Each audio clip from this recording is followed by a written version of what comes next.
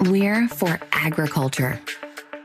For growers, doers, whatever it takers. We're for doing things with purpose. We're for the little guy with big guy dreams. We're for agriculture. We're for you. Nutrien Ag Solutions, leading the field. The Stoddard County way of life to me is about God, family, and American freedom. These were the things that were most important as I was growing up here in Stoddard County, and they are still most important today. It makes me proud to say that Stoddard County is my lifelong home. My wife Lisa and I are residents of Dexter, and the roots of our family tree run deep in Dudley, Essex, and Puxico. These are the places that my great-grandfather, my grandpa, and my dad all farmed and worked the land. I love agriculture, but I chose a different path. Law practice is a great fit for me because I am passionate about liberty and justice and service to others. In law school, I focused on criminal law. I began my legal work experience with my father-in-law, Jasper Edmondson, who was a criminal defense lawyer in our area for 5 decades. I also gained legal experience working for the Missouri State Public Defender's Office.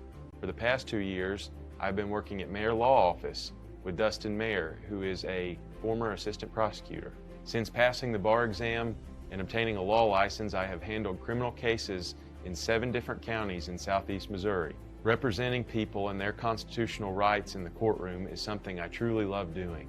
And now I want to do this as the next Stoddard County prosecuting attorney. On my mom's side, my grandfather was a police officer, a criminal justice professor, and a city judge. It was from him that I learned about the importance of backing the blue and taking a stand for what is right and just. From all members of my family, I have learned work ethic, humility, and professionalism. Those traits and real support for law enforcement are what is needed in government today, especially in our prosecutor's office. The campaign I announced recently is about justice for all and the best public service to everyone. As the next Stoddard County prosecutor, I promise to back the blue and be tough on crime full time. I will be a passionate, professional, public servant. In the time before the Republican primary election on August 2nd, I intend to meet as many of you, the good citizens of Stoddard County, as possible, and I hope to earn your vote. Thank you.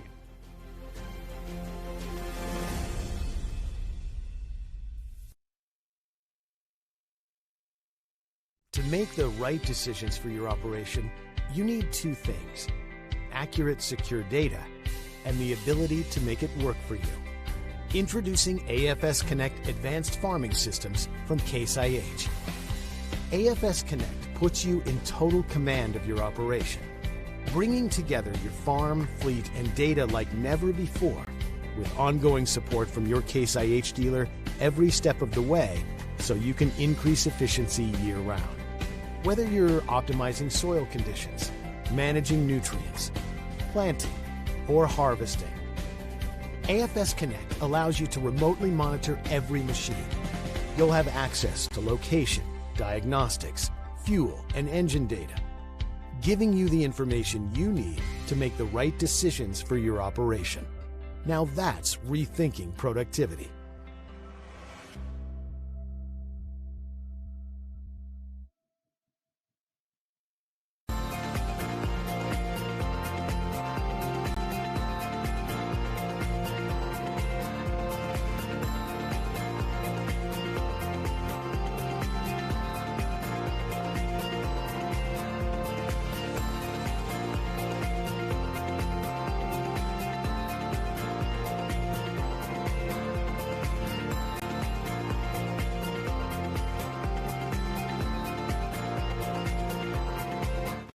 Juju Promotions in New Madrid is your one-stop shop for all your personalized merchandise. Whether it's screen printing, embroidery, promotional products, heat presses, or decals, we've got something that will suit your needs. So you, your school, or your business will always be looking its best. There's tons to see, from apparel to accessories. So what are you waiting for? Stop into Juju Promotions today in New Madrid, Missouri. And don't forget to like us on Facebook.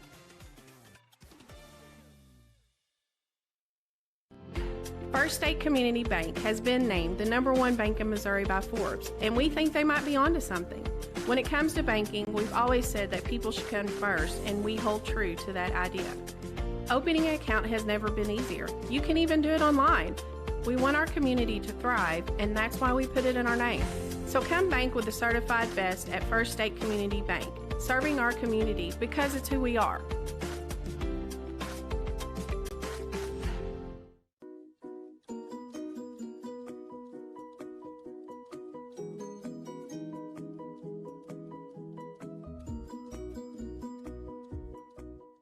The team at Burns, Taylor, Heckmeyer, Green, and Edwards have been serving Southeast Missouri for nearly 40 years.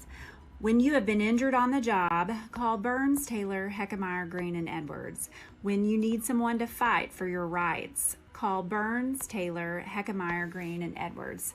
When you need dedicated, aggressive legal representation, choose local attorneys. Call Burns, Taylor, Heckmeyer, Green, and Edwards.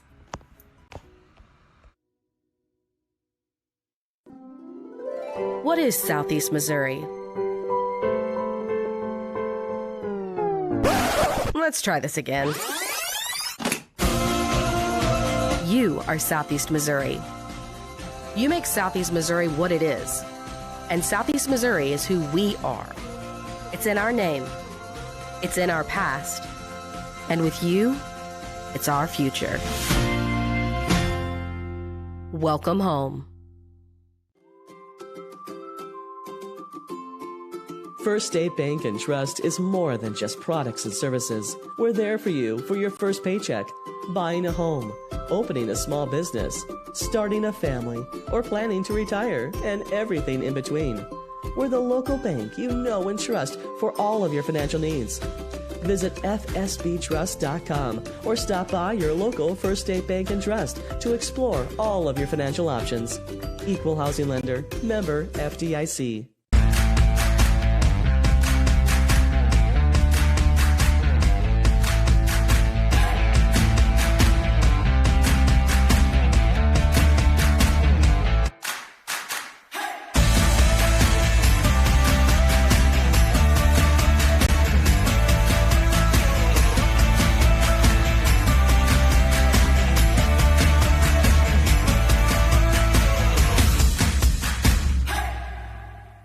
If you are needing legal representation, contact Mayor Law Office today. As a former Missouri Assistant Attorney General and former Assistant Prosecutor in Pemiscot County, Dustin Mayer will put his trial experience to work for you. Mayor Law Office is proud to announce the addition of Sawyer Smith as an Associate Attorney upon completion of the bar. Whether your legal needs are personal injury, criminal defense, workers' compensation, estate planning, or family law, Dustin and Sawyer are your tried and trusted local attorneys. Please call 624-7876 to schedule an appointment or visit mayorlawoffice.com.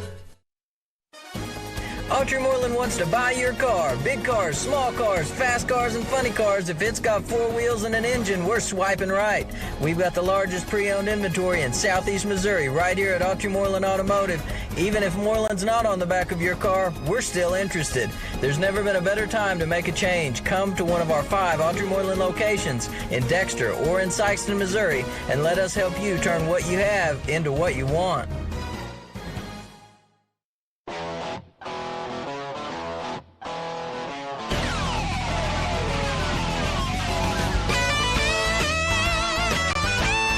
We're right here at King Jerry Lawler's Hall of Fame Bar and Grill on world-famous Beale Street, and as you can see, oh my gosh, we have the best barbecue ribs in Memphis. Oh my gosh, the gumbo is out of this world, but you gotta try the King's Triple Decker Slam Burger. You'll love it.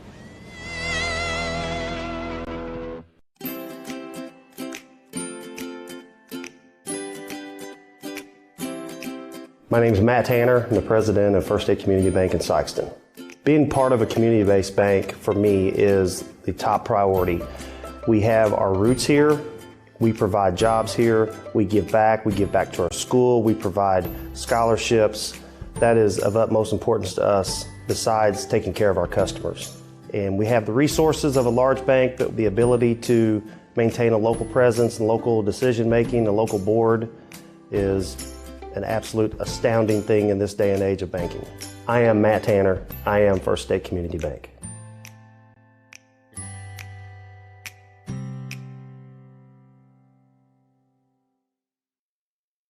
At Focus Bank, we believe in really free checking. What does that mean? Well, opening an account requires no more than $25 with no minimum balance requirements or monthly service charges. You'll also have access to online and mobile banking, online bill pay, direct deposits, mobile deposits, automatic payments, e-statements, a nationwide network of ATMs, and an instant issue debit card, all for free. Your first order of checks is on the house, and you'll also receive a complimentary thank you gift. Come visit us in Sikeston, Charleston, Crothersville, or East Prairie. Focus Bank. Simple, hassle-free checking that's really free. In a very short period of time, we've experienced amazing growth and success at Southeast Orthopedics and Sports Medicine. And through it all, we've had only one goal: to get you back to life. And when things get better, when you feel better, we'll be right here to cheer you on. Southeast Orthopedics and Sports Medicine, always by your side. Growing cotton in the Mid-South is hard work.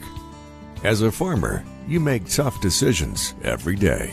Choosing a cotton variety shouldn't be one of them. Next-gen brand varieties from Americot are bred specifically for cotton growers like you. We're 100% independent and farmer-owned. Plant cotton that works as hard as you do. Americot. All we do is cotton, all the time.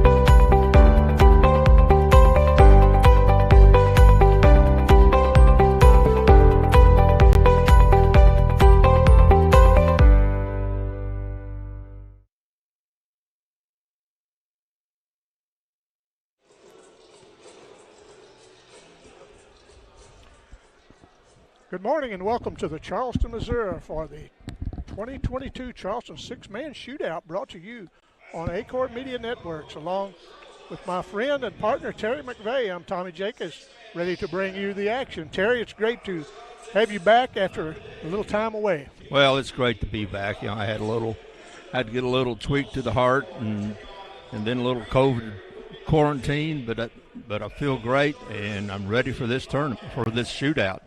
Harry, this has been a great shootout throughout the years. This first game we'll bring you today will be the Clarkton Reindeers and the Meridian, Illinois Bobcats. We know very little about, nothing about Meridian. Except that they're ranked seventh in the state in Illinois, Class 1A in Illinois. That says a lot. That says a whole lot. And they come in with a 21-5 record. And they've looked at some of the roster, and they've got some size. They've got 6'6", 6'5", 6'4" on the roster, and they play a really tough schedule as they do in Southern Illinois. So we're expecting a lot out of Meridian. Clarkton comes in with a record of 12-8. They're in the Tri-County Conference. They're ranked second in or seeded second in their district, Class 1 District 1-6 district. They're seeded second, but it's being played at Clarkton. Clarkton Reindeer will be starting. Going to be Caleb Plunkett, Owen Morgan, Brant Redden, Cade Coleman, and Clayton Godsey. They are coached by Cole McBroom. And for the Meridian Bobcats, starting will be Macon, Bigham, Macham, Gatewood Jr., and Wiggins. So, Terry, we're ready for some basketball, my friend. And our game sponsor is Moreland Automotive Group. And just want to mention, if anybody tuned in last week for this shootout, it was scheduled for last Saturday. It was postponed because of weather. And because of travel connections and everything else, it's cut down from the normal 8 games to a 5-game shootout. We're ready to tip it off, as looks like the Reindeer are going to come away with it. As number 3, that is Owen Morgan, has the ball, takes it to the corner, puts up a shot. Number 2, Plunkett, and no good, knocked out of bounds. It'll stay with the Reindeer. Terry, remind me later in the broadcast, we get going real good. I got something to say about Cole McBroom. You know, he became a dad this past week. Shot put up, no good. Rebound by number 4, Bigham. Of course, McBroom's in his first year as the coach at Clarkton. 3-point. Oh, nice drive.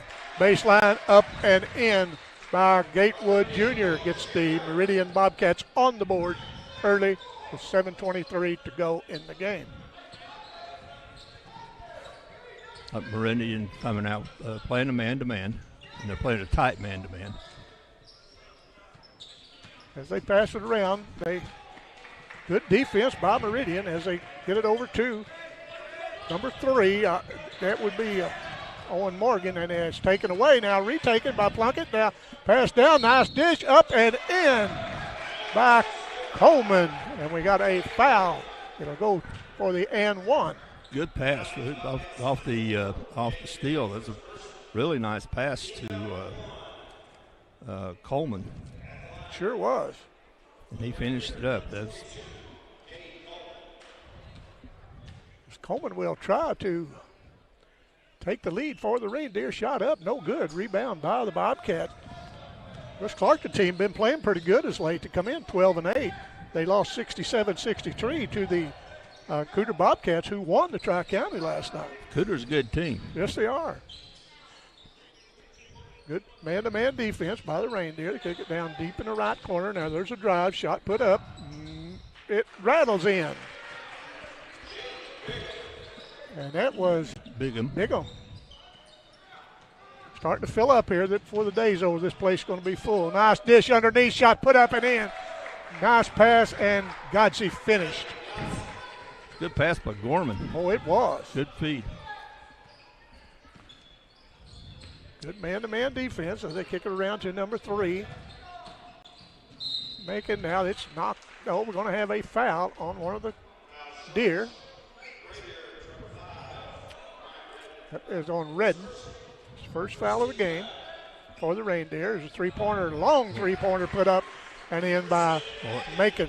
Just a nice step back, set his feet. Nice follow through, beautiful shot. Shot put up and in by Plunkett. Nice drive, stop and pop that thing and banked it in there. He was defended well. Sure was. Oh, just a look at this Bobcat team. They really look like they could just explode at any minute. They look like very fine athletes. Nice drive, all nice. Put up, no good. How to get the rebound, but taken away by the Reindeer. Clarkton being scrappy. Sure is. That was Godsey got that rebound. Shot put up, no good. Rebound by Bigham. Nobody got back. Sure didn't. We got a player hobbling a little bit as Reindeer take it away, and thought they might stop play, but this player number 3 is going to keep battling. That's Macon. They don't have anybody coming off the bench to take his place. Oh, a shot put up by Morgan, but it was blocked out of there by one of the Bobcats. Oh, nice shot, nice drive, layup, good by number 30, Wiggins. Well, we've got I thought we had a timeout. No, we're just going to have someone just an official timeout or official clock stoppage to get Mackins out of the game. He's hobbling pretty good. Sure is. Cole Kaufman, 6'2" sophomore, comes in for Meridian. Clarkton brings the ball down. That is Owen Morgan. Around over on the left side to Redden now underneath. Drives, cut off. Back out to Plunkett. Swings it back around. Reindeer trying to penetrate. Now there's a nice drive. Shot up off the glass. No good. But coming down with it Clarkton's being scrappy. They are, and they missed a little chip shot, but they out-hustled them for the rebound. There's a three-pointer put up from the corner, no good. And Clarkton is really hitting the boards pretty well at this time. That was about their fourth opportunity in that possession. Sure did. Nice defense by Clarkton as the Bobcats finally control the ball, but we're going to have a timeout. We'll see if it's going to be a full or it's going to be we'll keep it here. I think Meridian's coach probably going to be talking about effort on the defensive boards. They let Clarkton have about 4 chances that time. They sure did. There's a lot of basketball to be played here today. And, we got the next game up between the Kennett Indians and the Risco Tigers. That could be a good game. Yeah, and after that, St. Mary's Dragons versus Notre Dame Bulldogs. Then the number 1 state-ranked Thayer Bobcats versus Sikeston Bulldogs. And at the last game of the day is Lift for Life Redhawks versus the Charleston Blue Jays. And Lift for Life, I think, is ranked in the state. Of course, Charleston always is. Yeah. And this place will be rocking them. You bet it will. Got a good set of officials here, Terry. Sure. Got Jim Vaughn and Tim Harmon, and I think that's Sarda. I think that's right. I haven't saw Sarda all year. I guess he's been in other regions. Something. Yeah, well, I don't think I've seen him this year. I don't think I have. But again, it's a good veteran officiating crew. Yes, it is. As the Bobcats has it, they put it on the floor to drive. Now kick it out. Long three-pointer put up, no good, and nice rebound by number 35, Godsey, for the Reindeer. Morgan thought about a shot, but then he kicked it back out. Now looks like the Bobcats hitting the boards a little harder. Yeah. Nice drive, stop, up off the glass, no good. High to get the rebound and put it back up, and no good. And now the Bobcats put it back up for the third shot, and they'll go to the line to shoot a pair. Now they came out of the timeout. A little bit more energy. Sure did. That foul was on Morgan. Going to the line is Gatewood Jr. as he puts it up. Got it. Extends the lead to 12-6 with just under 3 minutes to go. Willie Emanuel, 6'1" senior, coming in for Meridian. Gatewood eyes the bucket, puts it up, no good, but over the back, get the rebound, number 54, no good, but Meridian is really controlling the boards, but nice hustle by Redden to come away with it for the Reindeer. Morgan takes the ball, now they turns it over to Plunkett. Plunkett runs the offense. Meridian's gone to a 2-3 zone. Nice cutoff. They didn't let Plunkett in there. He wanted to drive, but good defense by the Bobcats. And they got it on the floor, and we're going to have a held ball, and I think it will go to Meridian. Tell you what I was going to say a while ago. We want to say hello to Krista McBroom and Jake Noel McBroom, who at 3 days, this is from Jake's grandmother. 3 days, he's already saying, "Go Reindeer." and I'm sure that's true, because, grandmothers would tell things wasn't true. There's a three-pointer put up and in by. Wonder if he has a purple onesie. I bet he does. She said a real good thing is that the baby really looks like Krista. Us guys always take it on the chin over them pretty babies. But congratulations to them. We're proud everybody's doing well.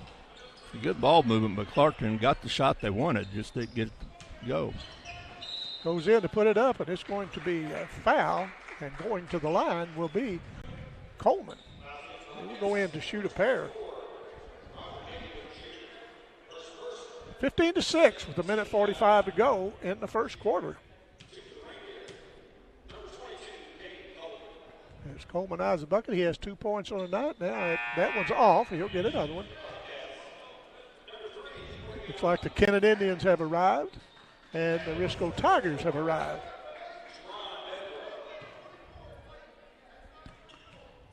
Coleman eyes the bucket. He's 2 points, 3 rebounds on the game so far. That one rolls off also, and going off of Clarkton's Redden, it will go to the Bobcats.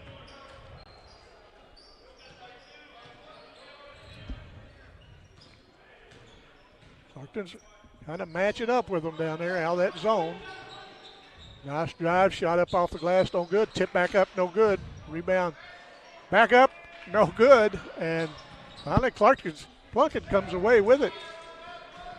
He's got his second rebound of the game as Morgan brings it down. Takes it to the left side, down in the corner. Swing it back out. Plunkett eyes the three, puts it up, in and out, no good. And the Bobcats come away with the boards, and here they come. Nice dish taken away by Plunkett. And then turns it over to the Bobcats, and they put it up and in. And I think that was Tristan Machen.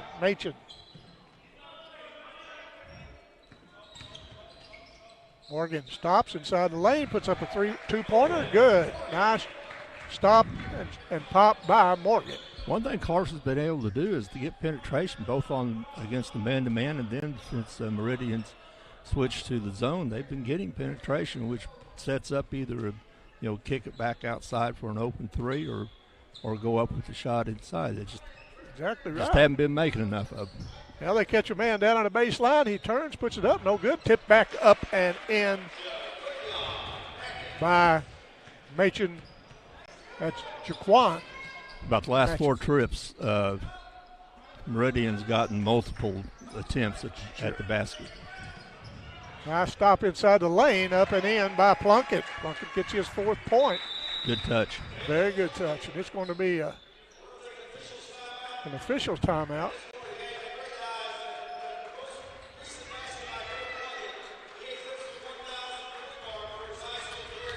Oh. Caleb Plunkett they're just announcing Caleb Plunkett just scored his 1,000th career point. And congratulations to Caleb Plunkett. He's been a nice player for Clarkton for a few years here now. Like to see that. Senior. Yeah.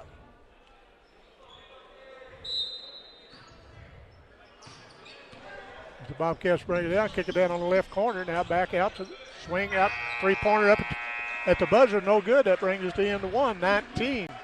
Meridian, 10 Clarkton. We'll be back at Charleston after this. At Focus Bank, we believe in really free checking. What does that mean?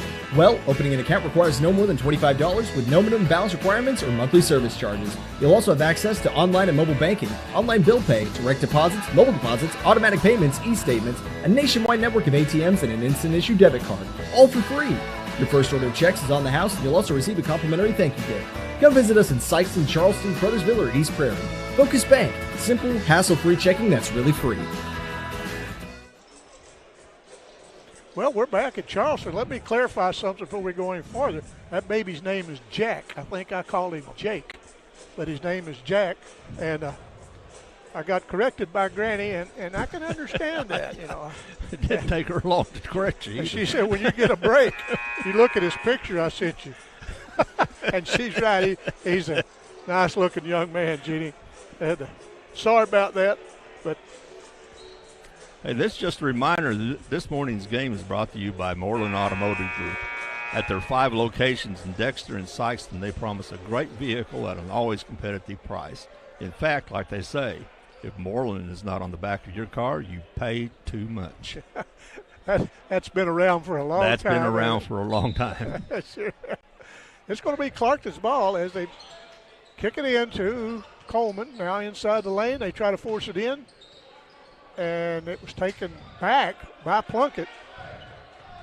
Plunkett backs it out. They're going to reset, kick it to Morgan, top of the key. We'll try to move some players around. Now on the left wing, now down on the left corner. Long 3-pointer put up and in by number 2. That is Mari Gorman, 5'7" sophomore. Nice shot. It brings them back 19-13 as Clarkton backs up in that zone. Gorman stretches out there a little bit. Now they kick it down. Now take it in the corner. Now back. Taken away by Clarkton, but they lose the handle. It's a good defense by the Reindeer. Yeah, Meridian executed the give and go pretty well there, but Clarkton was collapse of the double team on the ball. Sure did. Good defense by Morgan, too. Yeah, I thought about a three, then Morgan stepped toward him, and he pulled back, but now they kick it on the left wing. Free throw line extended, now down in the left corner. Trying to get it inside. Now they do. Nice move. Now back out beyond the three-point arc. Good defense by Clarkton. We swing it back around. Man open. Three-pointer up. No good. And coming away with it is the Bobcats. Drive inside the lane. Taken away by Plunkett. Good pass. Nice pass to Morgan. Fakes the man out. Puts it up. Good shot. Good pass. Good shot up and in. Yeah, with the ball fake, got the taller defender up in the air. When he was coming down, Morgan was able to go up with the shot. Meridian puts up a shot, just barely drew iron as Morgan comes away with the board inside the lane, but now he kicks it back out. Morgan has it, looks over to the left wing. Plunkett drives. He's cut off. Now inside. Nice pass inside the lane, up and in. Good look by Morgan to see Coleman cutting down the lane. It sure was. We're going to have as you walk in this gymnasium, it's a lot like walking in to Portageville and other places. Has a lot of tradition. It sure does. I remember when this gymnasium was built. 1968-69 school year was the first year I remember it. I played here then, and I remember then I appreciated the style. I really liked the dome and the wood ceiling and the circle, the circle of the gymnasium. New Madrid is a lot the same design, just bigger. Exactly. But I've always liked this place, and when it's packed, you can tell it's packed. And I bet you this thing gets rocking us when that crowd gets going. Oh, it does. Terry, back in 1969, shot put up no good, rebound Clarkton. You and I both could get up these bleachers a little quicker than we could then. I could fly up these bleachers then. I could also fly to the end of the bench because that's where I believe it was probably one of those games where the coach said, go down to the end of the bench and don't even look at me the rest of the game. There's been a lot of athletes come through this gym. A lot of uniforms been retired, hanging on the wall over there. Some very, very good players that people remember from this area. Oh, this has just been a storied program. Godsey put up a free throw, and it goes in. That's his first free throw. He has 3 points on the day.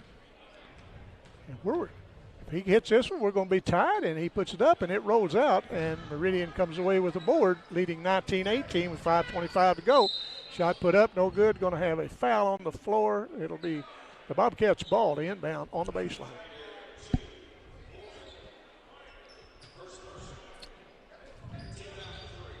Nice pass in on the inbounds play, up and in.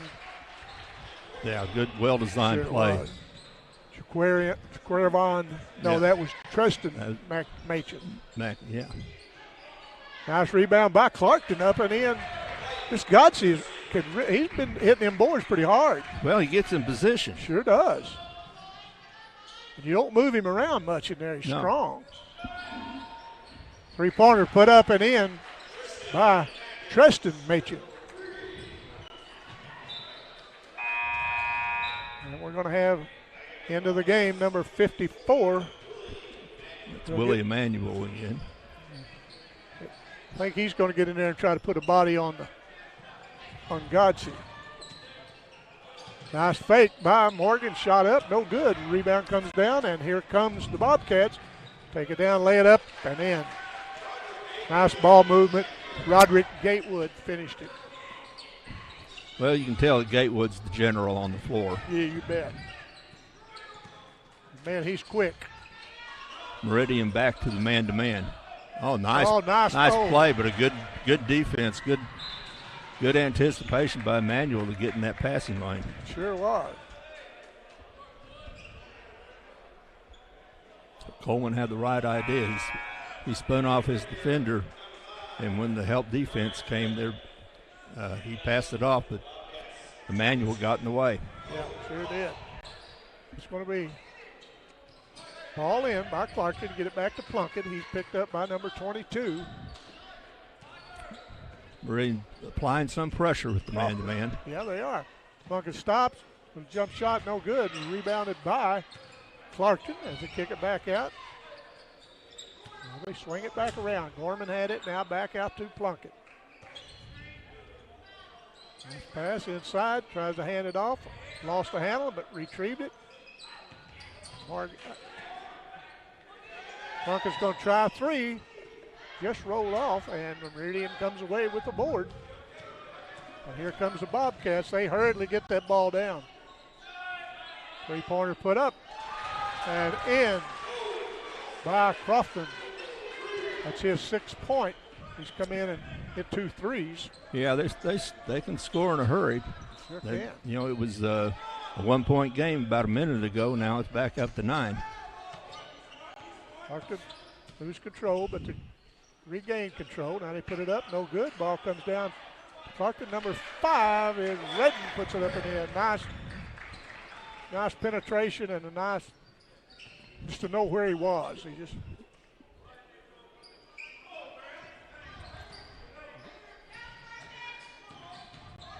Cats kick it out. They're thought about a 3. Now kick it back out top of the key. Swings it over. Kaufman now down in the corner to the big man. Up and no good. And we're going to have over the back on number 3 for the Meridian Bobcats. It'll be on Jaquavion Machin. That's his.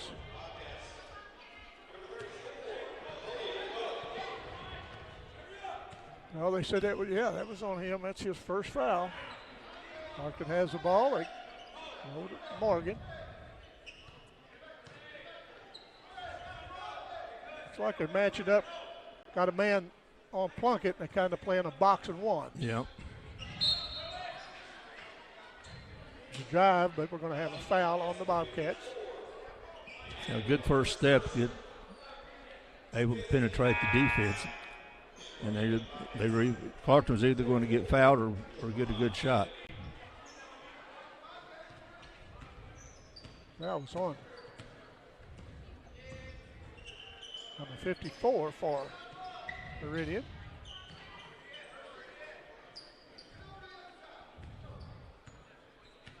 As they bring it around, they give it over to Owen Morgan.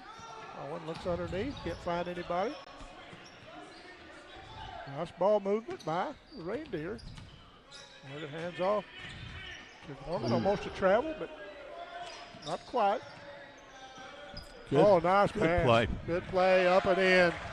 By good look. Caleb Plunkett. Well, it was a good look. Good look, but a good move by Plunkett. There's a shot put up, air ball, but it was retrieved by the Bobcats, but coming away with it will be Gorman for the Reindeer. Shot put up, no good by Plunkett, and he's fouled. His foul's on number 34. We'll get his name for you shortly. He's not on yet. Clarkton scrapping away. Now they've scored the last 4 points. Got a chance to score 2 more. They got 1. Free throw up and good.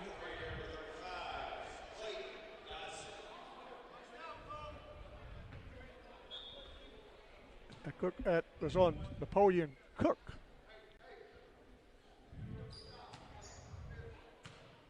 Plunkett eyes a bucket. He's had a nice first half. Puts it up. Got them both. Plunkett has like 9 points on the quarter. Well, they come down. They can bury that 3. They can shoot it. You sure can. Tresden Machin. They're shooting over 50% from 3 point. Sure are. 5 for 9. Lincoln has the ball, looking underneath. Kind of held up, and now Gorman breaks loose to take the pass. Meridian's putting more pressure on the ball. Well, they sure are. They've turned that pressure up as Plunkett drives, no good, and rebound by Meridian. Yeah, he was able to get get on the baseline and get past there, but it kind of fueled him right into the defense. Three-pointer put up, no good. Battle for the rebound, and it's going to be knocked out of bounds. Looks like it'll go to the Reindeer. Nice hustle by Charleston Machen for Meridian. Alex Juarez, 5'10" freshman in the game for Clarkton.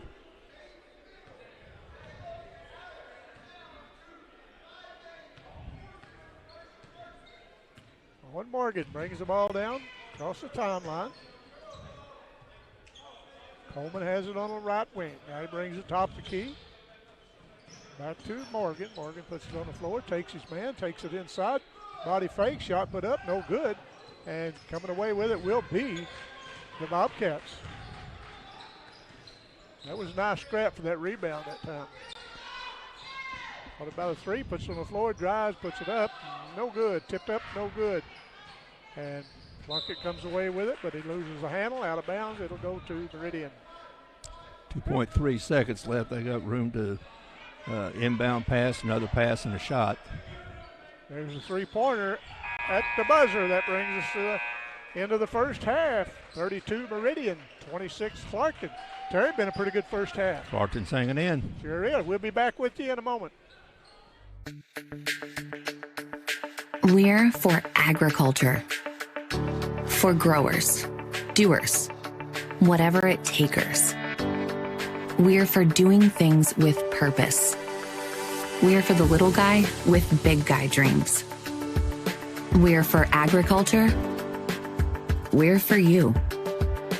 Nutrien Ag Solutions, leading the field. The Stoddard County way of life to me is about God, family, and American freedom. These were the things that were most important as I was growing up here in Stoddard County, and they are still most important today. It makes me proud to say that Stoddard County is my lifelong home. My wife Lisa and I are residents of Dexter, and the roots of our family tree run deep in Dudley, Essex, and Puxico. These are the places that my great-grandfather, my grandpa, and my dad all farmed and worked the land. I love agriculture, but I chose a different path. Law practice is a great fit for me because I am passionate about liberty and justice and service to others. In law school, I focused on criminal law. I began my legal work experience with my father-in-law, Jasper Edmondson, who was a criminal defense lawyer in our area for 5 decades. I also gained legal experience working for the Missouri State Public Defender's Office. For the past 2 years, I've been working at Mayor Law Office with Dustin Mayer, who is a former assistant prosecutor. Since passing the bar exam and obtaining a law license, I have handled criminal cases in 7 different counties in southeast Missouri. Representing people and their constitutional rights in the courtroom is something I truly love doing. And now I want to do this as the next Stoddard County prosecuting attorney. On my mom's side, my grandfather was a police officer, a criminal justice professor, and a city judge. It was from him that I learned about the importance of backing the blue and taking a stand for what is right and just. From all members of my family, I have learned work ethic, humility, and professionalism. Those traits and real support for law enforcement are what is needed in government today, especially in our prosecutor's office. The campaign I announced recently is about justice for all and the best public service to everyone. As the next Stoddard County prosecutor, I promise to back the blue and be tough on crime full time. I will be a passionate, professional, public servant. In the time before the Republican primary election on August 2nd, I intend to meet as many of you, the good citizens of Stoddard County, as possible, and I hope to earn your vote. Thank you.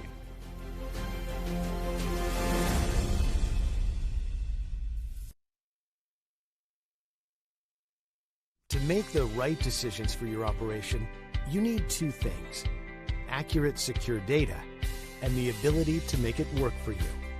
Introducing AFS Connect Advanced Farming Systems from Case IH. AFS Connect puts you in total command of your operation, bringing together your farm, fleet, and data like never before, with ongoing support from your Case IH dealer every step of the way, so you can increase efficiency year-round. Whether you're optimizing soil conditions, managing nutrients, planting, or harvesting, AFS Connect allows you to remotely monitor every machine.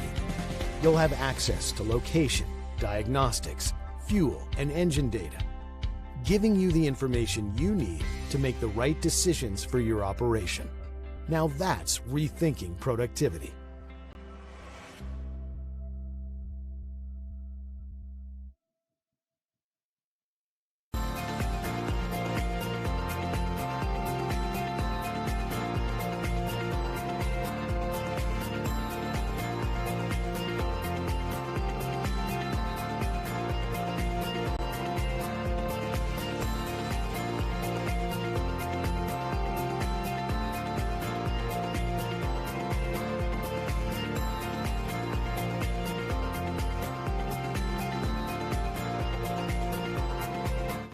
Juju Promotions in New Madrid is your one-stop shop for all your personalized merchandise. Whether it's screen printing, embroidery, promotional products, heat presses, or decals, we've got something that will suit your needs. So you, your school, or your business will always be looking its best. There's tons to see, from apparel to accessories. So what are you waiting for? Stop into Juju Promotions today in New Madrid, Missouri. And don't forget to like us on Facebook.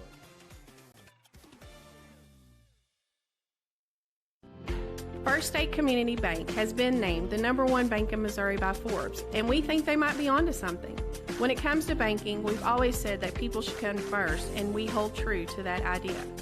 Opening an account has never been easier. You can even do it online. We want our community to thrive, and that's why we put it in our name. So come bank with the certified best at First State Community Bank, serving our community because it's who we are.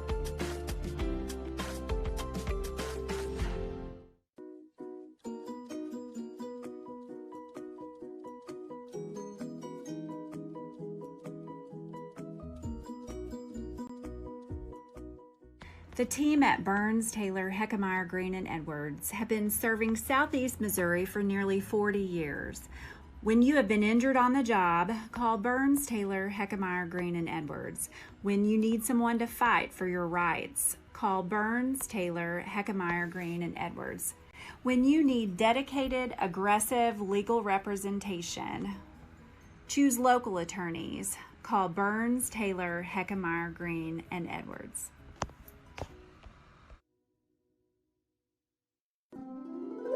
What is Southeast Missouri?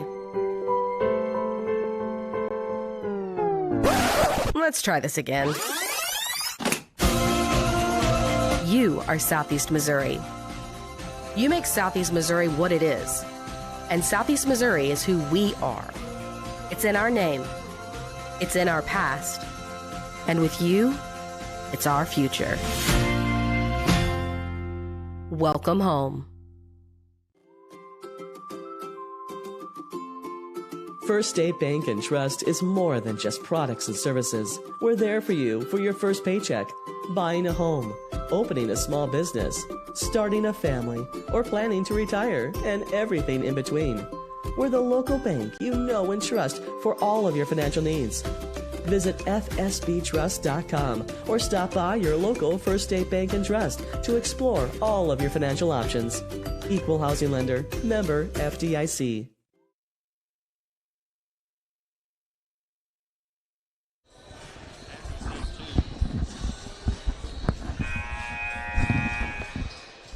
Well, Terry, I don't think we're back, are we? I don't think so. I think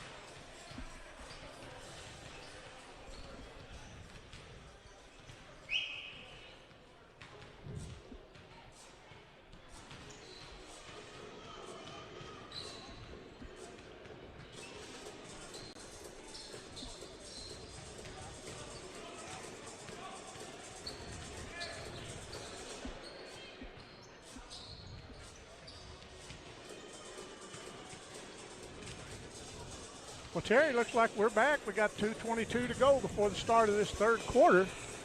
And Clarkton's hanging in there, doing a pretty good job. I think Clarkson's really doing a good job. You know, early in the game they were getting a lot of offensive rebounds.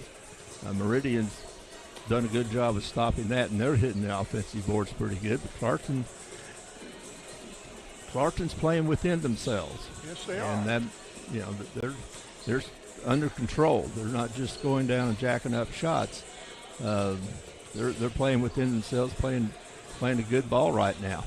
Meridian have the height advantage, and they're very good shooters. They're 5 for 11 from 3-point. So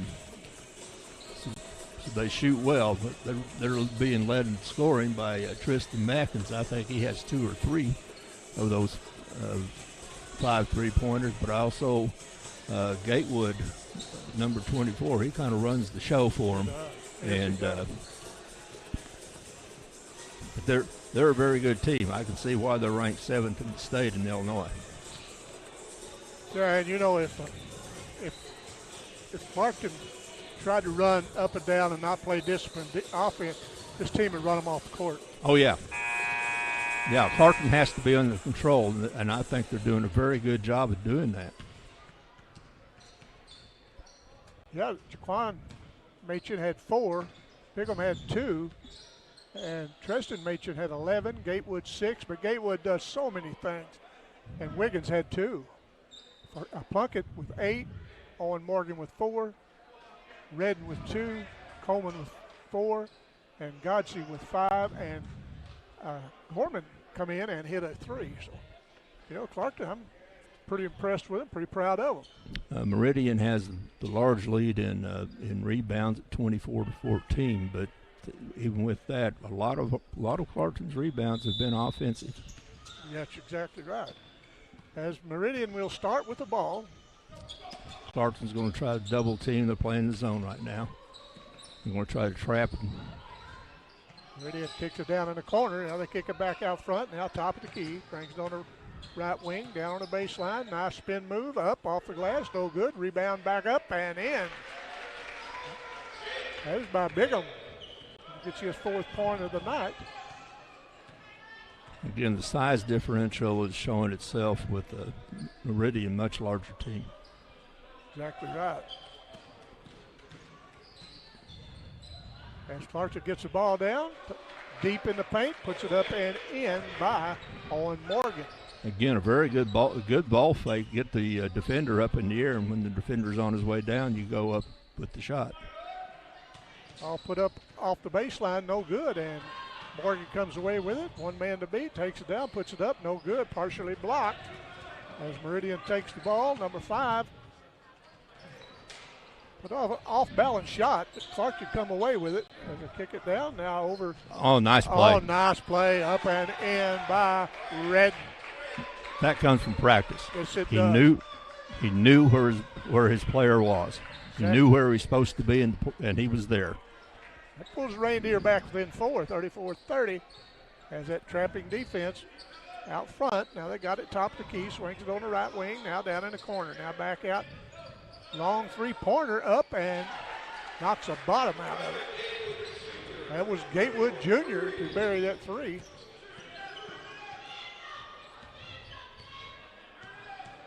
As they move it down, now they get, Clarkton has it top of the key, gets it to Plunkett. Plunkett's closely guarded. Now they swing it over to Redden. Redden over to Owen Morgan. Owen puts it on the floor, drives the lane, cut off. Now kicks it to Plunkett. Plunkett stops. Ball was taken away, but Redden slaps the ball away to retrieve it for the Reindeer. Good defense by the Bobcats. Clarkton now inside the paint. Little shot put up. Air ball out of bounds. It'll go to Meridian Bobcats. Even though the shot didn't go as planned, that was a good ball movement. He got into the lane, got the free throw line, and had an open shot at the free throw line.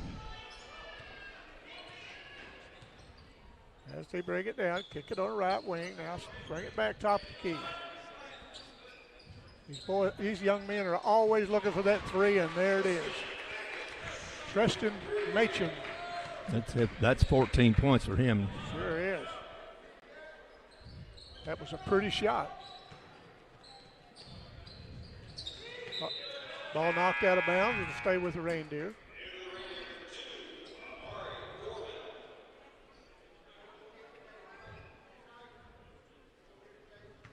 It's like Plunkett will step out to inbound. Get it to Coleman. Coleman brings it around, gives it to Plunkett. Plunkett weaves around top of the key, stops just inside the 3-point arc. No good, and Knocked out of bounds by Clarkton and go to the Bobcats. Again, was able to get an open look. Yeah. Meridian brings it down. They stop, kick it on the left wing to number 4. Now inside the lane. Now back out top of the key. They move the ball around very well. Machin brings it back out. There's a three-pointer put up. In and out and back in by Bigham. It's his 8th point of the night. And Clarkton better watch it. They don't. That it doesn't get out of hand. Exactly right. Meridian showing they can shoot. Yeah, that's right. Going to have a timeout. Clarkton will take a timeout with them. We'll be right back after this.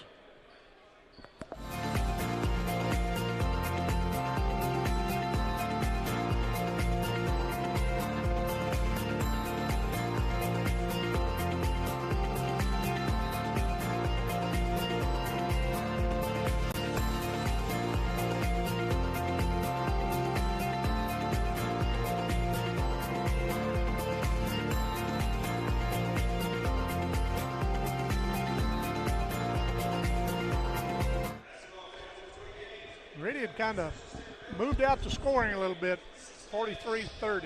Yeah, Clarkton came out trying to trap the ball with the 2-3 zone, and Meridian had, they make crisp passes, and they know what they're expected to do before they get the ball. Exactly. I mean, the recipient of the pass knows what's going to happen when they get the ball, and that gives them that split-second open look, and they're taking advantage of it because, like we've said a couple of times, they can shoot. As we don't have a scorebook, we're trying to work off this monitor, and we know some people at home are saying you got the score wrong because so-and-so had 5 while ago and hit a 3, now he's got 8.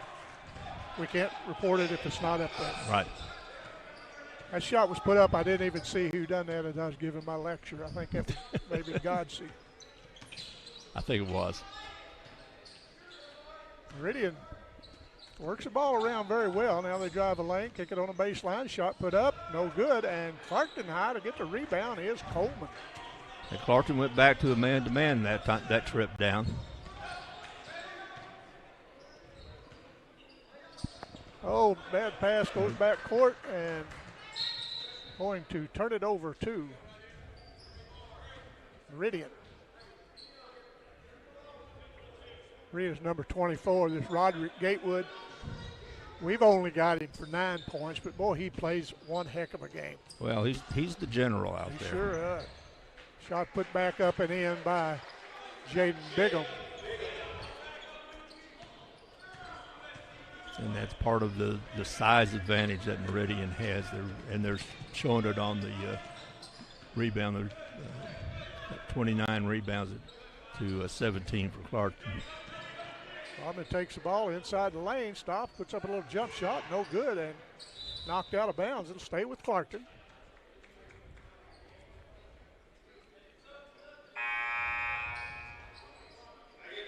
Yeah, these offensive rebounds, Meridian's 16, Clarkton 9.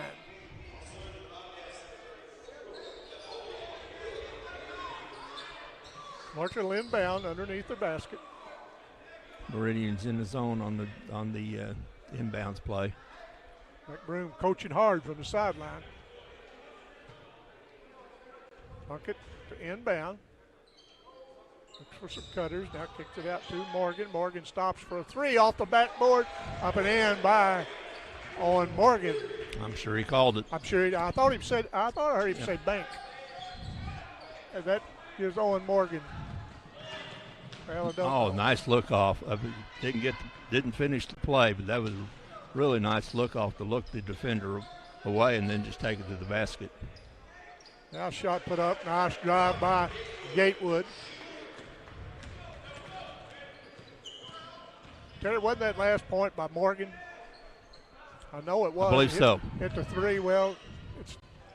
I think he has 12 points instead of 9. Nice drive up and in by Gatewood Jr. Timeout, Clarkton.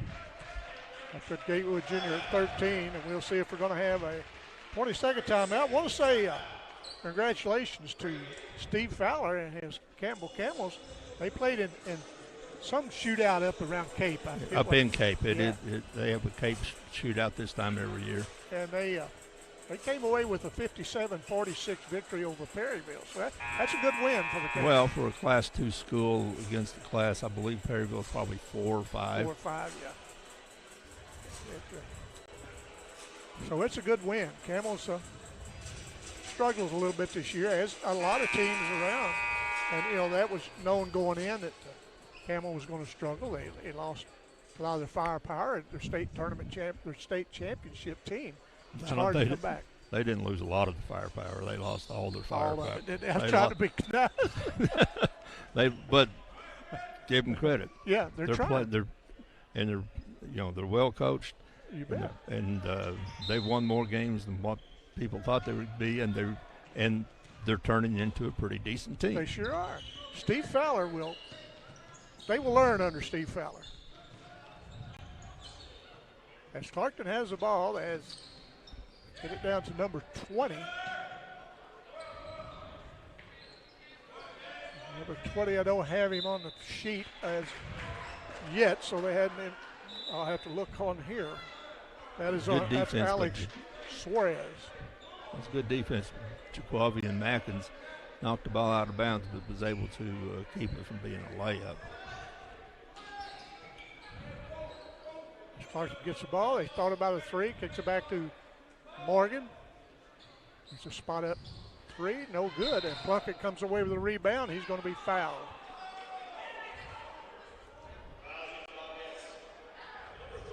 As number 22, Cade Coleman, offers a hand to help the player up. He refused a hand, but that's all right. That's good sportsmanship by the Reindeer. That's only the first foul called this half. Yeah, really. Suarez puts up a three, no good.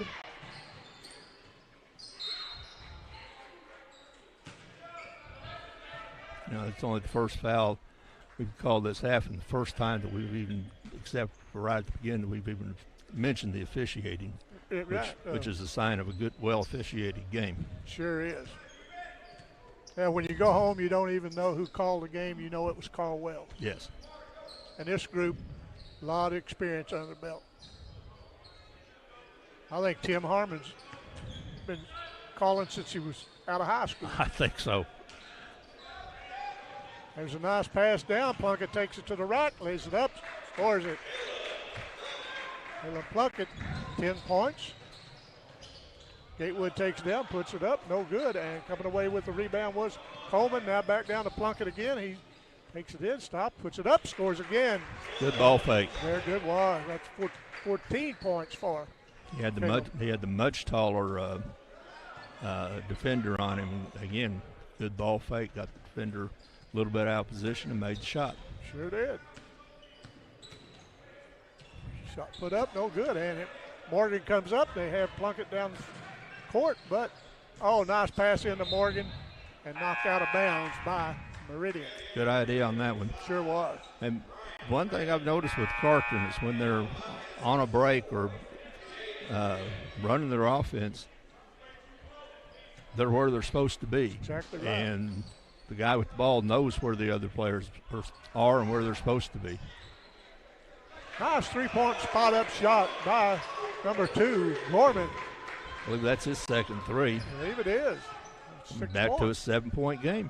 Yeah, they still fighting back.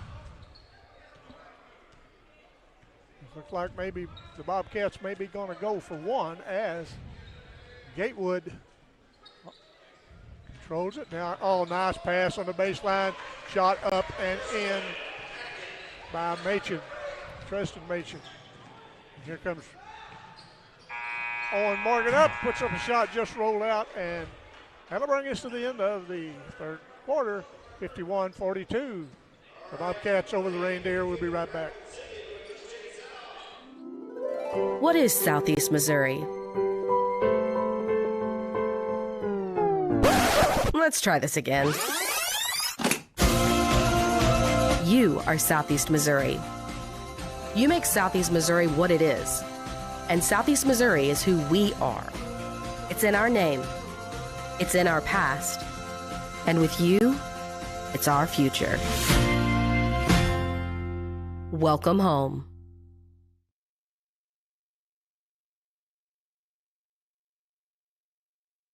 Looks like Meridian, and we'll remind everybody, is ranked number 7 in Class 1A in Illinois.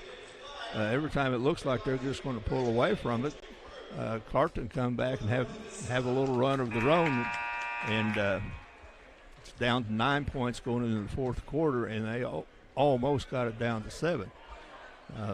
There were times it looked like Meridian's going to break away with it, but Clarkton won't let them. That's exactly right. Terry, that goes to show you how good a basketball in the Boot Hill of Missouri there is. You got a Class 1 team over here in Clarkton, and they're competitive. They're getting better every game. They're getting better. This Risco Tiger team, competitive, very well coached. It's always fun to do a Risco game. Owen Morgan puts the ball on the floor, drives, going to call for travel. Tim Harmon spotted that. It was right in front of him. Yeah, it was right in front of him. He drug his pivot foot.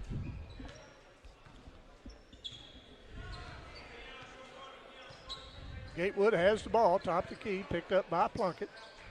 Picks up the screen. This Gatewood kid's a nice-looking player. Nice drive in, no good, and coming away with the rebound is Meridian as they put it up. Number 30 was fouled. We'll see who he is. Keon Wiggins. Yeah. 6'2" senior. Haven't called his name much. No, we haven't. Free throw rattles out. The foul was on Coleman. No, he has 4.6 rebounds.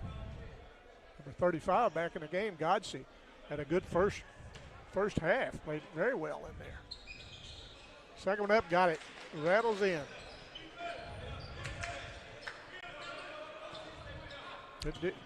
Really some pressure defense by Meridian as they take it down and put it up.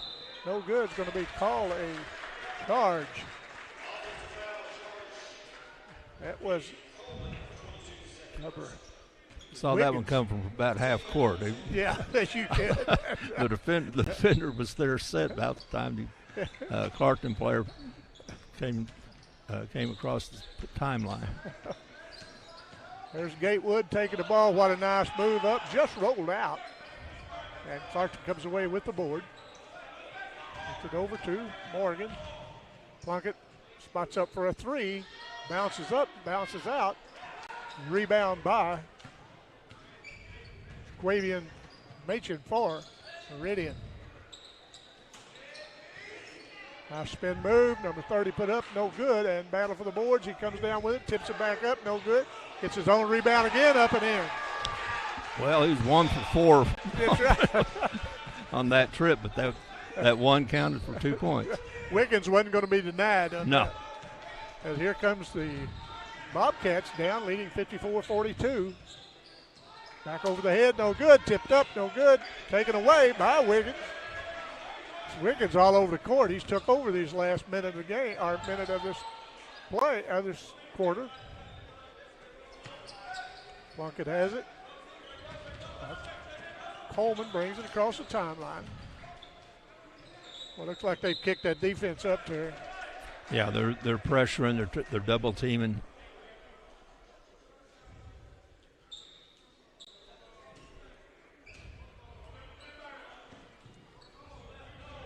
Terry, the Class 3 District 1 games are going to be played here at Clarkton, or at Charleston this year.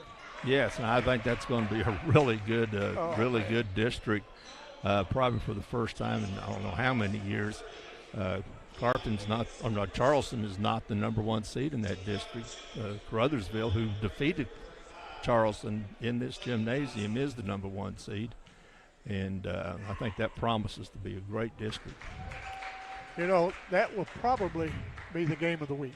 I would think so. But we, as Godsey puts up his free throw, good form. Puts up a second one, no good. As Gatewood comes away with it. The numbers were not there, so he backed it out of there. Now spin move. Nice dish off. Shot put up off the board, no good. Rebound. Foul. It had to be a foul. I think he had the ball, but he had his head too. Yeah, when he had his arm wrapped around his neck, sometimes that's called a foul. I think that's right.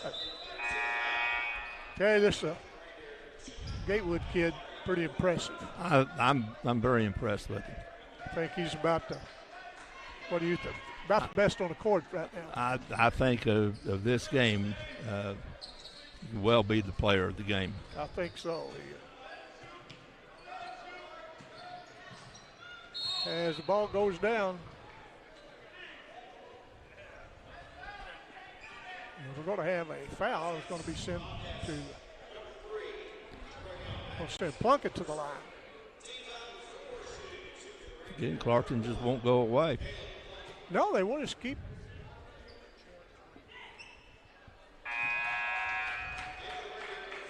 Coming back into the game for Clarkton will be Redden.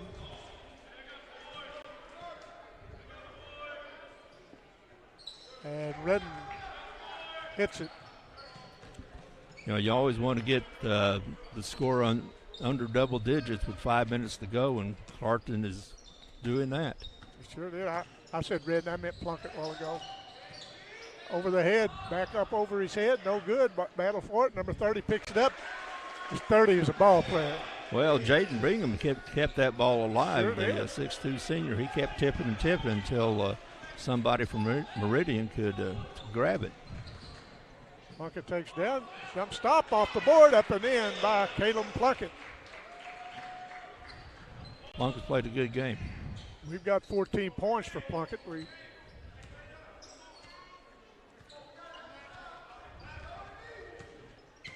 Just showing 12, but we know he had 12 while ago before that shot.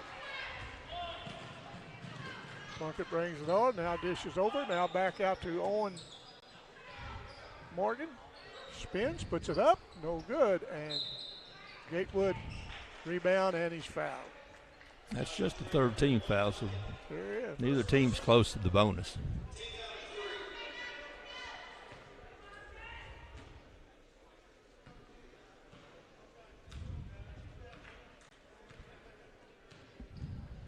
Gatewood brings the ball. He's in no hurry. He knows the clock's on their side.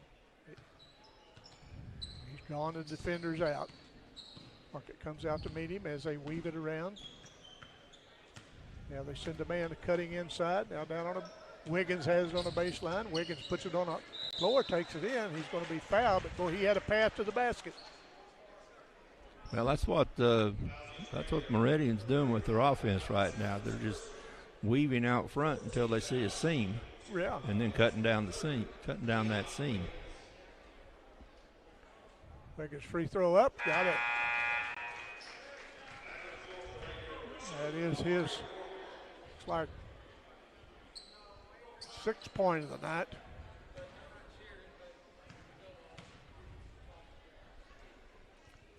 And that's his 7th.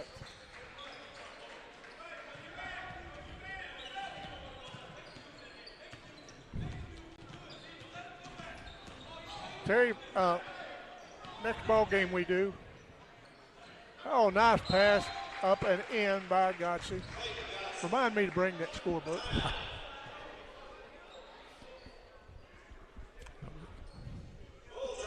Maybe we got a full timeout. We'll be back at Charleston after this.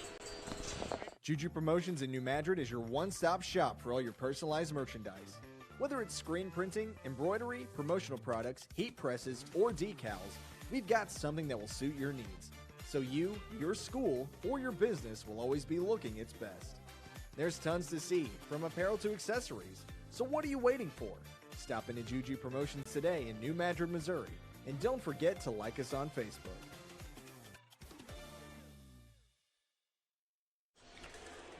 Well, we got 3:46 to go in the game, and Terry, this game's moving right along, and Meridian has a pretty good lead right now.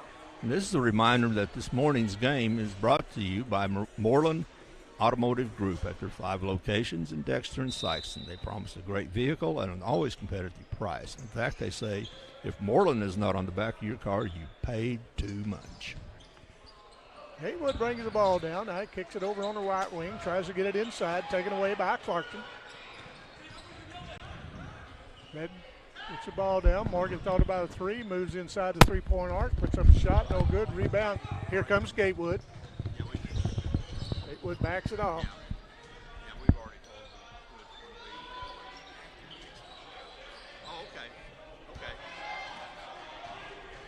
Here comes Plunkett down, and there's Morgan now back off to number 22, Coleman, as he puts it off the glass and in, 58-51. You know, they're back there in 7 points with 3 minutes to go. They're hanging in. They've just lost 1 point in the score since halftime. Exactly right. We're going to have an official timeout. Equipment repair. Yep.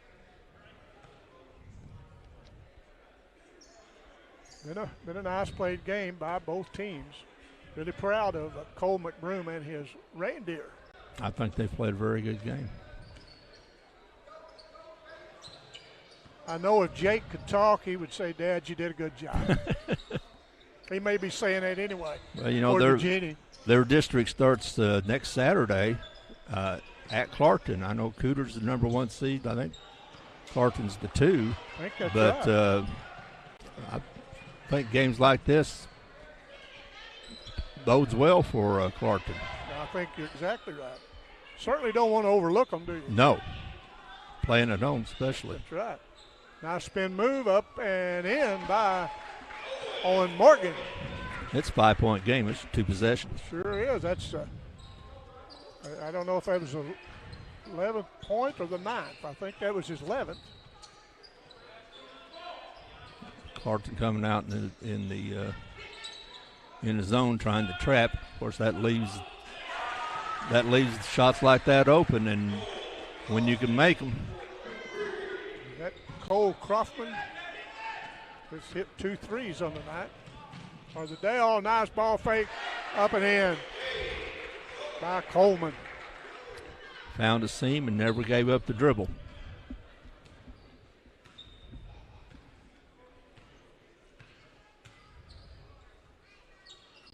Meridian trying to control the ball with 1:15 to go.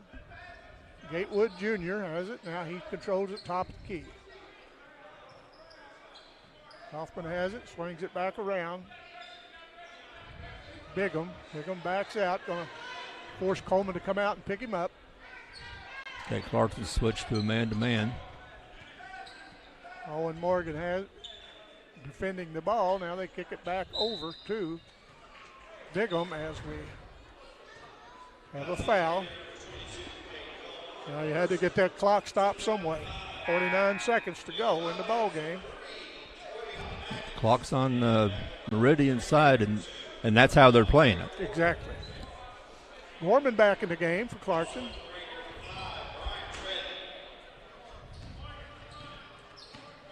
Gatewood has it.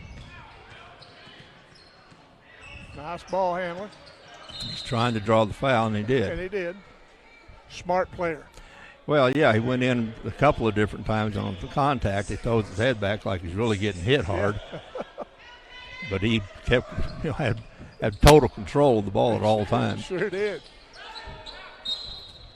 As there's a foul on number 2 for Clarkton. That's going to send Meridian to the line for a 1-on-1. And that's what they wanted. They knew they had to get that clock stopped. Clarkton trailing by 6, but they played a very good game. Very, very proud of the Clarkton Reindeer. Crawford free throw up, got it. His 7th point of the night.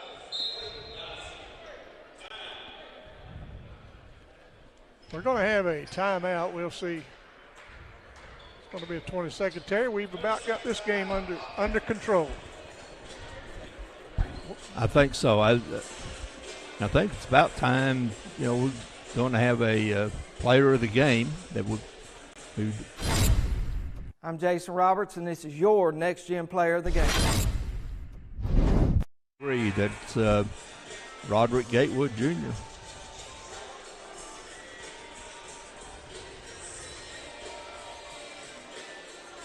Well, Terry, I think it's that time of the game. What do you think? I think it's time. With the 40 seconds left, I think we can determine who the player of the game is. And Roderick Gatewood Jr.,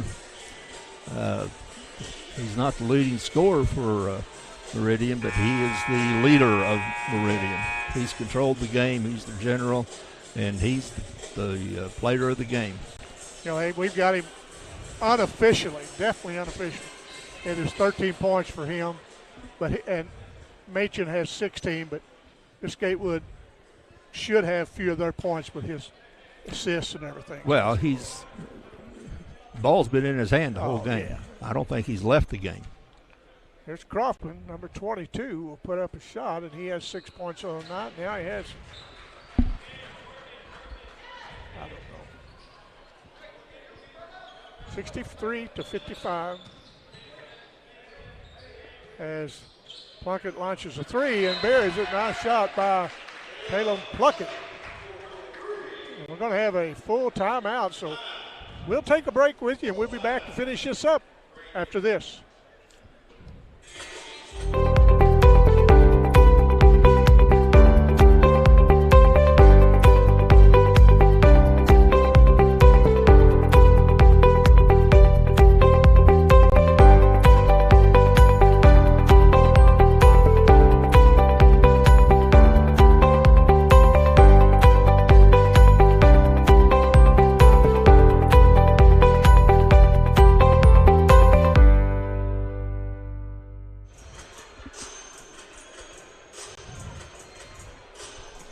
All right, we're back. 33 seconds left. 7-point or 5-point lead for Meridian, and we've already named the player of the game that Roderick Gatewood Jr. That's the next gen Cotton player of the game.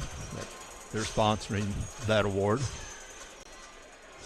And congratulations to Mr. Gatewood. Yes, he well deserved. He's a player. Yes, he is. And you know, a lot of people say, well, he wasn't a leading scorer. A lot of times, the leading scorer is not the most important person in that game. No. I mean, from his guard position, he has 5 rebounds. Right. We don't have the stat on assists. He's had several assists, and again, the ball's been in his hand the entire game. Looks like timeout again. You know, he's the court general for them. Yes. And we're going to have a full timeout, Terry. You think we ought to just keep it here and talk a little bit? I think we can. Next game coming up will be the Risco Tigers and the Kennett Indians.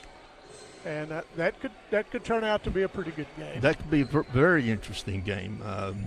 Risco's playing better of late. Kennett's on a down slope right now, but they have talent. You know, it's Class 4 against Class 1 school, but boy, as we've seen over the years, sometimes that doesn't make a whole lot of difference. No, that's right. And anytime Brandon Blankenship brings his team, they're going to compete. Yes. He's quite a leader. Not only a good coach, he's a good leader. Sets a good example for them young people. Gatewood has it. Now he kicked it down to Kaufman. He backs it out. Over to Gatewood. Gatewood's fouled. That's going to send him to the line.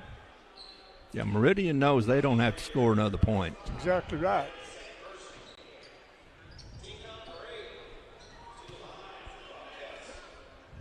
That foul was on Redden. Coming off the bench will be Gorman. Gorman has 6 points, 1 foul, and 1 rebound on the night. And Gorman has 2 threes. Coach McBroom's bringing, subbing in some offense. Right. Shot no good. Rebound by Clarkton, but taken away and up and in. Big play. Big play. Boy, it was a big play. Now it's a 3-possession game. That's almost too much for Clarkton to overcome. Plunkett launches another long 3 and looked good from here, but it came out. And we're going to come away with the rebound, and that's going to be it. It's going to be the ball game. The Clarkton Reindeer fall short, but played a very good game. Meridian 65, and the Clarkton Reindeer 58. Terry, nice game. Very nice game, and congratulations again to our next gen player of the game, Roderick Gatewood. He had an excellent game, but congratulations to Clarkton. I was impressed. I was too. And we'll take a little break, and we'll be back to bring you Risco and Kennett in a moment. Thank you for... First State Bank and Trust is more than just products and services. We're there for you for your first paycheck, buying a home, opening a small business, starting a family, or planning to retire, and everything in between. We're the local bank you know and trust for all of your financial needs. Visit fsbtrust.com or stop by your local First State Bank and Trust to explore all of your financial options. Equal housing lender, member FDIC.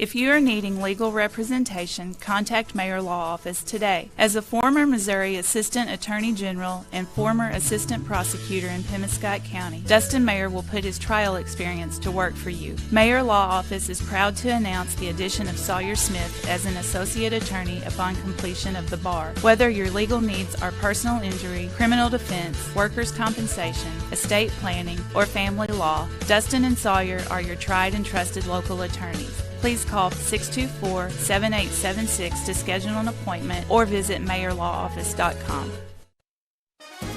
Autry Moreland wants to buy your car. Big cars, small cars, fast cars, and funny cars. If it's got 4 wheels and an engine, we're swiping right.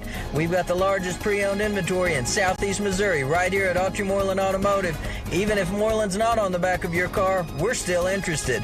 There's never been a better time to make a change. Come to one of our 5 Autry Moreland locations in Dexter or in Sikeston, Missouri, and let us help you turn what you have into what you want.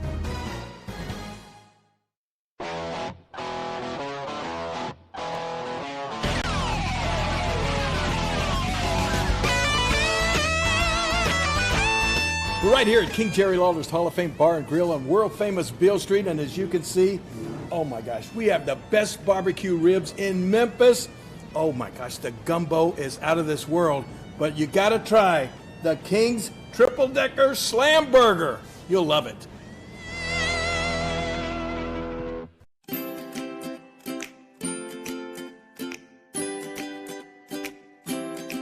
My name is Matt Tanner. I'm the president of First State Community Bank in Sikeston. Being part of a community-based bank for me is the top priority.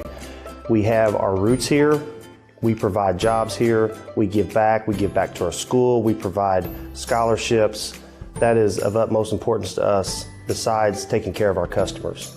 And we have the resources of a large bank, but the ability to maintain a local presence and local decision-making, a local board is an absolute astounding thing in this day and age of banking. I am Matt Tanner. I am First State Community Bank.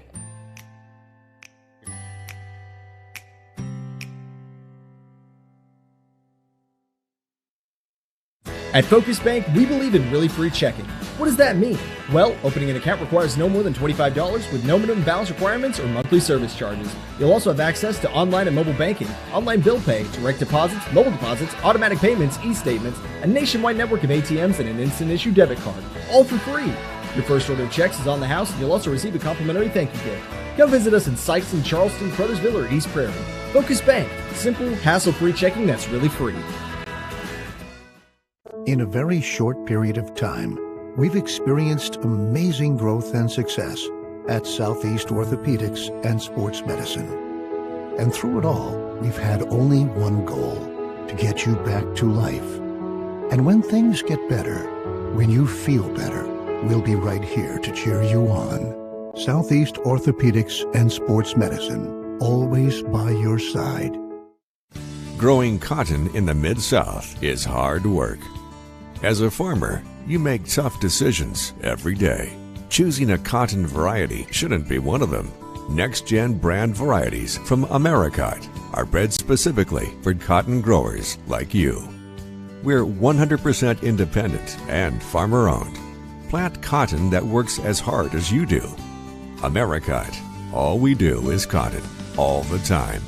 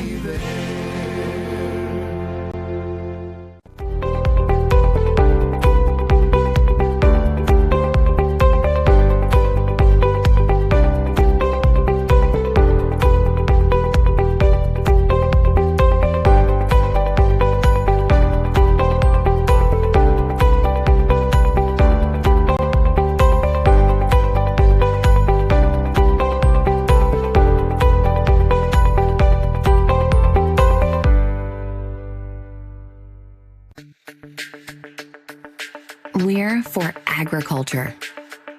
For growers, doers, whatever it takers. We're for doing things with purpose. We're for the little guy with big guy dreams. We're for agriculture. We're for you. Nutrien Ag Solutions, leading the field. The Stoddard County way of life to me is about God, family, and American freedom. These were the things that were most important as I was growing up here in Stoddard County, and they are still most important today. It makes me proud to say that Stoddard County is my lifelong home. My wife Lisa and I are residents of Dexter, and the roots of our family tree run deep in Dudley, Essex, and Puxico. These are the places that my great-grandfather, my grandpa, and my dad all farmed and worked the land. I love agriculture, but I chose a different path. Law practice is a great fit for me because I am passionate about liberty and justice and service to others. In law school, I focused on criminal law. I began my legal work experience with my father-in-law, Jasper Edmondson, who was a criminal defense lawyer in our area for 5 decades. I also gained legal experience working for the Missouri State Public Defender's Office. For the past 2 years, I've been working at Mayor Law Office with Dustin Mayer, who is a former assistant prosecutor. Since passing the bar exam and obtaining a law license, I have handled criminal cases in 7 different counties in southeast Missouri. Representing people and their constitutional rights in the courtroom is something I truly love doing. And now I want to do this as the next Stoddard County prosecuting attorney. On my mom's side, my grandfather was a police officer, a criminal justice professor, and a city judge. It was from him that I learned about the importance of backing the blue and taking a stand for what is right and just. From all members of my family, I have learned work ethic, humility, and professionalism. Those traits and real support for law enforcement are what is needed in government today, especially in our prosecutor's office.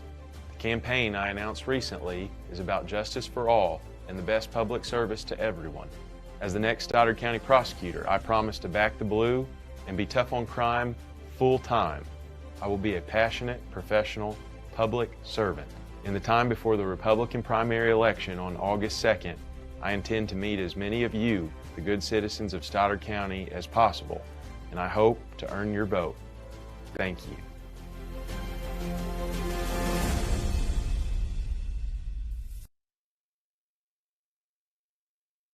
To make the right decisions for your operation, you need 2 things: accurate, secure data, and the ability to make it work for you. Introducing AFS Connect Advanced Farming Systems from Case IH.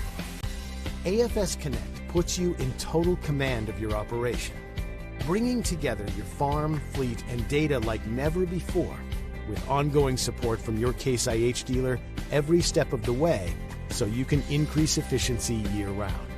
Whether you're optimizing soil conditions, managing nutrients, planting, or harvesting, AFS Connect allows you to remotely monitor every machine. You'll have access to location, diagnostics, fuel, and engine data, giving you the information you need to make the right decisions for your operation. Now that's rethinking productivity.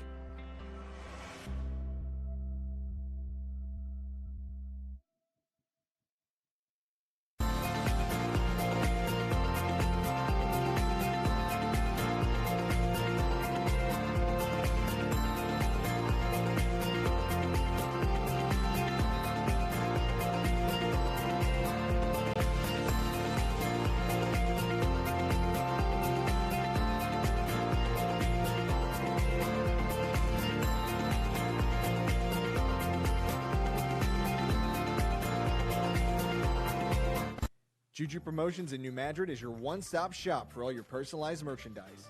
Whether it's screen printing, embroidery, promotional products, heat presses, or decals, we've got something that will suit your needs. So you, your school, or your business will always be looking its best. There's tons to see, from apparel to accessories. So what are you waiting for? Stop into Juju Promotions today in New Madrid, Missouri. And don't forget to like us on Facebook.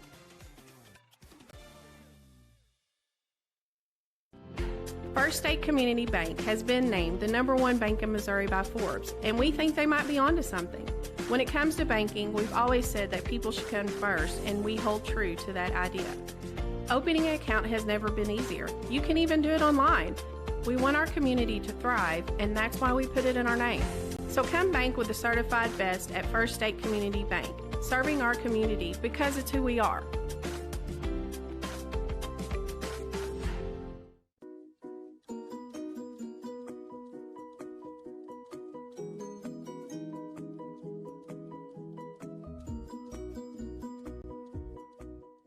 The team at Burns, Taylor, Heckmeyer, Green, and Edwards have been serving Southeast Missouri for nearly 40 years. When you have been injured on the job, call Burns, Taylor, Heckmeyer, Green, and Edwards. When you need someone to fight for your rights, call Burns, Taylor, Heckmeyer, Green, and Edwards. When you need dedicated, aggressive legal representation, choose local attorneys. Call Burns, Taylor, Heckmeyer, Green, and Edwards.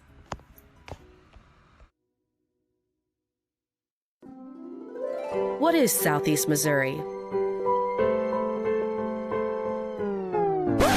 Let's try this again. You are Southeast Missouri. You make Southeast Missouri what it is. And Southeast Missouri is who we are. It's in our name. It's in our past. And with you, it's our future. Welcome home. First State Bank and Trust is more than just products and services. We're there for you for your first paycheck, buying a home, opening a small business, starting a family, or planning to retire, and everything in between. We're the local bank you know and trust for all of your financial needs. Visit fsbtrust.com or stop by your local First State Bank and Trust to explore all of your financial options. Equal housing lender, member FDIC.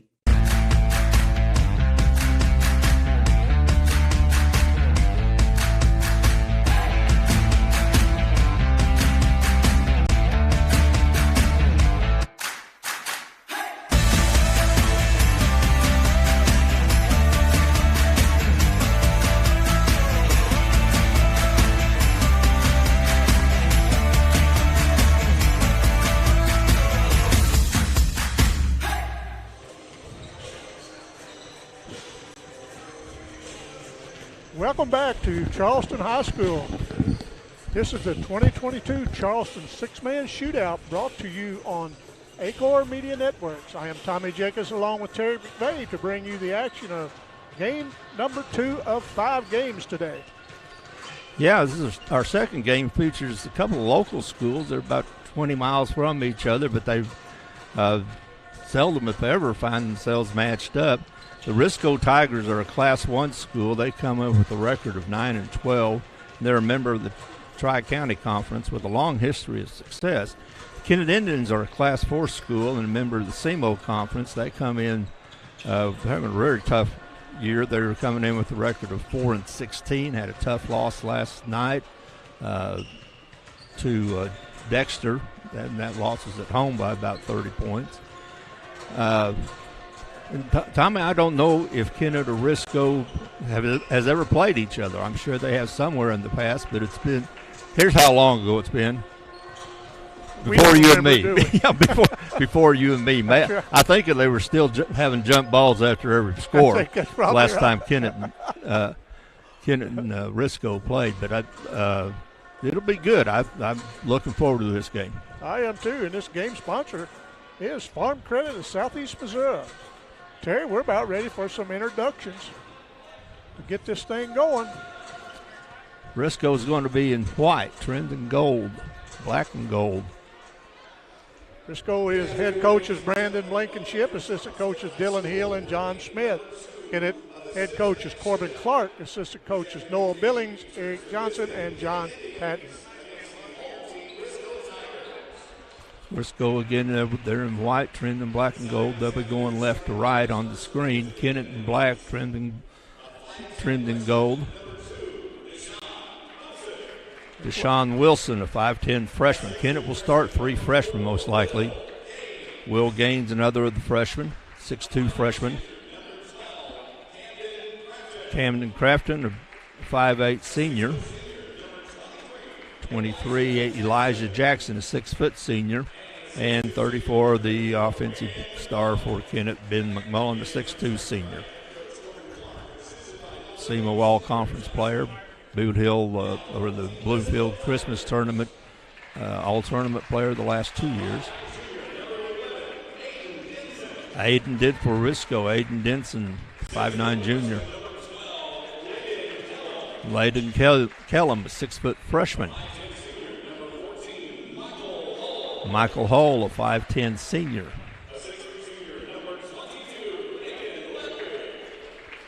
Hayden Ludwig, 6'3 senior. And Grayson Jackson, a 5'11 senior. You know, Terry, the times, this is just my observation, the times that I've watched Kennett, when they run their offense through Ben McMullen, they do a lot better. Yes. But of course, the defenses are geared and designed to keep that from happening. Exactly. Ludwig against McMullen. Kennett with the ball. Elijah Jackson walks it up. Risco in a 1-2-2. Crafton with the ball out front over to Jackson. McMullen for 3. No good. In and out. And rebound to Ludwig from Risco. And here come the Risco Tigers. Kennett comes out. They're in a 2-3. Risco passing the ball around the perimeter. Get the ball into the free throw line extended. Over to the corner. And a steal by McMullen. Tried to dribble right into the teeth of the zone. Kennett comes up with it. Jackson with the ball controlling. Pulls it out. Into Will Gaines, and he lays it up and lays it in. Will Gaines with the first 2 points, a 6'2 freshman, one of the 2 freshmen that are starting for Kennett. They'll get another one. Dyson Watson, the 5'8 freshman, who will also play a lot. He's started at times this year for Kennett. Kennett with the ball, 2-0 lead. Grafton to Jackson. Tried to get it into McMullen, but it's picked off by Risco. Nice pick by McMullen. The ball was a little bit behind the offensive player. McMullen was there to pick it. Jackson to Crafton. Crafton for 3. Sets his feet. Drains it. Crafton's a nice shooter behind that three-pointer. He is a nice shooter, and at that time they were able to get the ball to him with time to set. And when he has time to set, he can make the three-pointer. McMullen with the rebound off the miss. Jackson with the ball. Oh, nice pass underneath. Good pass to Gaines underneath, and only timeout Risco. Wasn't that beautiful? That was good. Kennett scores the first 7. 30-second timeout for Risco. Kennett started out hot, 7-0. Well, they've moved the ball well, and that last pass by Jackson was just knew where the player was supposed to be, knew where his player was supposed to be, and Gaines was there, and he got him the ball. Sure did. That's very pretty. Yeah, they looked. Risco was playing the zone, and if you can attack that zone from behind like they did then, you can have success. You bet. Well, a few more people starting to come in, Terry, but the longer the day goes, the more this thing's going to fill up. Well, especially when Sikeston plays. And, when Sikeston plays Thayer always brings a good representative crowd. Nice dish underneath. Good block by Gaines, but Risco comes out with it underneath to Jackson, and he scores it. Well, that's nice. Stayed with it that time, put it back in.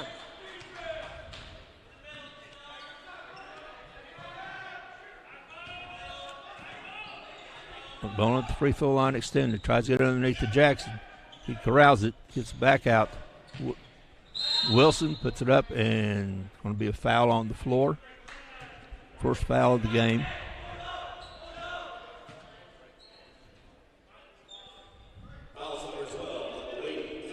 Layden Kellum with the foul, his first, team first. Kennett with the ball under the basket. McMullen will key it into Wilson. McMullen dribbles in, back out to Wilson for the three. Count it. Deshaun Wilson hits the three. That's 2 threes. Kennett's hit. Kennett with the full court pressure. The 2-2-1.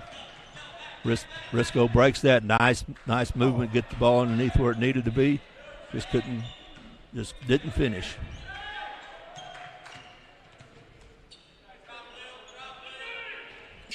Risco having trouble getting the ball underneath. Yes, they are. William Collier, 6'6" juniors in the game for Risco. They have the ball on the baseline. Over in the corner for three. Set. No good. Jackson with the rebound. Over to McMullen. Goes out of bounds. Passes behind him.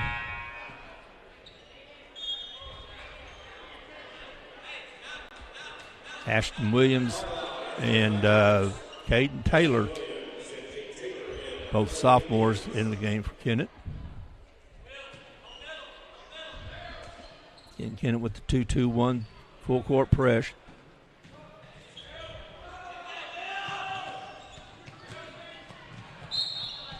Almost picked there by Gaines. And goes out of bounds. Stays with Risco. Carlisle will key it in on the sideline. It's it into Ludwig. Back out to Blankenship.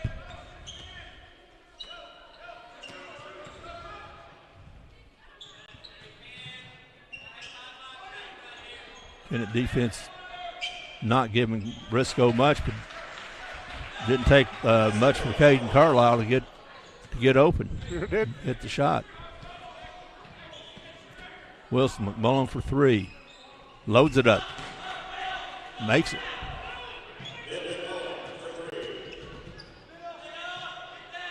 McMullen is one of the best shooters in Southeast Missouri. Yes, he is.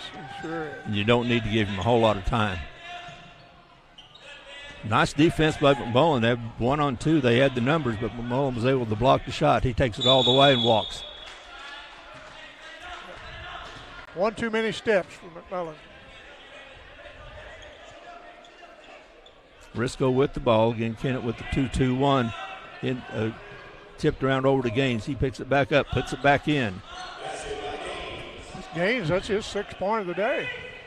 Well, this 2-2-1 press, this is there are a lot of, it's all freshmen and sophomore down at that end. And the JV plays that very well. Turnover against Kennett. Zakarian Taylor, 5'8" sophomore coming in. And Jackson back in for Kennett. McMullen takes the seat. Kennett leads 15-4, 3:15 left in the first quarter. Kennett with defense, it's no good. Rebound's going to be out of bounds off of Risco. Ludwig's reaching over and tapped the ball out of bounds. Kennett will have the ball, and Elijah Jackson will walk it up. Risco's going to extend their defense. Now I'm going to try to do some trap out front. Jackson looks at 3, steps in, misses the 2. Risco with the rebound. It's going to be a foul in the backcourt on Ashton Williams for Kennett. That's his first team foul for Kennett, his first. Kennett's young players look pretty good right now against the Risco. Yes, they do. Chris Jefferson in the game for Kennett. No, I'll take that. Yeah, Chris Jefferson is in the game for Kennett. He's a 6-foot sophomore. Again, Kennett's playing a lot of sophomores and a lot of freshmen. The seniors that will be seeing a lot of time, of course, is McMullen and Elijah Jackson. Pass over behind the defense. Gets it to go down. That's Hayden Ludwig. It was good inbound play to get it behind the defense and not for the layup.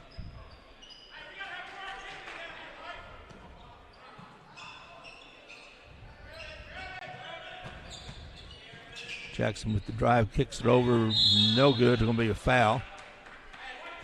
That was Tayden Taylor, 5'10" sophomore driving in. He gets fouled. He'll go to the line. Fouls on Ludwig, his first.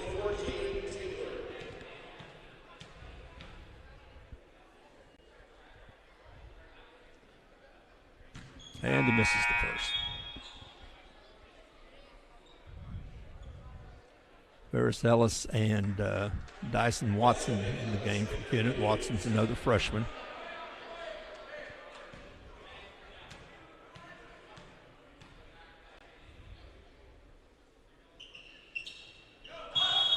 Second's good, makes it a 10-point lead for Kennett with 2:12 left in the first quarter. Riley Calvert, 6'3" freshman in the game for Risco.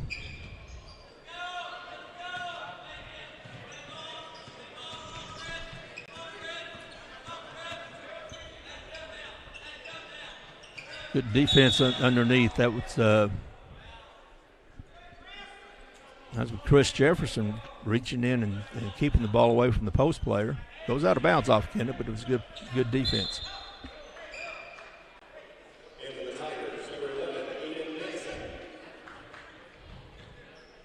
Hayden Denson in the game for Risco.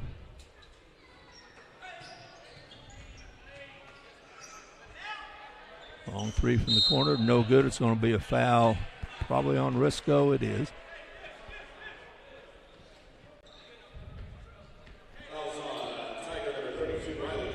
Riley Calvert, who had just come in the game. His first, team third.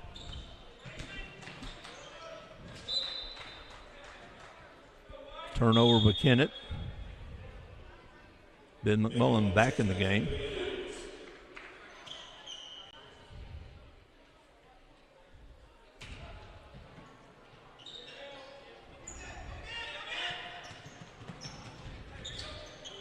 Nice pick out front by Daniel Boatman. Tell you what, that Daniel Boatman's quick as a cat. He is. Got to see him a lot on the football field. He is extremely quick. Sure did. Back out, kick back out to McMullen. And Boatman was in with the steal. On that last play, liked the way Boatman drove the lane, got it in about the free throw line, then kicked it back out to the open player. And that's exactly right. You know, there are two things you can do. There are two good things you do if you can penetrate the defense. One of them is keep going for the shot, or when the defense collapses on you, kick it back out for an open three, and that's exactly what Kennett did that trip. Kennett extends the lead to 14. 1:18 left in the first quarter. Boatman at the line. He misses the second.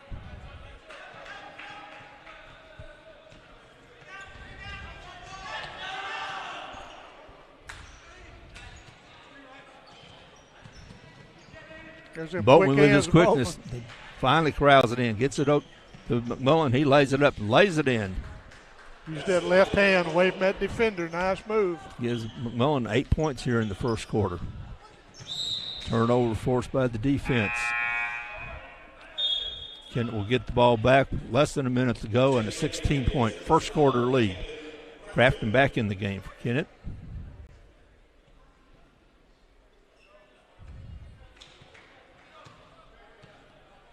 And Elijah Jackson with the ball.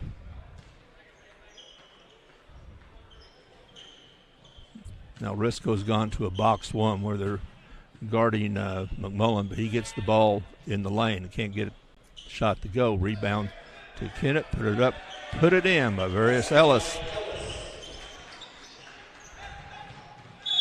Another forced turnover by the Tigers. Kennett again with the ball, back with the ball, 25 seconds left in the first quarter. Number Kennett's 24 in the game for Risco. So that's C.J. Blankenship. It's like Kennett's going to go for the last shot again. Risco's doing a box one. Jackson tries to get the ball with the interior pass. It ends up in Ellis's hand, and it ends up with 2 points for Kennett. And that's the end of the first quarter with the Kennett Indians 26, the Risco Tigers 6, and we'll be back right after. First State Bank and Trust is more than just products and services. We're there for you for your first paycheck, buying a home, opening a small business, starting a family, or planning to retire, and everything in between. We're the local bank you know and trust for all of your financial needs. Visit fsbtrust.com or stop by your local First State Bank and Trust to explore all of your financial options. Equal housing lender, member FDIC. Well, we're back at Charleston. A reminder that this game is brought to you by Farm Credit of Southeast Missouri. Since 1917, Farm Credit of Southeast Missouri has served the lending needs of the agriculture community in our region, serving the 12 county areas in Southeast Missouri. Farm Credit is there for you, ag lenders, and insurance needs. Well, Tommy, first quarter is one of the better quarters Kennett's had this year. And like I said, it's been a disappointing year for them, but they came out smoking. Their defense has been good. They've moved the ball well on offense, and they have a 20-point lead. Yeah, they've looked very well. They really have. Three-pointer from the corner, no good. Gaines with the rebound.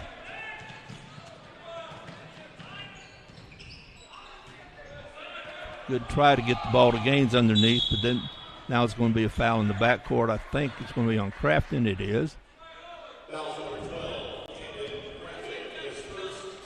Clarkton's first, team second.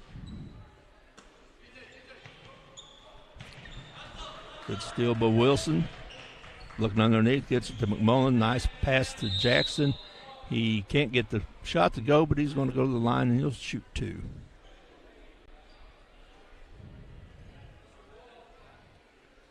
Kennett's really showing that aggressive speed that they have.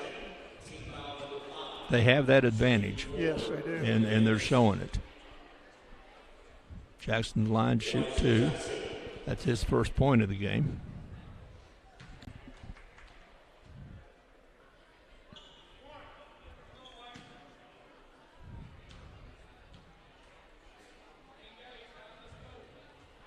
And he makes the second.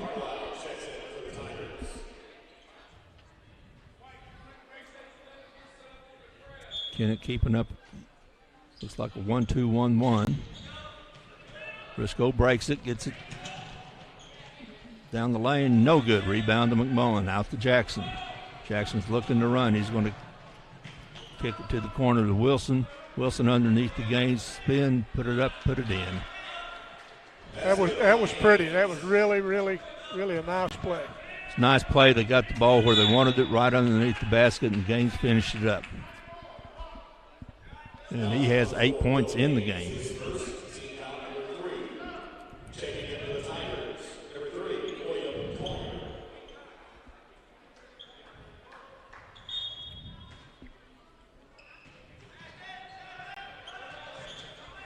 Little trap in the corner. thrown almost away, but here comes Risco, has it. Take it all the way to the basket. It's no good. Rebound underneath. Put it up. Put it in. That's by William Collier.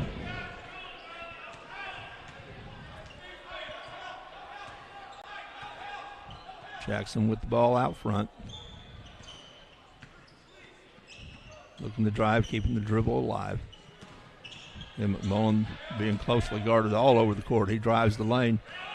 Tries to get the pass off. It gets knocked around. Picked up by Clarkton for Kennett. He drives the lane, put it up, and it's no good. Just rolled off the front. Sure did.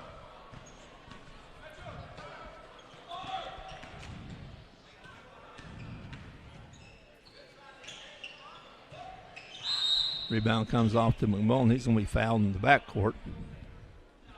You know, Terry, Kennett needs a game like this. You know, they've got some pretty big games coming up. You know, Tuesday night they host Crothersville. We know that's on their senior night down at Kennett. Then they play Cape Central and Donovan before that District 4 starts. Yeah, and of course their district is loaded. Yes, it is. Most notably with New Madrid.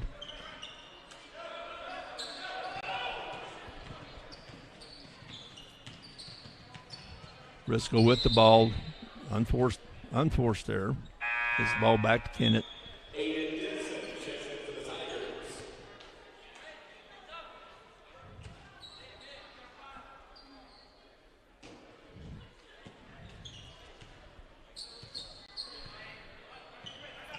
Zakarian Taylor with the ball out front. Drives the lane, kicks it back out. Shot from the corner, from the wing by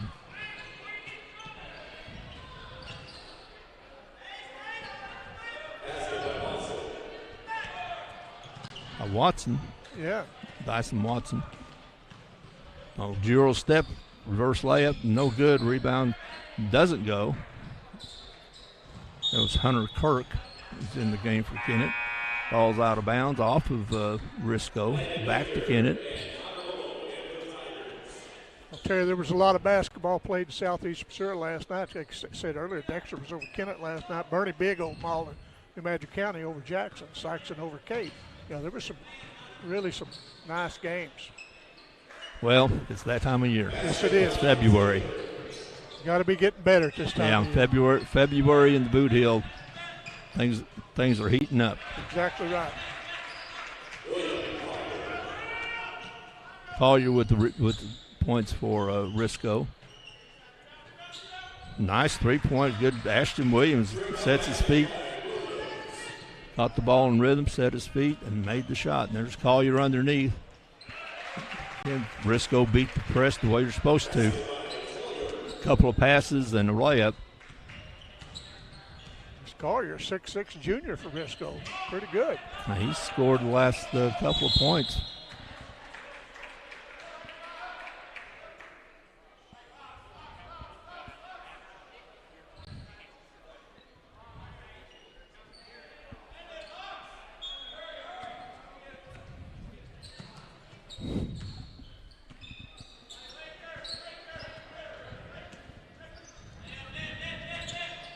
Kennett with an aggressive man-to-man.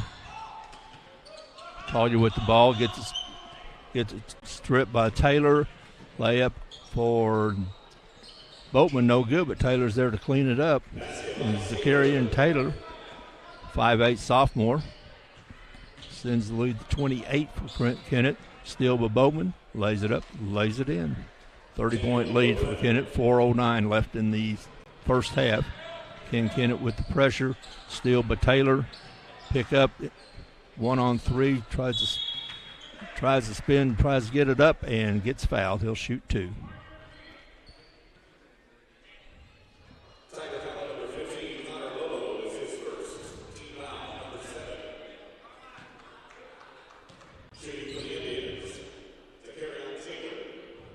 Taylor misses the first.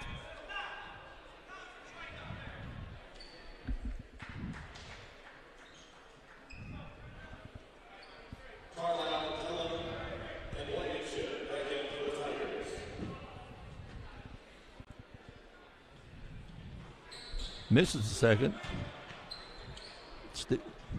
Taylor steals the ball off the rebound and scores.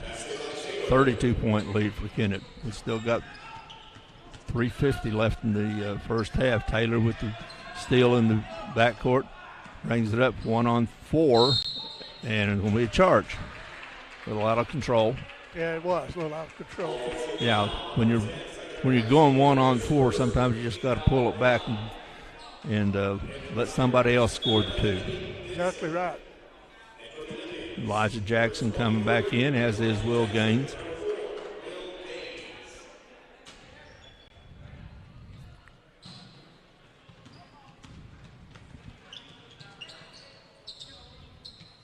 Three-point from the wing, it's no good by Denson. Rebound to Kennett. That's Boatman with the ball. He's going to take it all the way. Splits the defense, kicks it out to Gaines for 2-3, and it's no good off the backboard.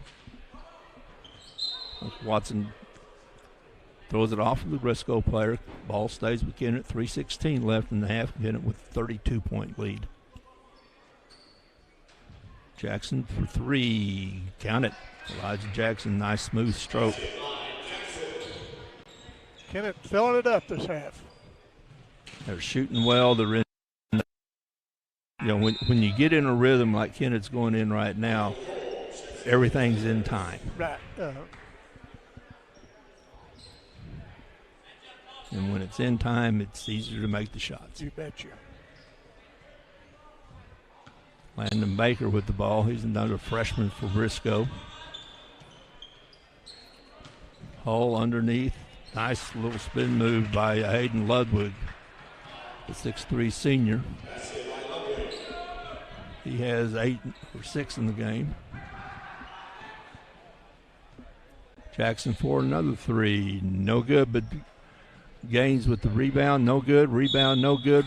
Rebound, make it, and one. He went 1 for 3 on that trip. Now he's going to get a chance to make 3 points. Gaines has 10 in the game.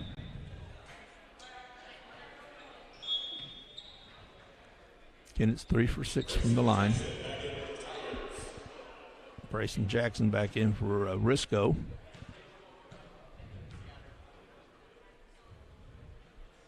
Gaines misses. Risco with the ball. Steal by nice, smart play by McMullen. Makes the steal, throws it off the Risco player, and Kennett will keep the ball. Calvert's back in for Risco. Riley Calvert.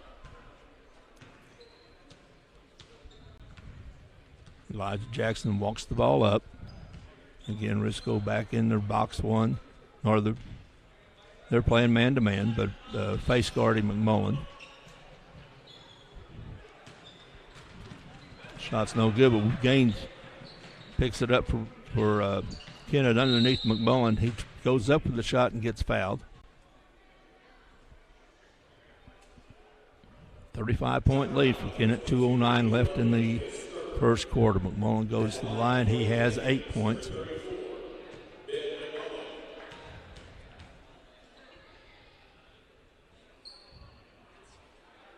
Makes the first. The Risco Tigers is getting it all they got. This Kennett Indian team very hot this game, and everything's falling for them. Just having an excellent game. Kennett's, everything's in place for Kennett in this game. McMullen misses a second. That's a rare miss. Yeah, it is. And Kennett is just, they're just running one player after another in there. They're playing a lot of sophomores and freshmen and throwing a lot of bodies at Risco.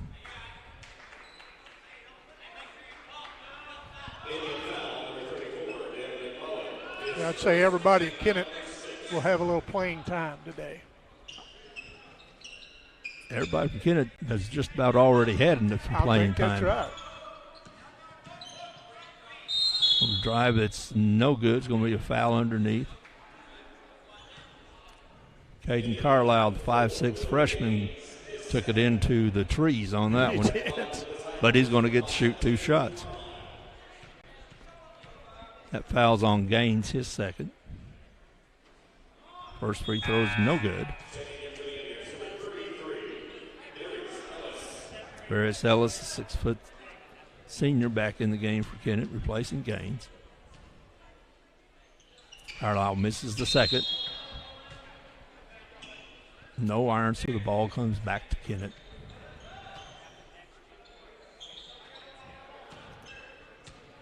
Jackson will walk it up. Like Risco, but picking up about the timeline. Mullen on the line. He spins, puts it up way short. It's going to be out of, well, not quite out of bounds. Risco saved it.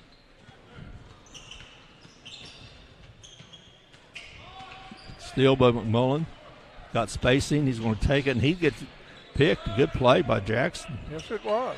Bryson Jackson with a good pick. Elijah Jackson will be foul on McMullen. His second.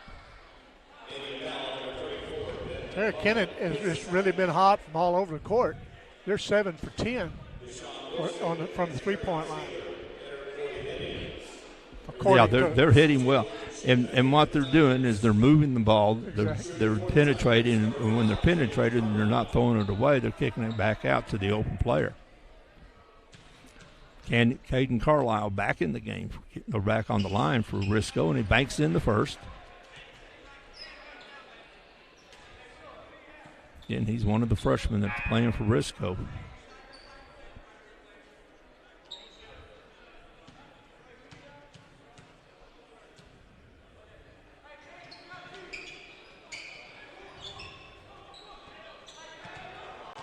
And with the ball, Wilson bring it up, pulls it back out.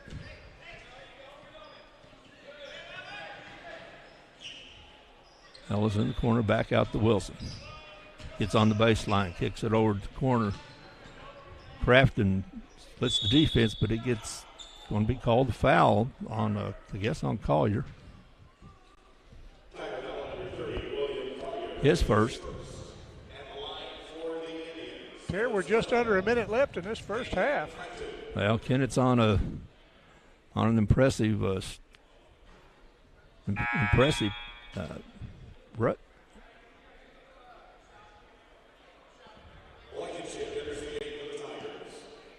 Blankenship in for Risco. Crafton on the line, missed the first, makes the second.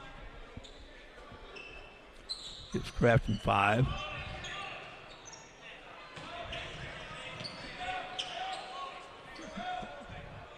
Ball's going to be out of bounds. It's going to be, they haven't pointed anywhere. No, I haven't, have they? I guess it's going to be Risco's ball. Less than a minute to go, less than 50 seconds. Jackson with the ball, stolen by Ellis, but there's Collier underneath. It's no good. He gets his own rebound, puts it back up, and back in. William Collier. It's with at least 6 for Collier. Taylor drives, no good. Rebound to Collier.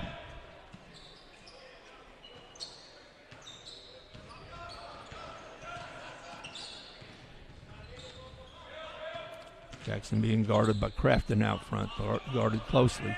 Kennett on defense not giving up anything. No, steal by Taylor. Over to Wilson. It's no good. Pick up by Jackson with Risco. 1 second left. Long desperation shot is no good, and that's how the first half ends. With the Kennett Indians 51, the Risco Tigers 17.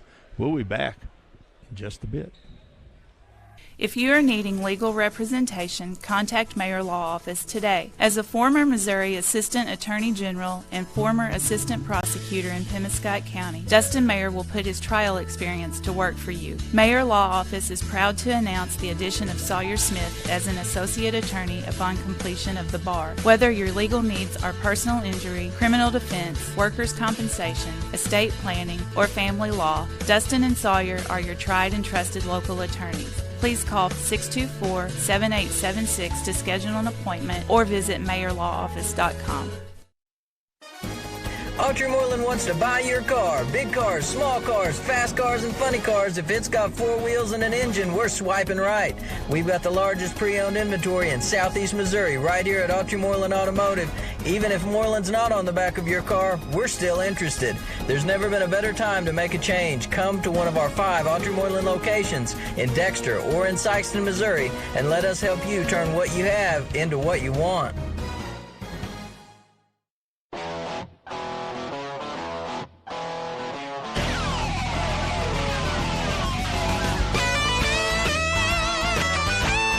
We're right here at King Jerry Lawler's Hall of Fame Bar and Grill on world-famous Beale Street, and as you can see, oh my gosh, we have the best barbecue ribs in Memphis.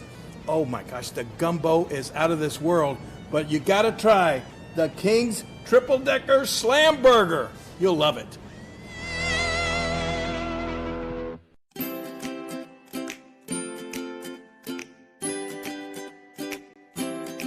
My name is Matt Tanner. I'm the president of First State Community Bank in Sikeston.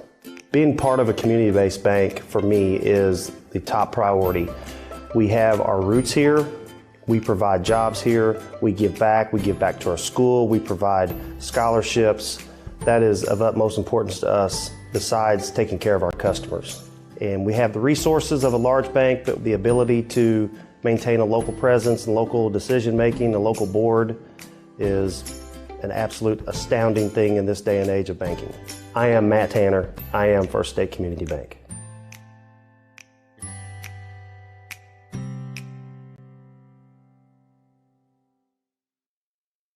At Focus Bank, we believe in really free checking. What does that mean?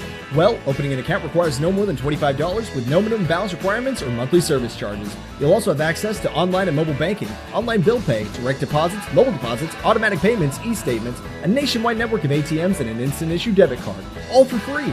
Your first order of checks is on the house, and you'll also receive a complimentary thank you gift. Come visit us in Sikeston, Charleston, Crothersville, or East Prairie.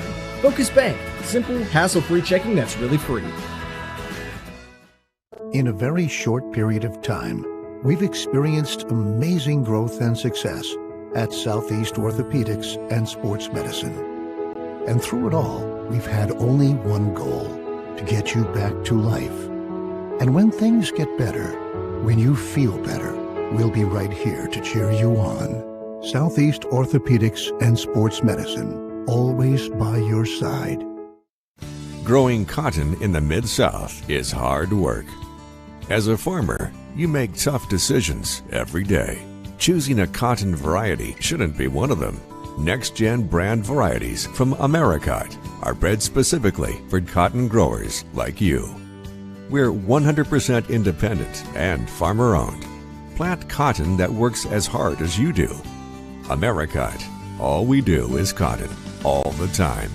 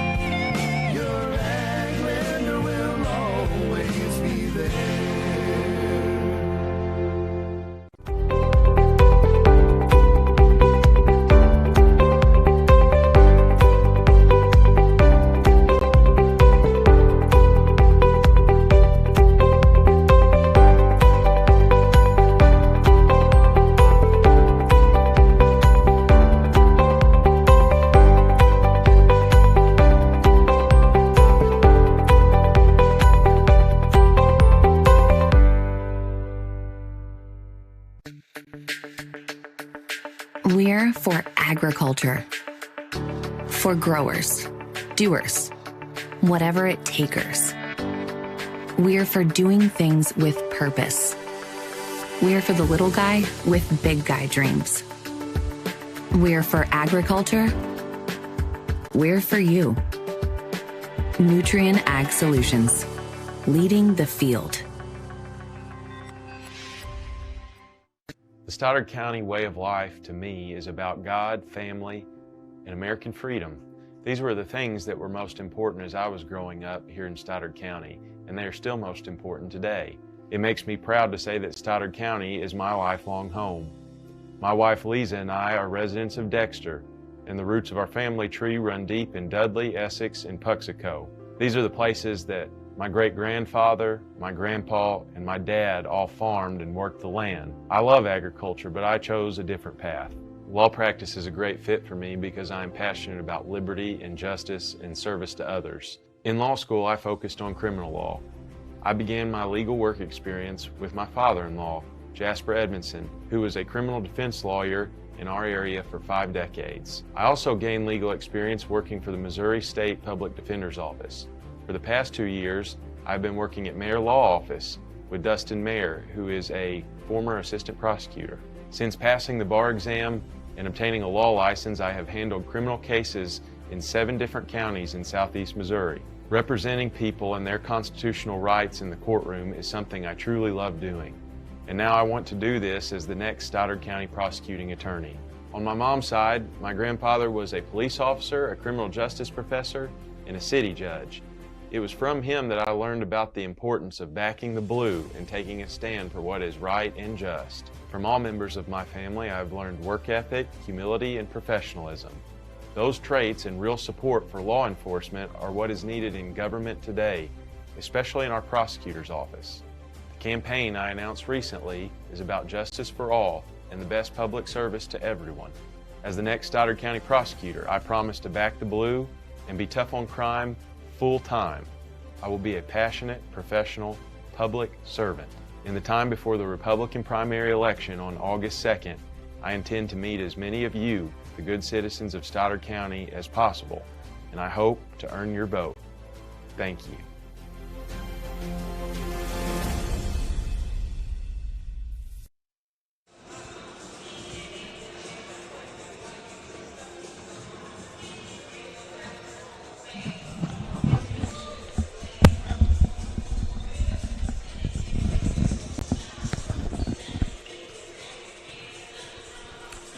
Well, welcome back to Charleston, where the Kennett Indians have really had their way with the Risco Tigers, leading 51-17. Terry, after this game, completion of this game, we're going to have St. Mary's Dragons taking on the Notre Dame Bulldogs, followed by Thayer Bobcats, which is a very anticipated game. That's going to be a really good game. It is. We've seen Thayer over the last few years at several times, and usually in sectional games, right. And they always play a real disciplined type of ball, and their crowd follows them. It's a good program, and Thayer and Sikeston is going to be a good game. It sure will. And the nightcap is going to be Live for Life Redhawks versus the Charleston Blue Jays, and I don't know what Live for Life got, but they better bring their bags packed because Charleston Blue Jays will be ready. I think they're a top 10. They're ranked top 10 in state, probably Class 4. Yeah. They're a good team, and that's what it ought to be in this shootout, to have good games like that, especially against the home team, Charleston Blue Jays. Of course, everybody knows the tradition and how good Charleston is, and they've shown it again this year how good they are. They just have it's like a lot of schools around. They have good programs. It's just a good program. From grade school up. Right. It's the type of program where Charleston has a way of playing basketball, and that's how that's how the kids from the grade school up are taught to play. With the hard defense and aggressive offense. Okay, we're starting the second half. Kennett starts out with a 51-17 lead. They're comfortably in front. First, same starting five. Starting the second half. Crafton penetrates, gets it out to Taylor. Behind the back pass to Crafton. Risco in a man-to-man. Gives the opening to McMullen, and you can't go underneath the screen and let him set like that. He's one of the better shooters in southeast Missouri. And one thing I'll say about Ben McMullen is that he wasn't born with that ability to shoot.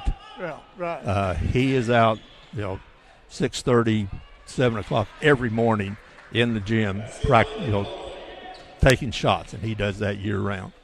I mean, he's a great shooter because he's worked at being a great shooter. Risco with the drive, no good. Rebound to Gaines. He goes up high. Gaines is an impressive freshman. He is. He has a big future. Jackson kicks it over to Clarkton for 3 in the corner. It's no good. Rebound to Ludwig. He's being pressured in the backcourt. Man-to-man pressure. Taylor is pressuring Denson. Gaines with the rebound and the slam. Will Gaines, 6'2" freshman, with the slam. 39-point lead for Kennett. Nice move, nice shot by Hayden Ludwig.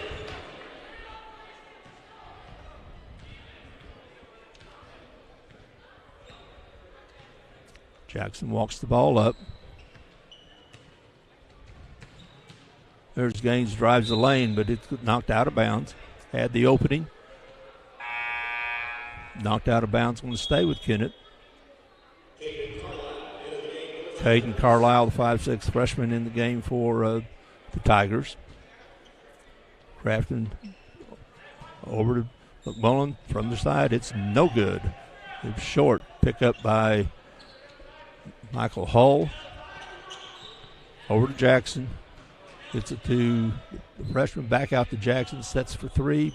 In and out. No good. Rebound to McMullen. He'll bring the ball up. Top of the key. Kick in the corner to Clarkton. Sets for a 3. It's no good. Rebound to Kellum from Risco. Risco comes up down 39. A steal by Gaines. Gaines kicks it to McMullen. Lays it up. Lays it in. Gives him 16 in the game. Nice spin move underneath, and it's going to roll in for Hayden Ludwig and one. We foul on Gaines. Nice move by Hayden Ludwig on the 1-on-1. Foul on Gaines, his third, team first in this half. He'll have a seat on the bench for a while. Various Ellis in the game for Kennett.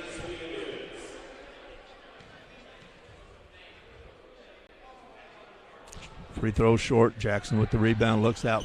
McMullen all the way in. Nice pick by Jackson. McMullen picks it back up. He's going to make the layup and one. It's a fortunate almost steal by Risco because McMullen got the ball back and now he's going to have a chance for a 3-point. That's exactly right. Kennett's going with a line change, bringing in 4 players. McMullen go to the line. He has 18. 1 for 2, I believe, from the line. And makes the 3-pointer. He'll come out. Dyson Watson in.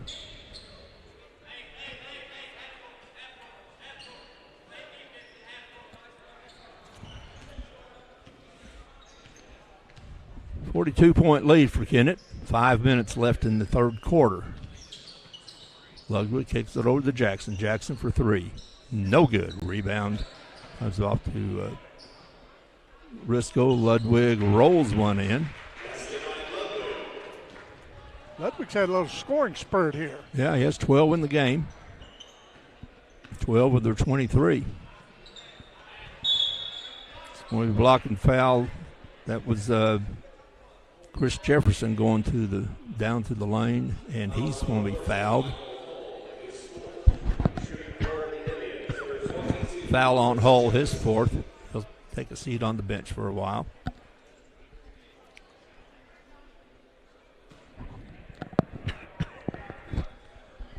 Chris Jefferson, 6-foot sophomore, misses the first.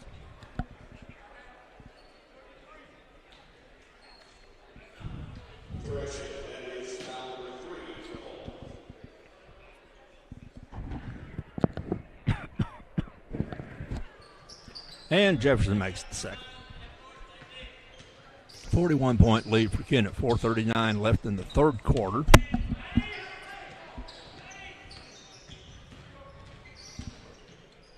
Carlisle throws it up, rolls it in. Nice touch. Very nice. Tayden Carlisle That's his 5th point of the game. Risco steals the ball. Here comes Jackson, 1-on-3. Kicked out. Almost picked by Watson. Goes out of bounds. We'll stay with Risco.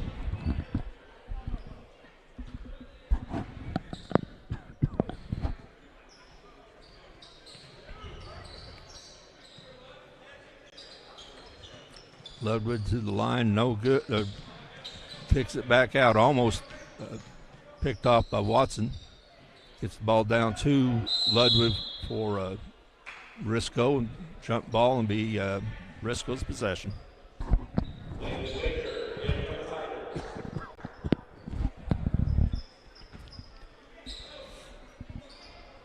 Landon Baker.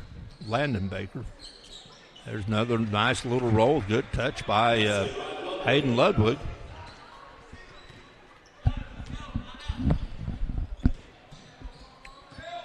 Watson drives baseline, kicks it back out. Another nice 3. Good setup by Ashton Williams. That's his 2nd 3-pointer.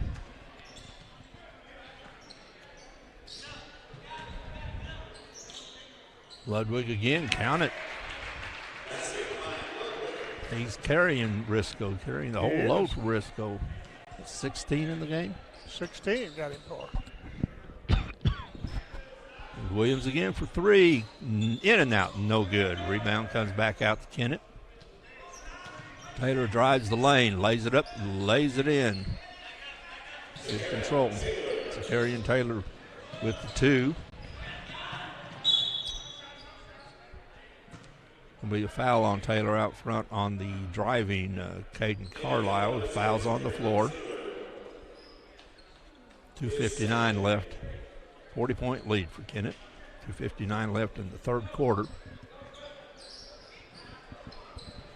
Back out to Carlisle. Drives the lane. Floats it up. No good. Double dribble. Yep.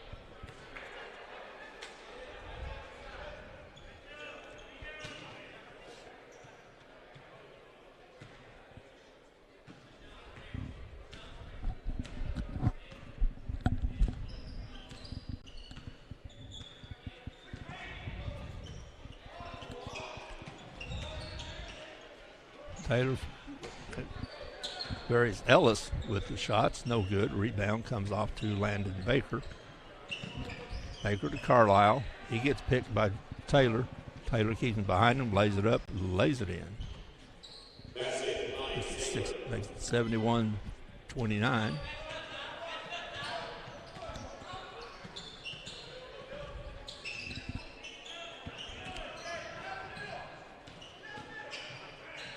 Carlisle with the shot. It's no good. Rebound to Ellis. Here comes Dyson Watson with the ball for Kennett. Underneath to Williams. Kick it back out. Dyson Watson for 3. It's no good. In and out. Rebound to the smallest guy on the floor. Sure did.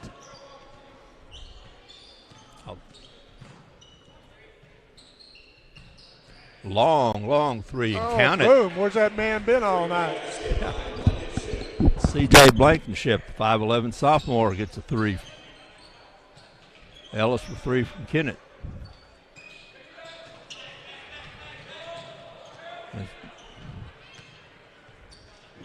Back out to Carlisle. Crossover, loses the ball. Taylor with the steal, takes it up and in, and count it. Zakarian Taylor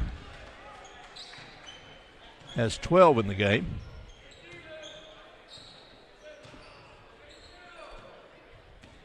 .103 left.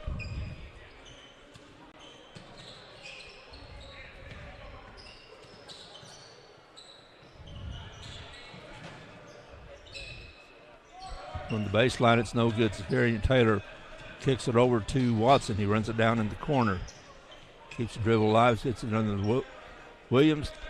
Turn around, no good. 40 seconds left. Risco with the ball. Blankenship spins the free throw line, kicks it back out. Long 3, count it. Riley Calvert, the 6'3" freshman, hits a 3.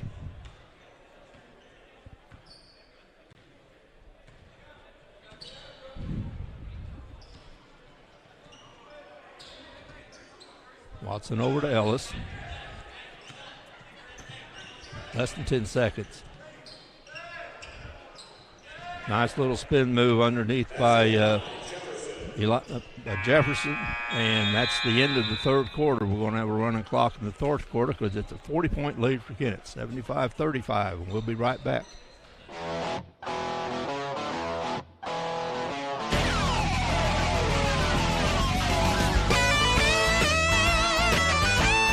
We're right here at King Jerry Lawler's Hall of Fame Bar and Grill on world-famous Beale Street, and as you can see, oh my gosh, we have the best barbecue ribs in Memphis. Oh my gosh, the gumbo is out of this world, but you gotta try the King's Triple Decker Slam Burger. You'll love it.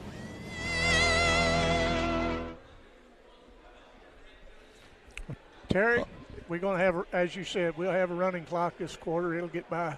This quarter will go by pretty fast, and there'll be some really good basketball next game when St. Mary's and Notre Dame play. Don't touch that dial. We've got a lot of good basketball coming up. That's exactly right. Have Bobby Alford and Luke Carter will bring you that action. And after that, the Thayer Bobcats. Now, I think they just arrived. I think they're sitting across the way there. A very good team, the number one rated Class 3 team in the state. Well, they've always been it's always been a well-disciplined program. Yeah. They're disciplined on the court. They're disciplined out as to how they run. They run their offense and run their defense. And they'll have their hands full with the Sikeston Bulldogs. Sikeston's playing real well. Sure Sikeston's had their ups and downs this year. So, started out slow, especially for Sikeston, and they've had their ups and downs. But they beat Cape Girardeau last night. Right. And they're playing well. And Sikeston's played a lot of big games in this building. Oh, haven't they though?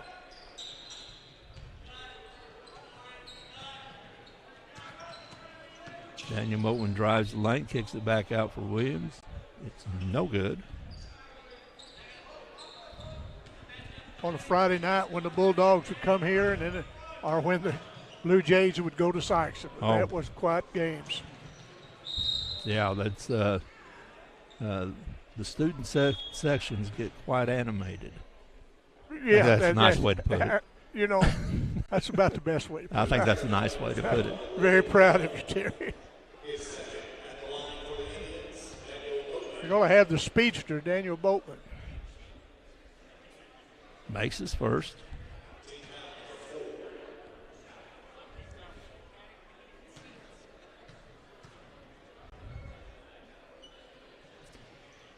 This is the second. Rebound to Ludwig.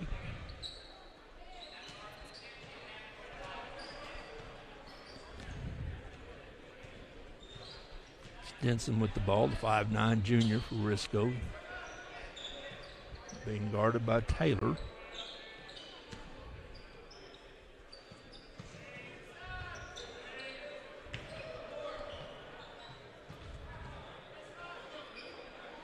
Jackson from the corner kicks it over to Denson, puts up the three-pointer, rolls in and out, and a steal by Layden Kellum, 6-foot freshman again. Risco playing a lot of freshmen and sophomores. Yes, they are.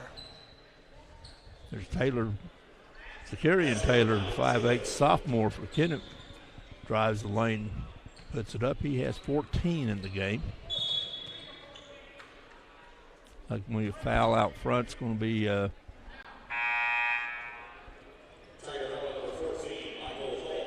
Michael Hall with the offensive foul. Team fifth, nobody's in Donis. Kennett into Watson. Taylor back out to Jefferson.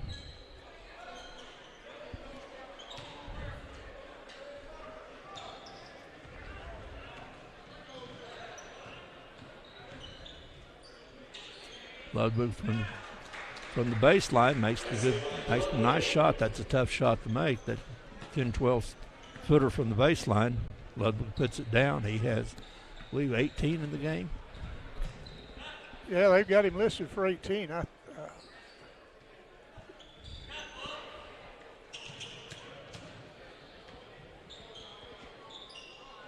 Rebound underneath will be a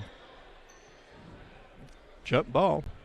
Good defense by Ludwig. Jump ball is going to get the ball back to Risco. 4:50 left in the game. Running clock, 39-point deficit. Line change for Kennett.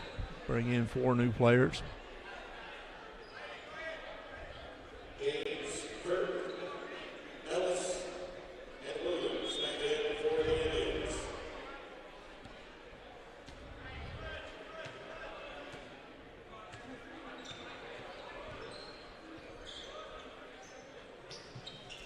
On 3 from the wing is no good.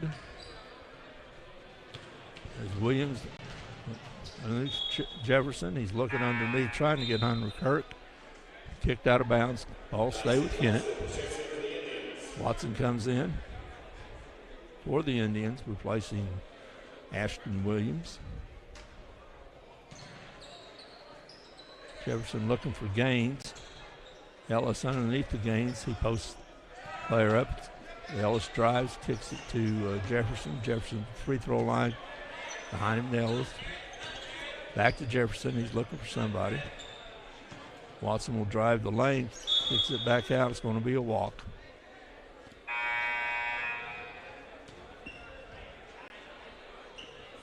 Line change for Risco. They bring in 5 new ones. I don't know when we get a hockey match going. Well, we might have to, yeah.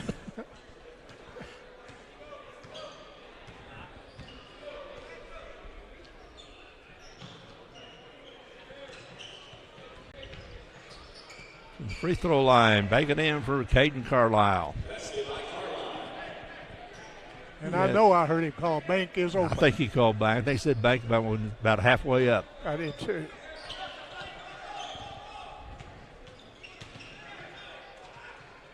Nice drive by Gaines, gets his own rebound, lays it up. No good. He'll shoot 2. 2:45 left in the game. Clock's running. 37-point lead for Kennett.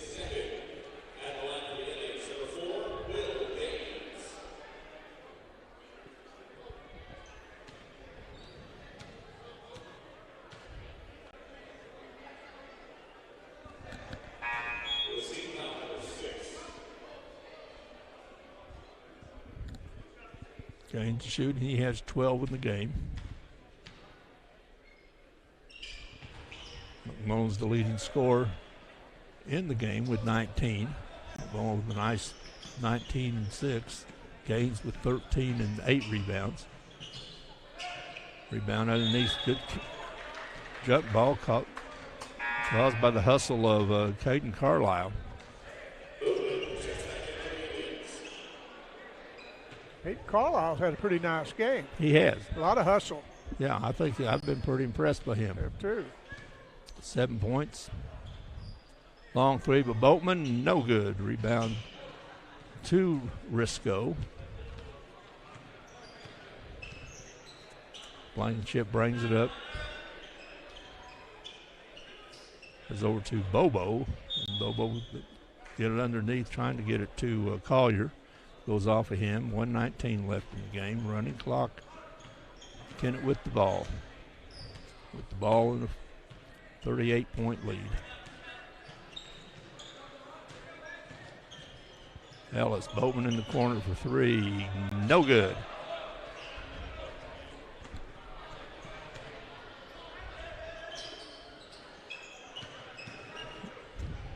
Then Carlisle.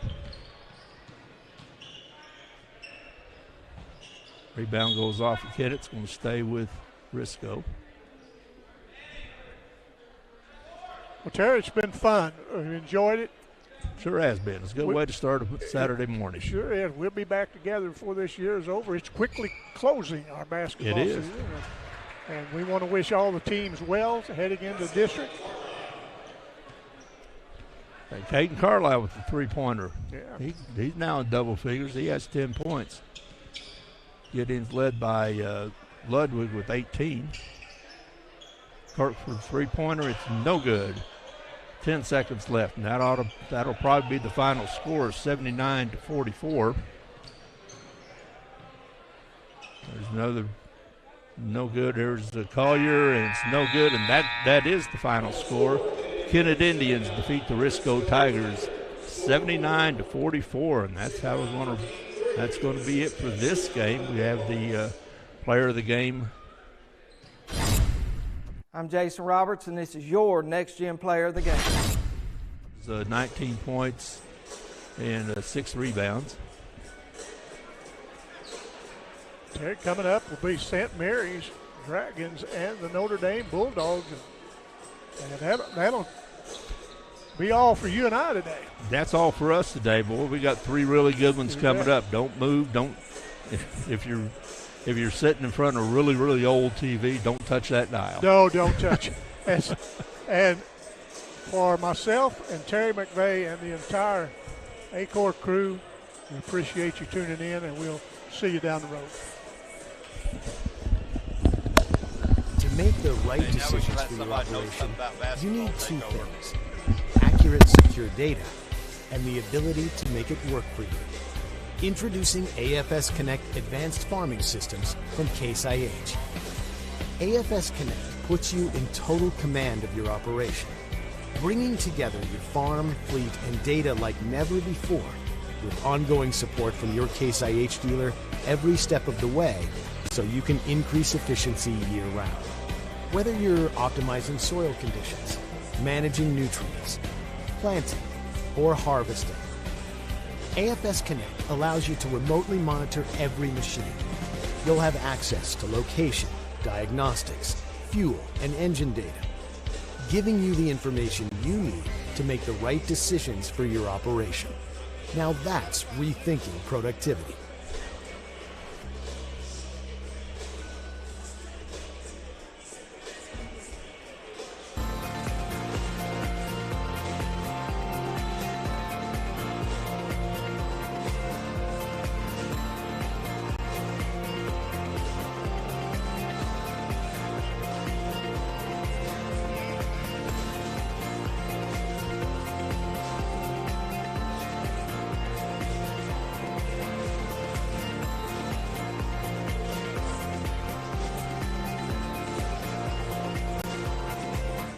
Juju Promotions in New Madrid is your one-stop shop for all your personalized merchandise. Whether it's screen printing, embroidery, promotional products, heat presses, or decals, we've got something that will suit your needs. So you, your school, or your business will always be looking its best. There's tons to see, from apparel to accessories. So what are you waiting for? Stop into Juju Promotions today in New Madrid, Missouri. And don't forget to like us on Facebook.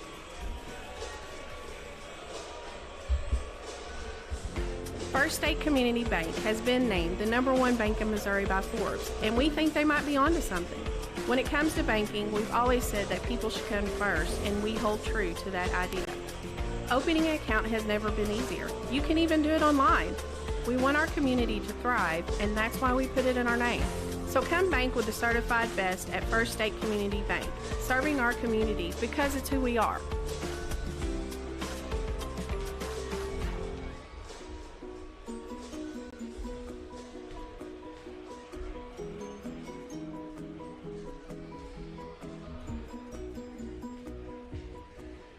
The team at Burns, Taylor, Heckmeyer, Green, and Edwards have been serving Southeast Missouri for nearly 40 years. When you have been injured on the job, call Burns, Taylor, Heckmeyer, Green, and Edwards. When you need someone to fight for your rights, call Burns, Taylor, Heckmeyer, Green, and Edwards. When you need dedicated, aggressive legal representation, choose local attorneys. Call Burns, Taylor, Heckmeyer, Green, and Edwards.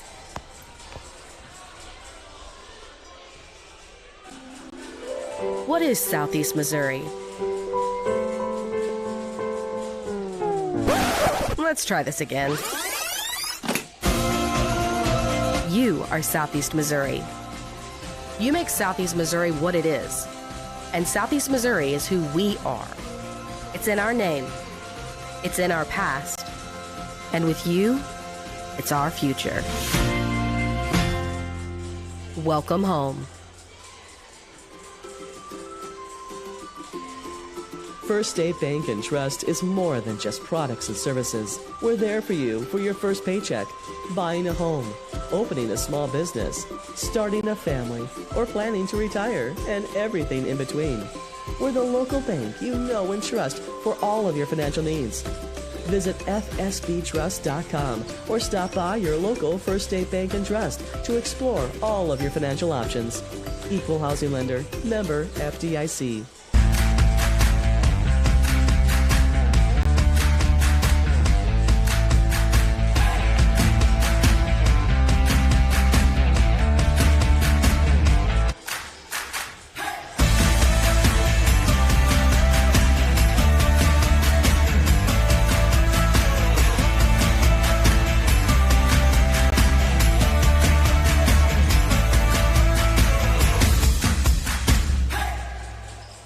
If you are needing legal representation, contact Mayor Law Office today. As a former Missouri Assistant Attorney General and former Assistant Prosecutor in Pimescott County, Dustin Mayer will put his trial experience to work for you. Mayor Law Office is proud to announce the addition of Sawyer Smith as an Associate Attorney upon completion of the bar. Whether your legal needs are personal injury, criminal defense, workers' compensation, estate planning, or family law, Dustin and Sawyer are your tried and trusted local attorneys. Please call 624-7876 to schedule an appointment or visit mayorlawoffice.com. Ultramoreland wants to buy your car. Big cars, small cars, fast cars, and funny cars. If it's got 4 wheels and an engine, we're swiping right. We've got the largest pre-owned inventory in southeast Missouri right here at Ultramoreland Automotive. Even if Moreland's not on the back of your car, we're still interested. There's never been a better time to make a change. Come to one of our 5 Ultramoreland locations in Dexter or in Sikeston, Missouri, and let us help you turn what you have into what you want.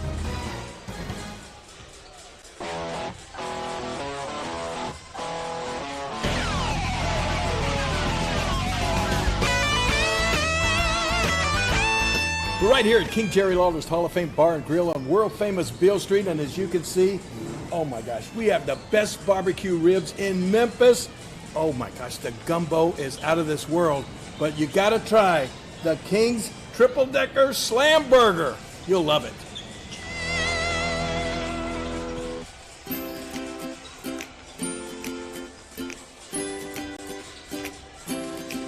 My name is Matt Tanner. I'm the president of First State Community Bank in Sikeston. Being part of a community-based bank for me is the top priority. We have our roots here. We provide jobs here. We give back to our school. We provide scholarships. That is of utmost importance to us besides taking care of our customers. And we have the resources of a large bank, but the ability to maintain a local presence and local decision-making. The local board is an absolute astounding thing in this day and age of banking. I am Matt Tanner. I am First State Community Bank.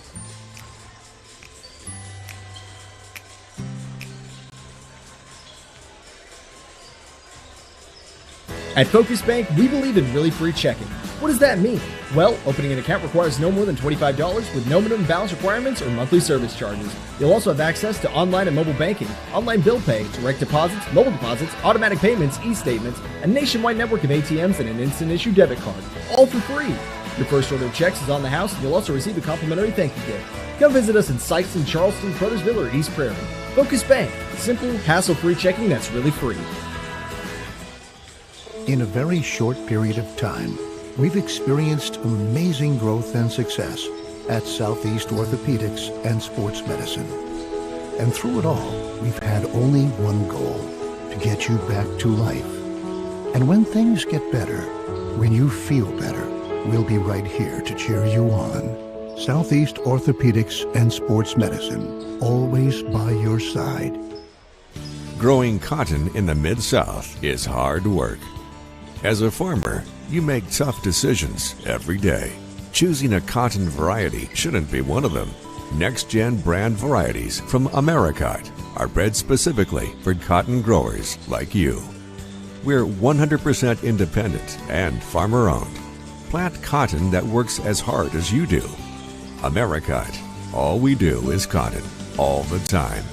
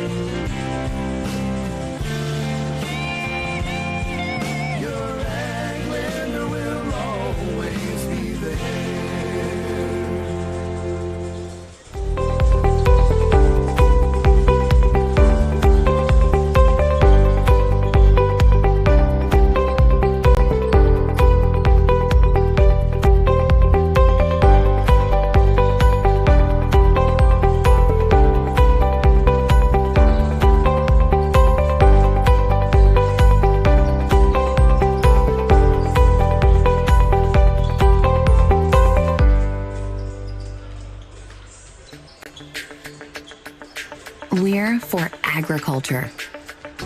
For growers, doers, whatever it takers. We're for doing things with purpose. We're for the little guy with big guy dreams. We're for agriculture. We're for you. Nutrien Ag Solutions, leading the field. The Stoddard County way of life to me is about God, family, and American freedom. These were the things that were most important as I was growing up here in Stoddard County, and they are still most important today. It makes me proud to say that Stoddard County is my lifelong home. My wife Lisa and I are residents of Dexter, and the roots of our family tree run deep in Dudley, Essex, and Puxico. These are the places that my great-grandfather, my grandpa, and my dad all farmed and worked the land. I love agriculture, but I chose a different path. Law practice is a great fit for me because I am passionate about liberty and justice and service to others. In law school, I focused on criminal law. I began my legal work experience with my father-in-law, Jasper Edmondson, who was a criminal defense lawyer in our area for 5 decades. I also gained legal experience working for the Missouri State Public Defender's Office. For the past 2 years, I've been working at Mayor Law Office with Dustin Mayer, who is a former assistant prosecutor. Since passing the bar exam and obtaining a law license, I have handled criminal cases in 7 different counties in southeast Missouri. Representing people and their constitutional rights in the courtroom is something I truly love doing. And now I want to do this as the next Stoddard County prosecuting attorney. On my mom's side, my grandfather was a police officer, a criminal justice professor, and a city judge. It was from him that I learned about the importance of backing the blue and taking a stand for what is right and just. From all members of my family, I have learned work ethic, humility, and professionalism. Those traits and real support for law enforcement are what is needed in government today, especially in our prosecutor's office. The campaign I announced recently is about justice for all and the best public service to everyone. As the next Stoddard County prosecutor, I promise to back the blue and be tough on crime full time. I will be a passionate, professional, public servant. In the time before the Republican primary election on August 2nd, I intend to meet as many of you, the good citizens of Stoddard County, as possible, and I hope to earn your vote. Thank you.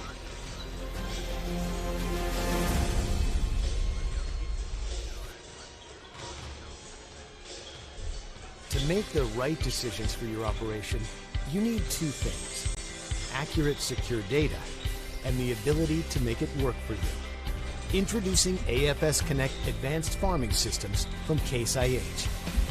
AFS Connect puts you in total command of your operation, bringing together your farm, fleet, and data like never before, with ongoing support from your Case IH dealer every step of the way, so you can increase efficiency year-round.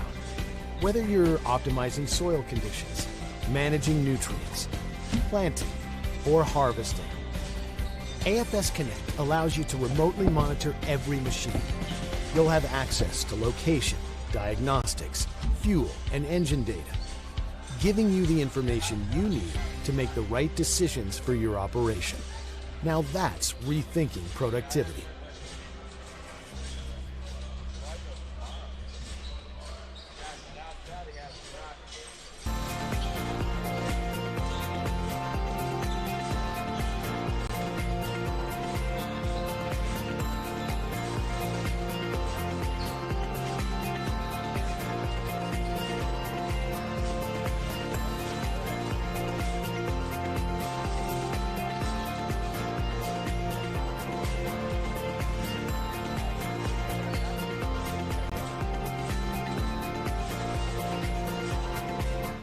Juju Promotions in New Madrid is your one-stop shop for all your personalized merchandise.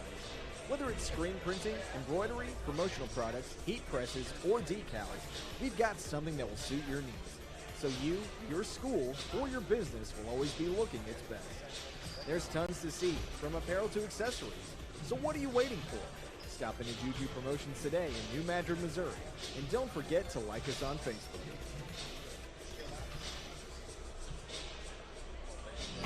First State Community Bank has been named the #1 bank in Missouri by Forbes, and we think they might be onto something. When it comes to banking, we've always said that people should come first, and we hold true to that idea.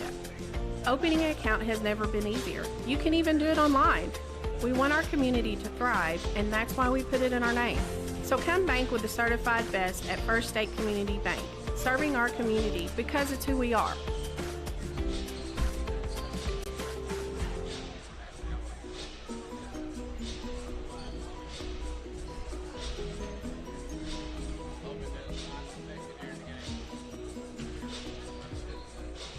The team at Burns, Taylor, Heckmeyer, Green, and Edwards have been serving Southeast Missouri for nearly 40 years.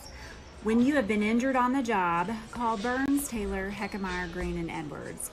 When you need someone to fight for your rights, call Burns, Taylor, Heckmeyer, Green, and Edwards. When you need dedicated, aggressive legal representation, choose local attorneys. Call Burns, Taylor, Heckmeyer, Green, and Edwards.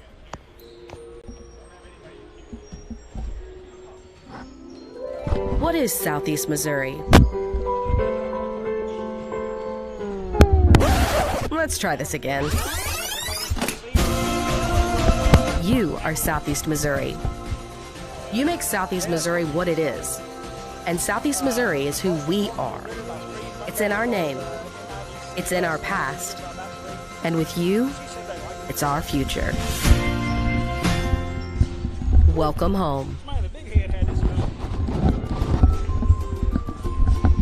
First State Bank and Trust is more than just products and services. We're there for you for your first paycheck, hear me, Bobby? buying a home, I got you. opening a small business, starting a family, or planning to retire, and everything in between. We're the local bank you know and trust for all of your financial needs. Visit fsbtrust.com or stop by your local First State Bank and Trust to explore all of your financial options. Equal housing lender, member FDIC.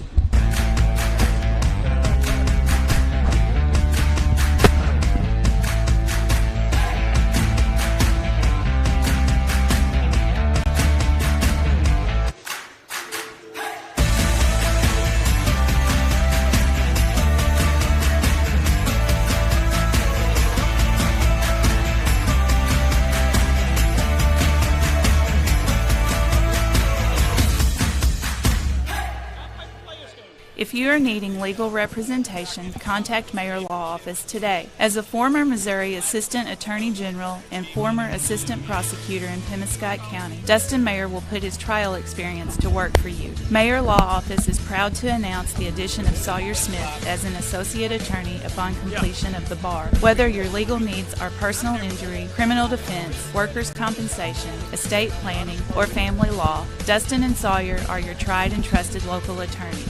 Please call 624-7876 to schedule an appointment or visit mayorlawoffice.com.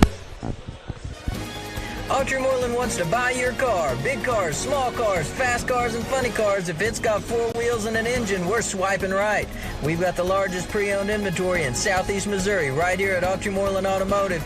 Even if Moreland's not on the back of your car, we're still interested. There's never been a better time to make a change. Come to one of our 5 Autry Moreland locations in Dexter or in Sikeston, Missouri, and let us help you turn what you have into what you want.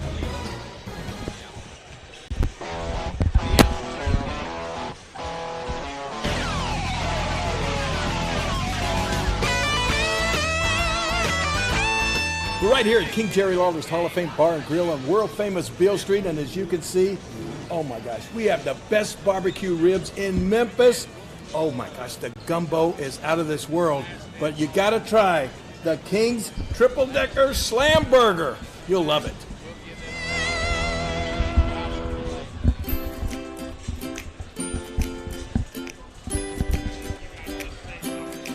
My name is Matt Tanner. I'm the president of First State Community Bank in Sikeston.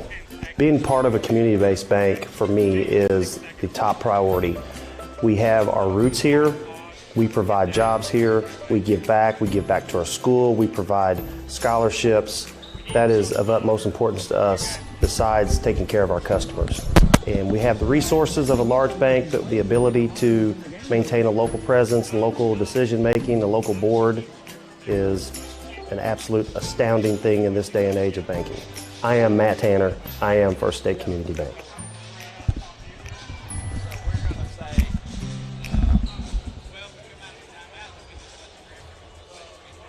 At Focus Bank, we believe in really free checking. What does that mean? Well, opening an account requires no more than $25 with no minimum balance requirements or monthly service charges. You'll also have access to online and mobile banking, online bill pay, direct deposits, mobile deposits, automatic payments, e-statements, a nationwide network of ATMs, and an instant issue debit card, all for free. Your first order of checks is on the house, and you'll also receive a complimentary thank you gift. Come visit us in Sikeston, Charleston, Crothersville, or East Prairie. Focus Bank, simple, hassle-free checking that's really free. Whenever you want. In a very short period of time, we've experienced amazing growth and success at Southeast Orthopedics and Sports Medicine. And through it all, we've had only one goal, to get you back to life. And when things get better, when you feel better, we'll be right here to cheer you on. Southeast Orthopedics and Sports Medicine. Always by your side. Growing cotton in the Mid-South is hard work. As a farmer, you make tough decisions every day. Choosing a cotton variety shouldn't be one of them. Next-gen brand varieties from Americot are bred specifically for cotton growers like you. We're 100% independent and farmer-owned. Plant cotton that works as hard as you do. Americot. All we do is cotton.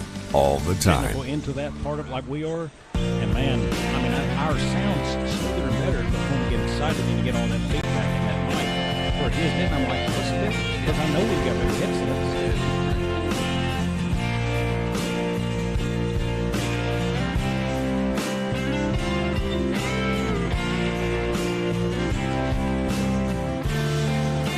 So you get a hold of those AD schools, maybe. I bet they enjoyed it. I asked a lady, she said, yeah, we got it. If they was going to listen, they had big people watch the game. 30 seconds left. Yeah, I'd ask her, I said, so y'all got people who want to watch this back home? She said, oh, yeah, we got it right here. That was good. I'm glad the AD's passed out.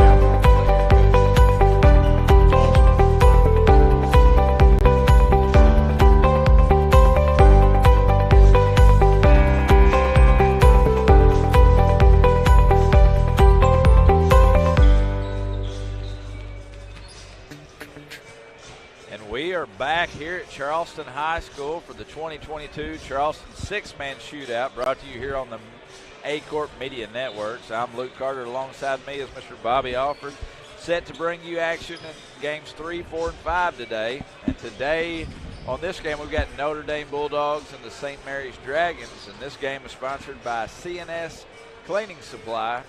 And with me, alongside me today is Mr. Bobby Alford. Luke, thank you very much. I'm glad to be here.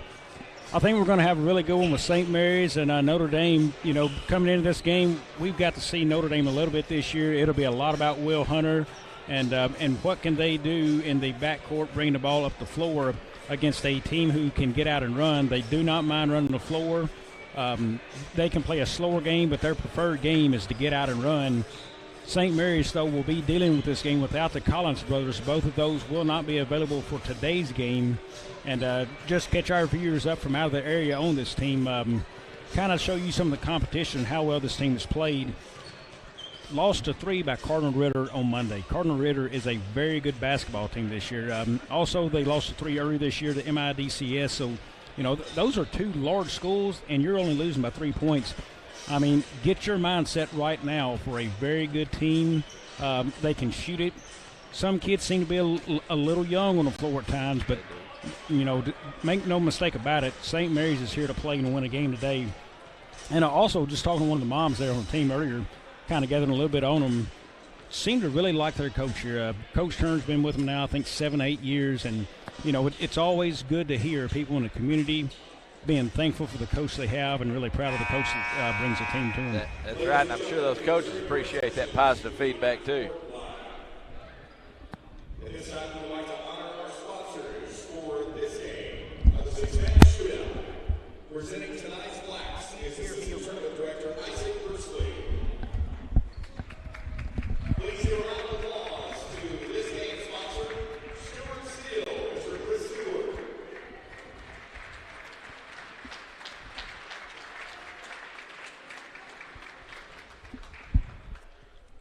And RD's Construction, Mr. Rod Dunlap.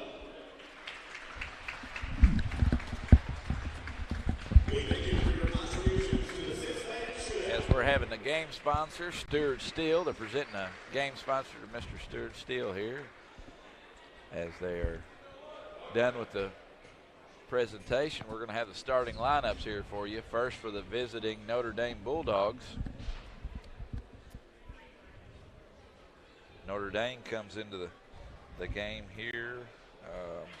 I believe that record's wrong, but I think St. Mary's record is 10-2, but of course they're a Class 5 school from St. Louis, battling the St. Louis area schools, as Bobby alluded to earlier. Starting lineups first for Notre Dame.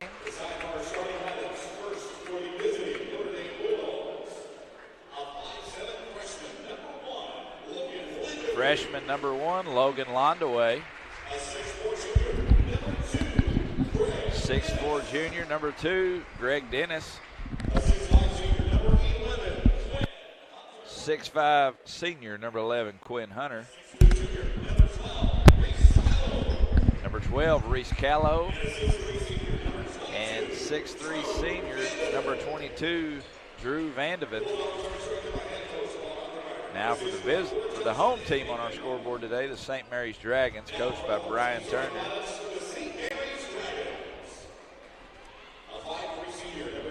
5'3" senior, number 0, Cameron Taylor. 5'7" senior, number 2, Noah Johnson. 6 foot junior, number 4, Khalil Boyd. 5'10" senior, number 10, Malik Dennis. And that'll round out the starting lineups here.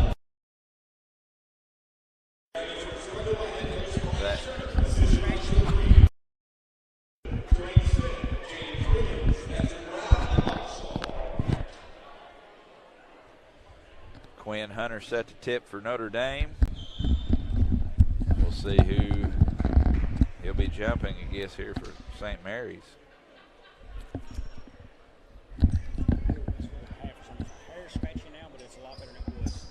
We're having a few microphone difficulties up here, but we're ironing them out. We're going to get set to bring this ball game to you. Luke, I finally feel like I got my head on straight. There you go. Now we can hear each other. So jumping for St. Mary's, Khalil Boyd, 6 foot junior versus 6'5" senior Quinn Hunter. Jeremy Siebert with the tip. Possession game by St. Mary's, number 2, Noah Johnson. He'll bring it across half court. Started closely by Logan Londaway. Working around up at the top of the key. Down to number 0, Cameron Taylor. Down to the corner, number 4, deep three-pointer, no good. Rebounded by Van Deven. Right there, you know, Luke checking that out early. St. Mary's seems to have good ball movement. Notre Dame will have to be on their toes to get out there and defend those shots. St. Mary's had good ball movement. They seem to be patient on offense. Got a good look, wide open shot there in the corner, just didn't fall. Turned over there, picked up by Malik Dennis, ahead to Noah Johnson. Surveying the floor, Notre Dame in a 2-3 zone. Over top of the key. Still patient, working it around, corner 3, up, no good, rebounded by Hunter. Quickly advances the ball up the floor. Up top to Londaway. You know, look, again, another wide open 3 look for St. Mary's that Notre Dame will have to adjust early in this game because those shots will fall at some point for them. Eventually they'll fall, and that's the second unforced turnover there by Notre Dame. That ball, I think he thought the referee was one of his players. It was just passed out of bounds, attacked into the paint. Back again, another corner 3, up and no good. Rebounded there by Greg Dennis. Ahead to Londaway. He attacks. Up, no good. Rebound. Comes down with Dennis. Dennis up and in. First bucket of the game, Greg Dennis. Notre Dame extending that pressure out in a 2-2-1 full court press. Noah Johnson pass half court. Drive to the hole. Up and in. Nice attack there by Khalil Boyd. Look right there. Notre Dame's got to defend that right there. Van Deven, I believe, he looked for the charge, and you got to get your hands up in a guy's face. He let that layup happen way too easily. He did, and they extended that pressure, and they just knifed through that press pretty easy there. We're going to have a timeout here by by Notre Dame. We're going to take a quick timeout, and we'll be back in a few.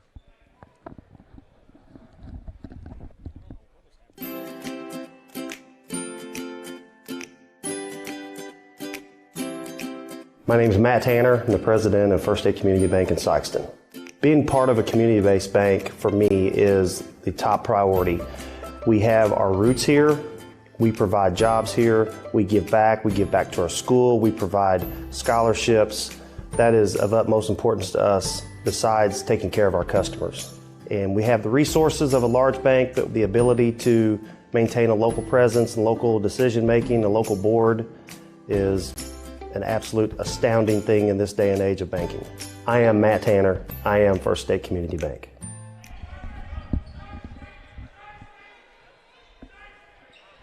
Welcome back here to Charleston High School as St. Mary's and Notre Dame battle it out here at six-man shootout. There's a turnover taken down the lane. That's going to be a foul.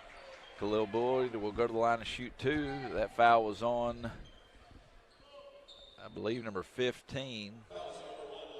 Oh, number 1, Logan Londaway. Good defense there, St. Mary's. Probably should have spread the floor a little bit more as they was going in for a layup attempt. Could have had that guy trapped for an easy two and the foul maybe. That's right. You know, well, they're calling that on the floor. But that's 3 turnovers early on here by Notre Dame. They're kind of being a little lax with their passes. But you can expect that here early on a Saturday morning. Saturday afternoon now, but that's a shot up by number 11, Quintrell Leonard. That knocked out of bounds by Notre Dame. It'll stay here with St. Mary's. 5:44 left on the clock. Score tied 2-2. That'll be passed off the foot of Greg Dennis, staying here again with St. Mary's. Passed inside. They're working around the top of the key. Notre Dame still in a 2-3 zone. St. Mary's very patient on offense. Sending cutters through the high post. Working it around. Looks like Notre Dame's getting out and covering that corner shot now that St. Mary's had 2 or 3 wide open looks from the corner early on, but they're covering that a little bit better now. Turnover, Dennis gets it. And that'll be a foul on number 2, Noah Johnson. That's his first, team first. Right now for St. Mary's, you know, just watching early going, watching the movement. When they send cutters, the cutters need to cut hard because the high post is there, but they've got to cut hard and get to it quick. There's shot opportunities on the floor for them right now. There is. If you're going to cut, you definitely need to cut hard and make the defense pick up. Knocked out of bounds. That's staying here with Notre Dame. Cole Brudenman. That's a shot opportunity missed by Notre Dame there. Nice block there by Khalil Boyd.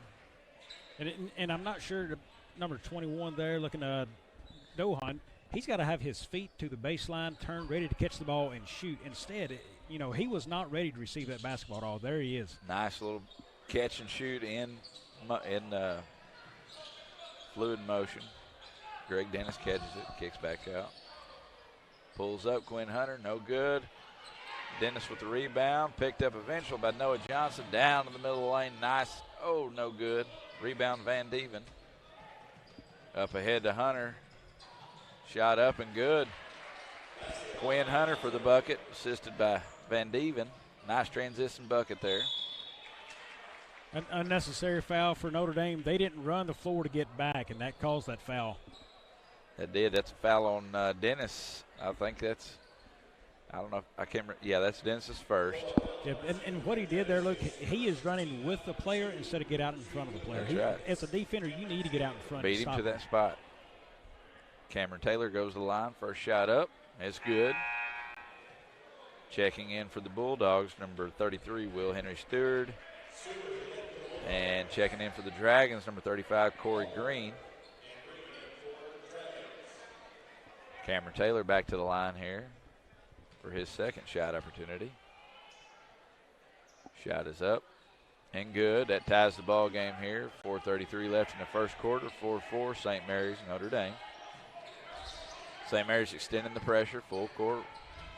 1-2-2 press. Over to Van Dieven, down in the corner to Dohan. Dohan for 3, and good. Caught the ball in rhythm there, Bobby, and nice little three-point bucket. And that was an area of the game that I wondered how Notre Dame would be, is getting it up the floor and pressure. They handled it there. They handled it well. They found the open man in the corner, and earlier you were talking about Dohan needed to catch that ball in rhythm and be ready to shoot, and right there he was. Yes, he was. St. Mary's gets the ball after a foul on Stewart. Third team foul for Notre Dame, knocked away by Hunter. Corralled by Boyd. Notre Dame working the zone. St. Mary's still patient on offense, setting cutters to the high post. There's a cutter. Notre Dame doing a better job covering the corner there. Nice take, good attack. Up top to number 2. Johnson drives up, no good. Eventually taken down by Stewart, and they're going to have a foul here on, that was on number 20, Eric Walter. That's the second foul on St. Mary's. Quinn Hunter will take it out of bounds here. St. Mary's still extending the pressure full court. They knocked it out of bounds. It's going to stay with Notre Dame. Keeping the pressure on. Three-quarter court. Nice defensive pressure here by Noah Johnson. But he's going to get called for a foul. But got him with a body. Third foul on St. Mary's. That's his second foul here. That's 2 fouls on Johnson now here in the first quarter, Bobby. That's something to watch. And Luke, watching what's coming in and out of the game right now, St. Mary's, they seem to be a little thin right now. They need some bulk and body to match up. They do. They're very undersized compared to Notre Dame. They attack the boards well, but they're very undersized. Notre Dame attacks, turned over. St. Mary's heads the other way. 0-0 pulls up for 3. Rolls around. Reese Callow with the ball. Bernigan attacks through the lane, up and good. 2 points. 9-4 Notre Dame here. 3 minutes left. Davis brings it across the half. Over to Cameron Taylor. They work it around the top of the key. Khalil Boyd in the high post. Right there to the high post. Get it to him quick and let him put it on the floor. Spin move, something, get around his man. Another corner 3 for Boyd. It's up, no good, brought down. No good again. Stewart eventually pulls the rebound down. Up ahead, Notre Dame in the move. Quinn Hunter attacks. Up and good. 2 points, Quinn Hunter. We saw Quinn Hunter have a really good SEMO conference tournament early on, and he's having a good game so far here today too. He is big presence. He can jump. He can move with the basketball in his hands. He's going to cause them problems this game, Luke. And, you know, right now, I think for St. Mary's, just watching a little bit of this game, they need to turn up the heat on defense and pressure that basketball early. Don't let it get into a half-court game because you're so undersized against this team. That's not a favor for St. Mary's right now. I think defensive pressure, steals, getting up on their man, causing a turnover is where they need to climb back in this game in a hurry. That's exactly right. And they're struggling on offense right now. We've got them for 1 for 12 from the field. And they're going to have to start making some shots here. This thing can get away in a hurry. Yeah, and when you're not hitting shots from the field, boy, the easiest shot you can make in the game is a layup. That's exactly right. Get a steal, get a layup. That's what you're saying. Catch it, transition, and go. Notre Dame extends that pressure to a 1-2-2, three-quarter court trap. Cameron Taylor brings it across the court, down to Spahn. Work it around. A little bit of size in the game now with Leonard in there, number 11. Leonard brings a little bit of size to the undersized St. Mary's Dragons. They've got 5'3" and 5'7" in the lineup right now. And the 5'3" player we're just talking about attacks.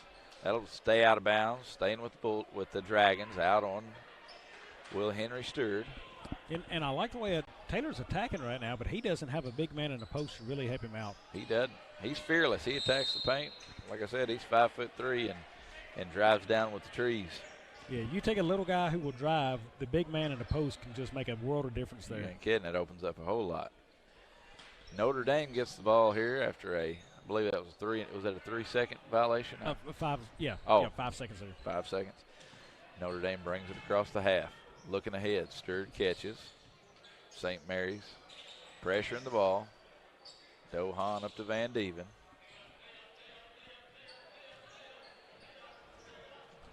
Brock Clifford checking into the game earlier. 3-point shot, Dohan, no good. Brought down by Cameron Taylor. Takes it to the other end. 3-point shot up, no good. Rebounded Reese Callow. Callow takes it down, drives to the lane, up, no good. Clifford with the rebound, gets blocked by number 11, Quintrell Leonard. Up and in. There's that deuce. There's that transition bucket that they needed to get. Here's where they need to turn up the pressure right here. Karen Spine with the bucket. Dohan brings it down the court. St. Mary's pressuring the ball. Skip pass over to Van Dieven. He's watching. Drives to the paint, out to Dohan. Stewart drives, pull-up jumper, up. No good. Good rebound there by Clifford. Back out to Van Dieven. 3-point shot, up and good. 11-6 Notre Dame. Cameron Taylor brings it across the half. Notre Dame still in the zone defense. Trying to make something happen here. Drive to the lane. Kicks out. One more pass, he'd have had that. Yeah, that's poor court division. He's got to see the floor a little bit better. He's got to know where that guy is to get it out of there. Knocked away by Clifford, brought down by Stewart, up ahead to Van Dieven. 12 seconds left on the clock. They're going to hold the ball for one shot here. 14-6 Bulldogs, 5 seconds remaining in the first quarter. High ball screen, Van Dieven comes around, back up top to Clifford. Shot is no good, and that'll be the end of the first quarter here at Charleston. Notre Dame leads the St. Mary's Dragons 14-6, and we'll be right back. What makes a credit card great? A full-service credit card from your hometown bank. Introducing First State Bank and Trust credit cards. Local decisions and personalized support from the FSBT team you already know and trust. Plus, the convenience of managing your card with FSBT OneView Digital Banking makes it an obvious credit card choice.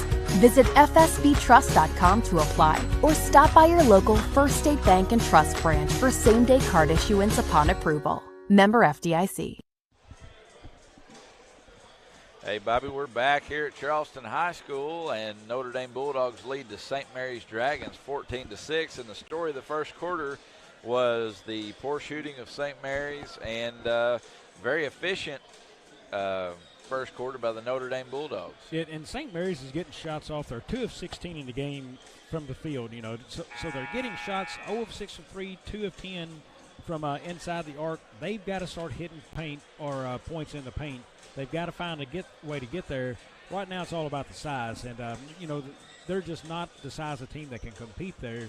Meanwhile, Notre Dame is 6 of 13 shooting and 4 of 7 from inside the arc and 2 of 6 from outside. But Quinn Hunter has been the guy leading them this way. 7 points already in the game just the first quarter.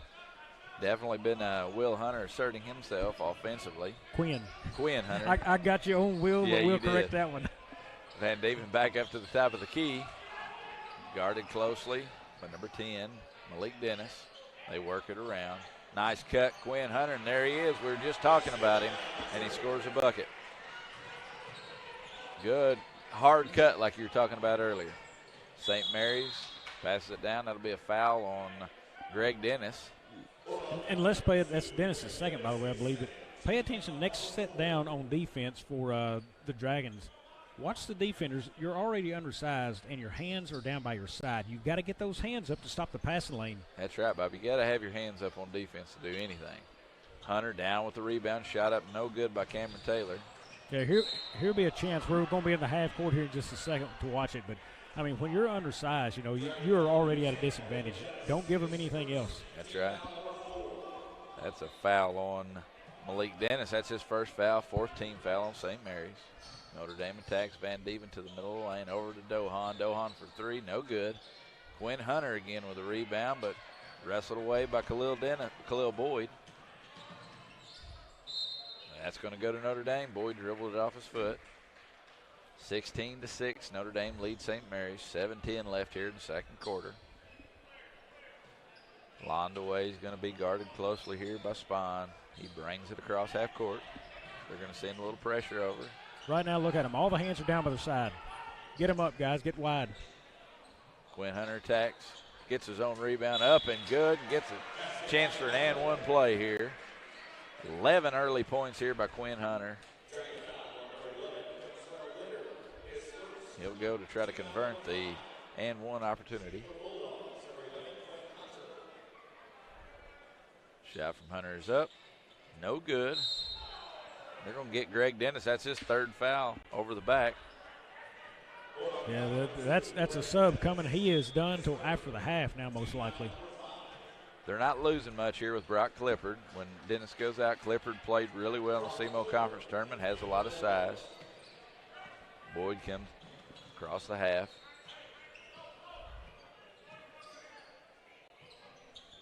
Over to Cameron Taylor. They work it around the top of the key. Notre Dame making them move the ball, staying put on the defensive end. Cameron Taylor drives. Shot up, no good. Hunter with another rebound. They're going to get Cameron Taylor here with a reaching foul. Not a bad look for St. Mary's there. They got it to the elbow. They got it inside the arc there. They just got to knock that shot down. They got to knock it down. They got to. Here comes the big boy into the game here. Stewart gave him some good minutes earlier on. I'm sorry, I don't have a number for number 40 on the St. Mary's Dragons there. Yeah, we don't have that in the book. We'll check the program here in a minute and see if we can clarify who that is. Big kid with a lot of size, so. Van Dieven drives. Hunter gets it. Hunter surveys, drives, goes to the line, gets fouled, and he'll go to the line to shoot two. It's been a whole lot of Quinn Hunter here early on, Bobby. It is, and he has been a highlight player this year for Notre Dame. Team foul number 7 on St. Mary's. Hunter will go to the line. First shot is up. No good. Really interested a couple of weeks from now, or not this coming Tuesday, next Tuesday, Notre Dame Bulldogs will be at Dexter, Missouri, taking on Dexter. That's going to be an interesting matchup, I think, because Bulldogs seem to be strong down low with Hunter, and Dexter has struggled in the post this year defensively. Then you look at Dexter, they've got a strong guard, Cole Nichols. Interesting how that one's going to turn out, I think. It'll be an interesting game, to say the least, because Dexter's been playing real well here of late. Notre Dame has had some ups and downs, but they seem to have, steered the cart back in the right direction. St. Mary's works it across the top of the key. Notre Dame still in that little 2-3 zone. It's working well for them right now. I don't know why they'd switch. And look, there's a cutter right there, and they missed him. Number 3 come right through the lane. You got to give it to him. Let him go one-on-one or kick it back out. Just like that guy, he caught it, but up and no good. Stirred with the board. 19-6, Bulldogs lead the Dragons here. 5:31 left in the second quarter. Quinn Hunter drives to the bucket, up, and offensive foul, Quinn Hunter. Nice defensive play by Cameron Taylor. He stayed there and took the contact from the bigger Hunter, and good defensive play. Team foul 6 on the Bulldogs. 2-2-1 full court press here by Notre Dame. Taylor dribbles right through it. Good pass. 3-point shot up and in. Quintrell Leonard. Now that's good court vision. Drove to the lane, made the defense come in, kicked it out to the wide open 3. Exactly. Moved the ball, and they got to hit the shots. That brings the score to 19-9. Van Dieven brings it across the half. Picked off by Taylor. Taylor attacks. Down to Spahn. Back to Taylor. 3-point shot up. No good. Knocked away by St. Mary's. Notre Dame basketball.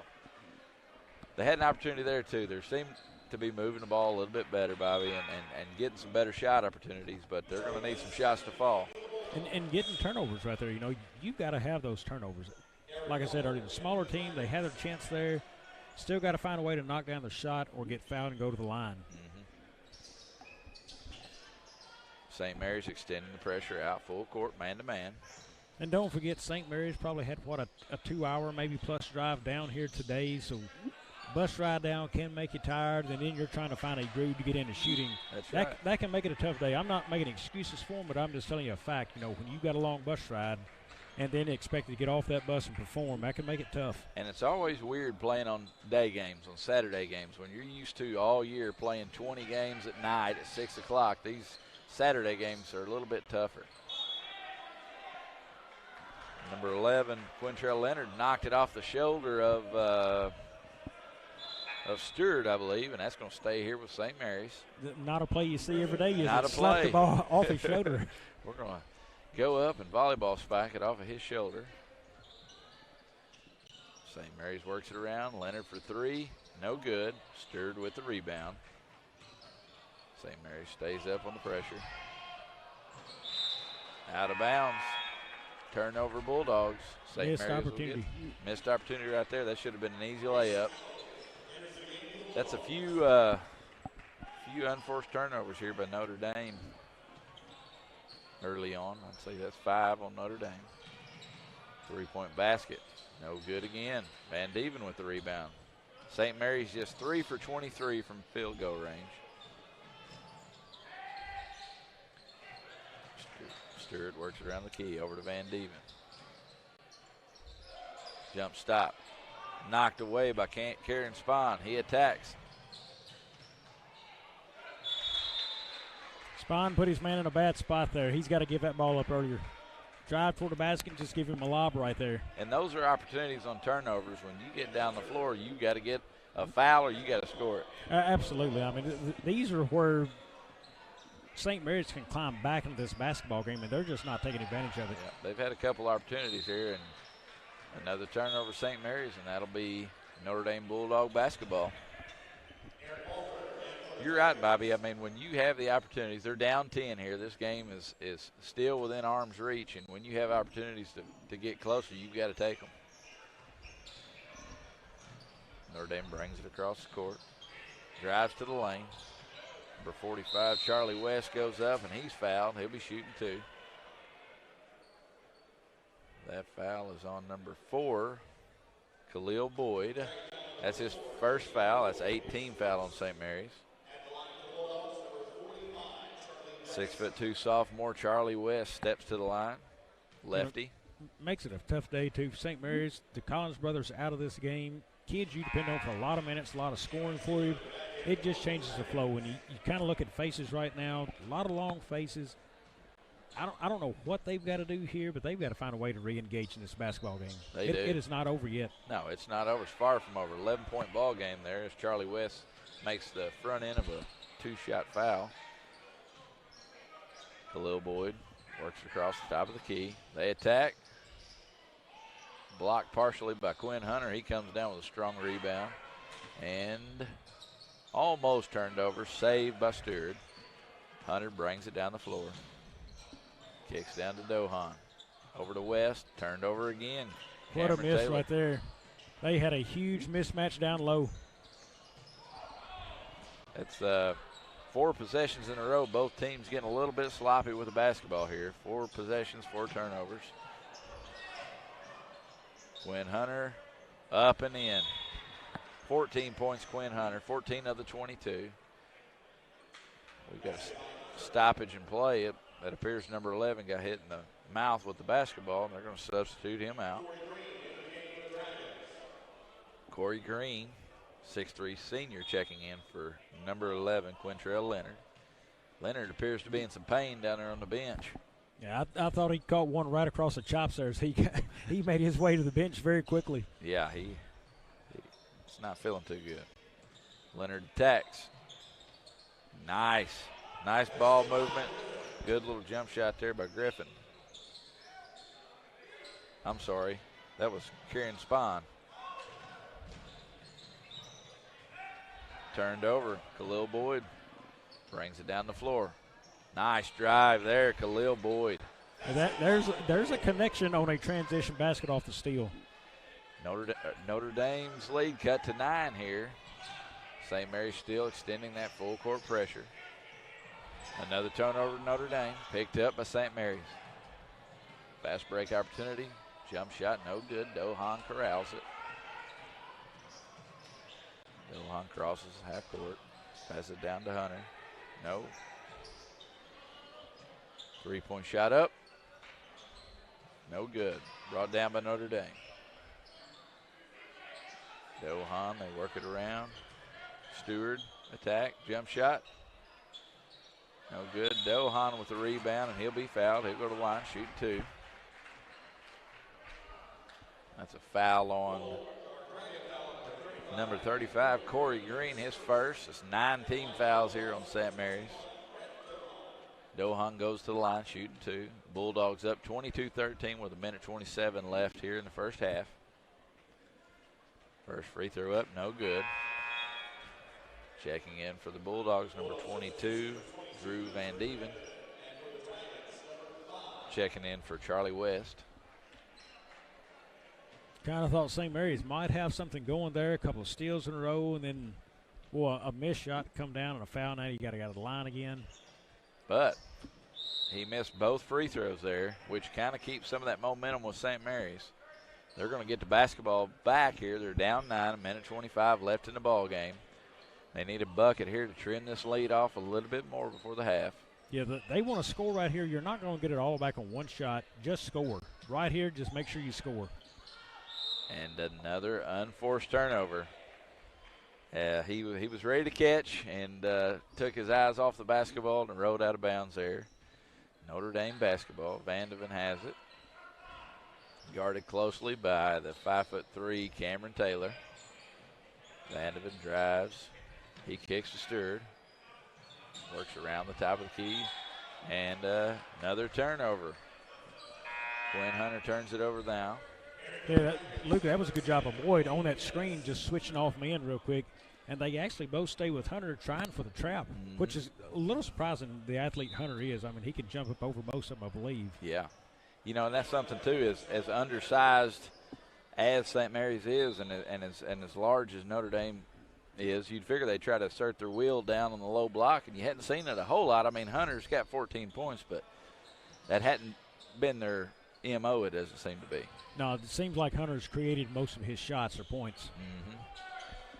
If you're St. Mary's here, you want to try to get the ball in the hands of Khalil Boyd. There he is. Boyd up. No good. He's short. Down by Hunter. It's knocked away. It's going to stay Notre Dame Bulldog. 38 seconds left. Same score, 22-13. Notre Dame leads St. Mary's. Definitely a chance. St. Mary's needs to come up, try to get a trap or a turnover on a bad pass. Just don't get beat in the backcourt. Don't let a guy get deeper than you. That's right. Hunter flashes. He catches it. Clifford catches down low, and he's fouled. That's going to be on Boyd. That's his second, I believe. That is the 10th team foul. 6'5" junior Brock Clifford stepping to the line.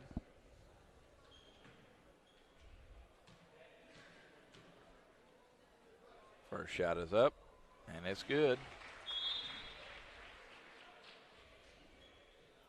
Watching how this is playing out, 10 fouls in the first half for St. Mary's. That is going to catch up with him in the second second half at some point, Luke. Yeah, you got your main guys there like Boyd picking up his second foul late here in the first half, and that's something to watch going into the second half for sure. St. Mary trails by 11. They bring it down the floor. 26 seconds left on the clock. They work it around the top of the key. Notre Dame still in the 2-3 zone. Smart basketball here. Only one possession. Save for the last shot. You either score or you go in down 11 right now. Taylor drives. Shot is up and good. Nice attack to the basket there by Cameron Taylor. And that's exactly what they needed to cut the lead to 9. It's halftime here at Charleston High School. We'll be back in a few. We're for agriculture. For growers, doers, whatever it takers. We're for doing things with purpose. We're for the little guy with big guy dreams. We're for agriculture. We're for you. Nutrien Ag Solutions, leading the field. The Stoddard County way of life to me is about God, family, and American freedom.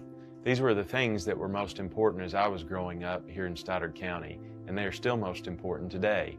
It makes me proud to say that Stoddard County is my lifelong home. My wife Lisa and I are residents of Dexter, and the roots of our family tree run deep in Dudley, Essex, and Puxico. These are the places that my great-grandfather, my grandpa, and my dad all farmed and worked the land. I love agriculture, but I chose a different path. Law practice is a great fit for me because I am passionate about liberty and justice and service to others. In law school, I focused on criminal law. I began my legal work experience with my father-in-law, Jasper Edmondson, who was a criminal defense lawyer in our area for 5 decades. I also gained legal experience working for the Missouri State Public Defender's Office. For the past 2 years, I've been working at Mayor Law Office with Dustin Mayer, who is a former assistant prosecutor. Since passing the bar exam and obtaining a law license, I have handled criminal cases in 7 different counties in southeast Missouri. Representing people and their constitutional rights in the courtroom is something I truly love doing. And now I want to do this as the next Stoddard County prosecuting attorney. On my mom's side, my grandfather was a police officer, a criminal justice professor, and a city judge. It was from him that I learned about the importance of backing the blue and taking a stand for what is right and just. From all members of my family, I've learned work ethic, humility, and professionalism. Those traits and real support for law enforcement are what is needed in government today, especially in our prosecutor's office. The campaign I announced recently is about justice for all and the best public service to everyone. As the next Stoddard County prosecutor, I promise to back the blue and be tough on crime full time. I will be a passionate, professional, public servant. In the time before the Republican primary election on August 2nd, I intend to meet as many of you, the good citizens of Stoddard County, as possible, and I hope to earn your vote. Thank you.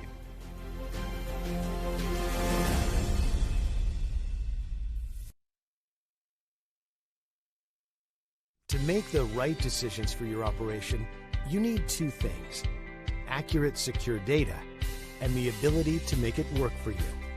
Introducing Afs Connect Advanced Farming Systems from Case IH.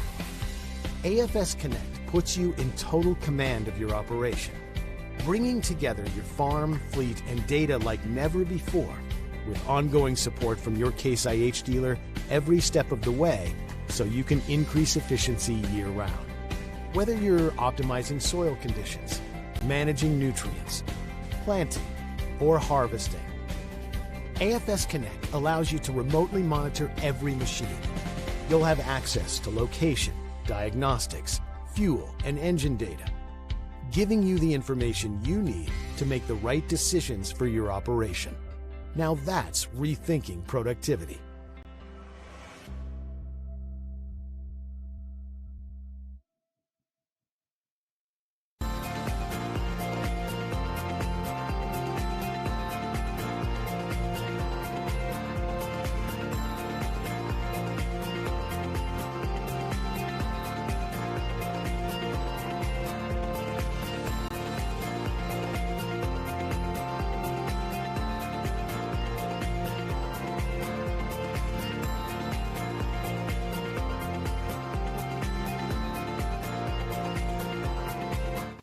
Juju Promotions in New Madrid is your one-stop shop for all your personalized merchandise.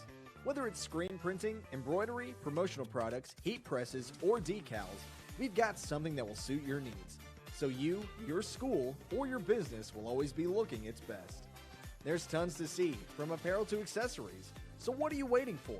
Stop into Juju Promotions today in New Madrid, Missouri. And don't forget to like us on Facebook.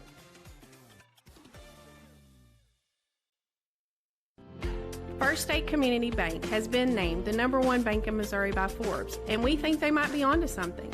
When it comes to banking, we've always said that people should come first, and we hold true to that idea. Opening an account has never been easier. You can even do it online. We want our community to thrive, and that's why we put it in our name. So come bank with the certified best at First State Community Bank, serving our community because it's who we are.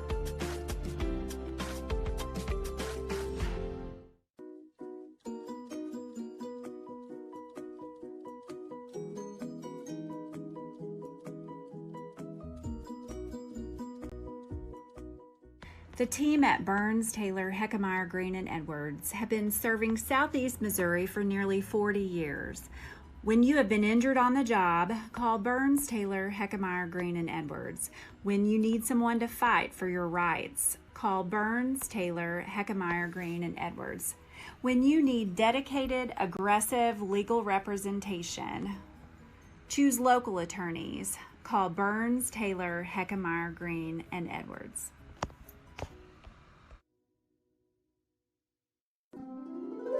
What is Southeast Missouri? Let's try this again. You are Southeast Missouri. You make Southeast Missouri what it is. And Southeast Missouri is who we are. It's in our name. It's in our past. And with you, it's our future. Welcome home. First State Bank and Trust is more than just products and services. We're there for you for your first paycheck, buying a home, opening a small business, starting a family, or planning to retire, and everything in between. We're the local bank you know and trust for all of your financial needs. Visit fsbtrust.com or stop by your local First State Bank and Trust to explore all of your financial options. Equal housing lender, member FDIC.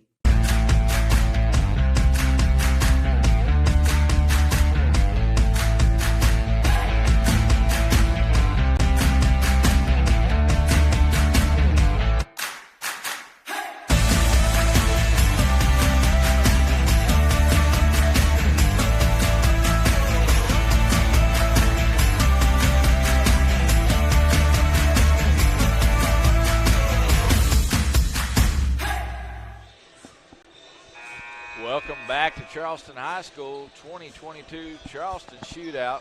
The Notre Dame Bulldogs are leading the St. Mary's Dragons 24-15. Quick reminder that this game is brought to you by C&S Cleaning Supply for all your commercial supply needs.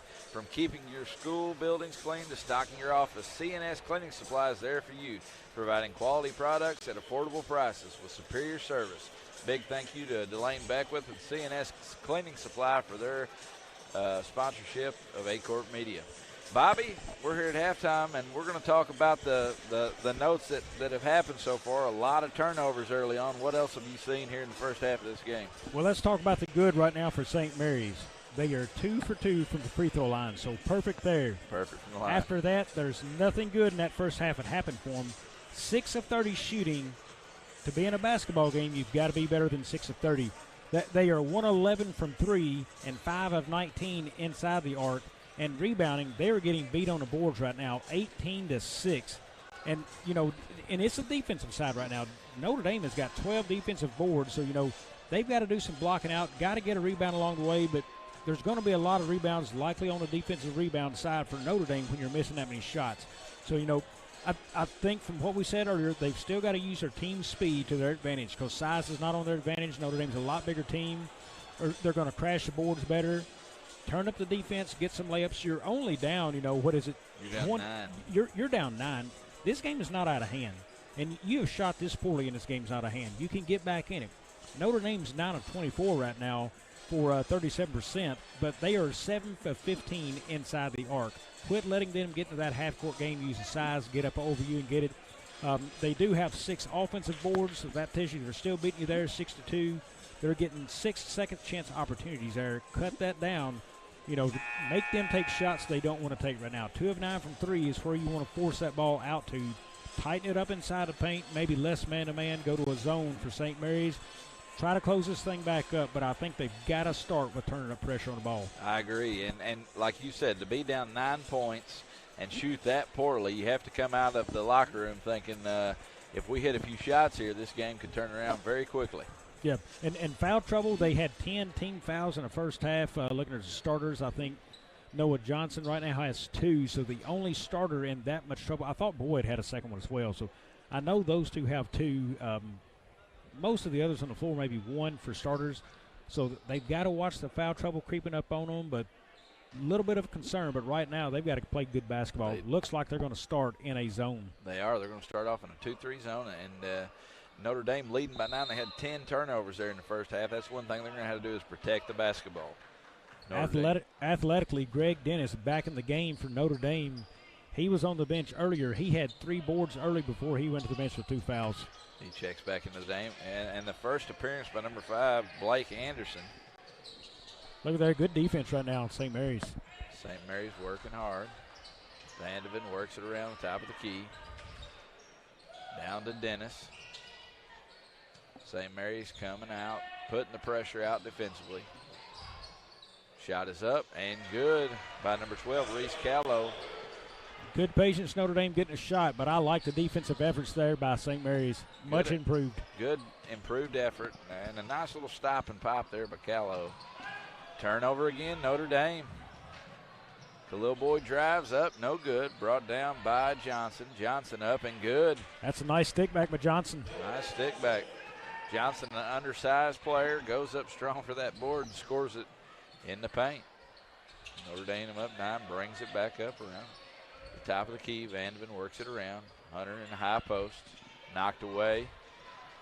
Brought down by Taylor. Taylor drives up and good. Cameron Taylor. They've already forced 2 turnovers this half right here. Defensive pressure. They're extending that pressure out full court.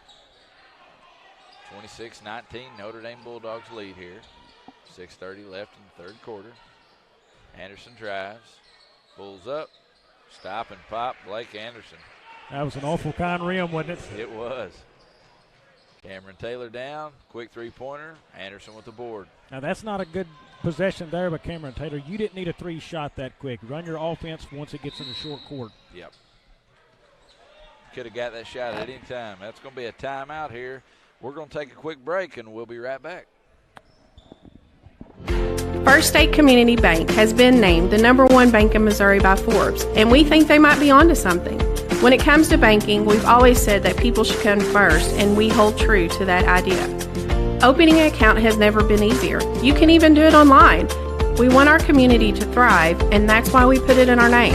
So come bank with the certified best at First State Community Bank, serving our community because it's who we are.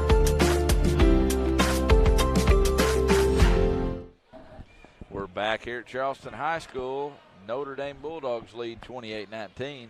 Luke, I want to expand on that where I said it's a bad shot right there on that 3. They're 1 for 12 in this basketball game shooting 3, St. Mary's is. He rushed down, took a quick 3, so his 1 of 11, that was 1 of 12 after that shot. You know, that's a shot you're not hitting right now, and it's a low percentage shot anyway. Just not possession they need to get back in the game. But look at their defensive pressure. I mean, they are finding themselves pushing Notre Dame to areas they do not like right now. That's right, and that's another turnover by Notre Dame. That's 3 here to start the third quarter. 13 in the game. And those turnovers are keeping St. Mary's in it. And like you said, the defensive pressure is a big part of it. Boyd kicks it to the high post. Nice ball movement. Look there, and that's in the paint. They ran offense, just good, smart basketball. Kicked it to the high post. Walker cut to the paint, caught it, put it in. 2 points by Eric Walker. Extending that pressure out again. They're going to try to get some turnovers here. Vandeven has it, top of the key. And they're trying to expose right now. There's the 3-point shot. They're trying to expose Notre Dame, and what I think is one of their weakest parts of the game is ball handling. Mm-hmm. That's right. Notre Dame in the 2-3 zone after the 3-point basket by Callow. Extends their lead to 10. 5 minutes left here in the third quarter. St. Mary's patient on offense. They're going to work it around. Boyd catches on the low block. Good cut again. Knocked away by Stewart. Fast break opportunity here by Notre Dame. And Callow up and in. 7 points to start the third quarter by Callow. He's kind of picked up where Quinn Hunter started. 33-21 Bulldogs. Turnover St. Mary's. Vandeven take it out. Kicks it up top to the hot hand. Down to Quinn Hunter. He shoots a jump shot.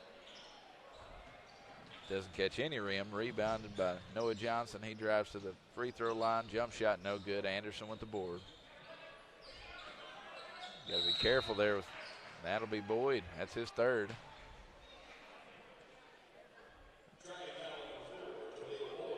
Boyd got a little physical on that play, and they kind of let him play, and he kept going, and he picked up his third foul there.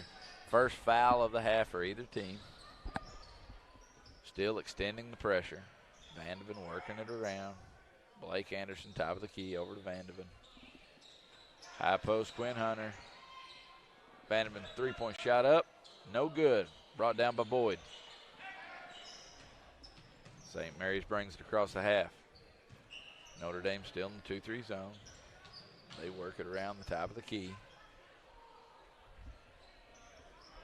Interesting, they hadn't gone back to that high-low set as much yet, and that's where they got a beautiful score just a couple of possessions ago.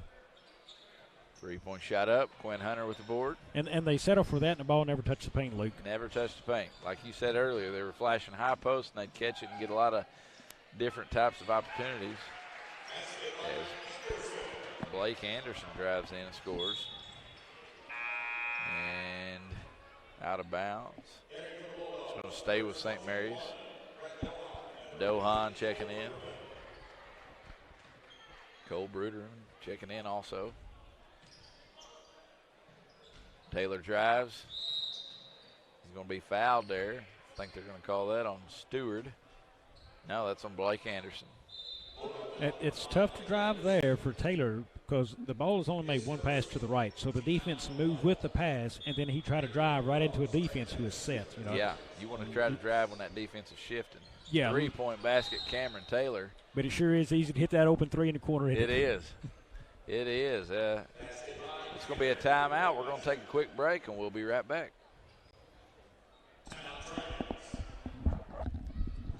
In a very short period of time, we've experienced amazing growth and success at Southeast Orthopedics and Sports Medicine. And through it all, we've had only one goal: to get you back to life. And when things get better, when you feel better, we'll be right here to cheer you on. Southeast Orthopedics and Sports Medicine, always by your side. Welcome back to Charleston High School. 3 minutes and 28 seconds left here in the third quarter. Notre Dame Bulldogs lead St. Mary's Dragons 35-24 after a three-point basket by Cameron Taylor. And Bobby, Reese Callow came out of halftime and hit a three and a couple jumpers, and he's really been the offense for Notre Dame, and Taylor's come alive here for St. Mary's, and they're going to still need to extend that pressure out a little bit. Yes, St. Mary's needs to stick to the game plan right now. So you were down 9 going into half, or coming out of half down 9. You're only down 11 now, so that's one basket's difference. Keep the pressure up, stay with your game plan, get yourself for the fourth, and try to cut this to a single-digit lead. Notre Dame brings it across the key. Top of the key down to Anderson. Trap. And another turnover. Notre Dame Bulldogs, that's 16 turnovers. Yeah, and every time St. Mary's decides to turn up the defensive pressure, turnover. So I really believe they could cut this down to realistically a 7 to 6 point game by the fourth if they stay after them here. They have to capitalize. They have to start scoring some buckets here. But you're right, their defense is keeping them in it. Cameron Taylor works it around. Boyd flashes high post. Notre Dame stays put in the 2-3 zone. Taylor down to Boyd.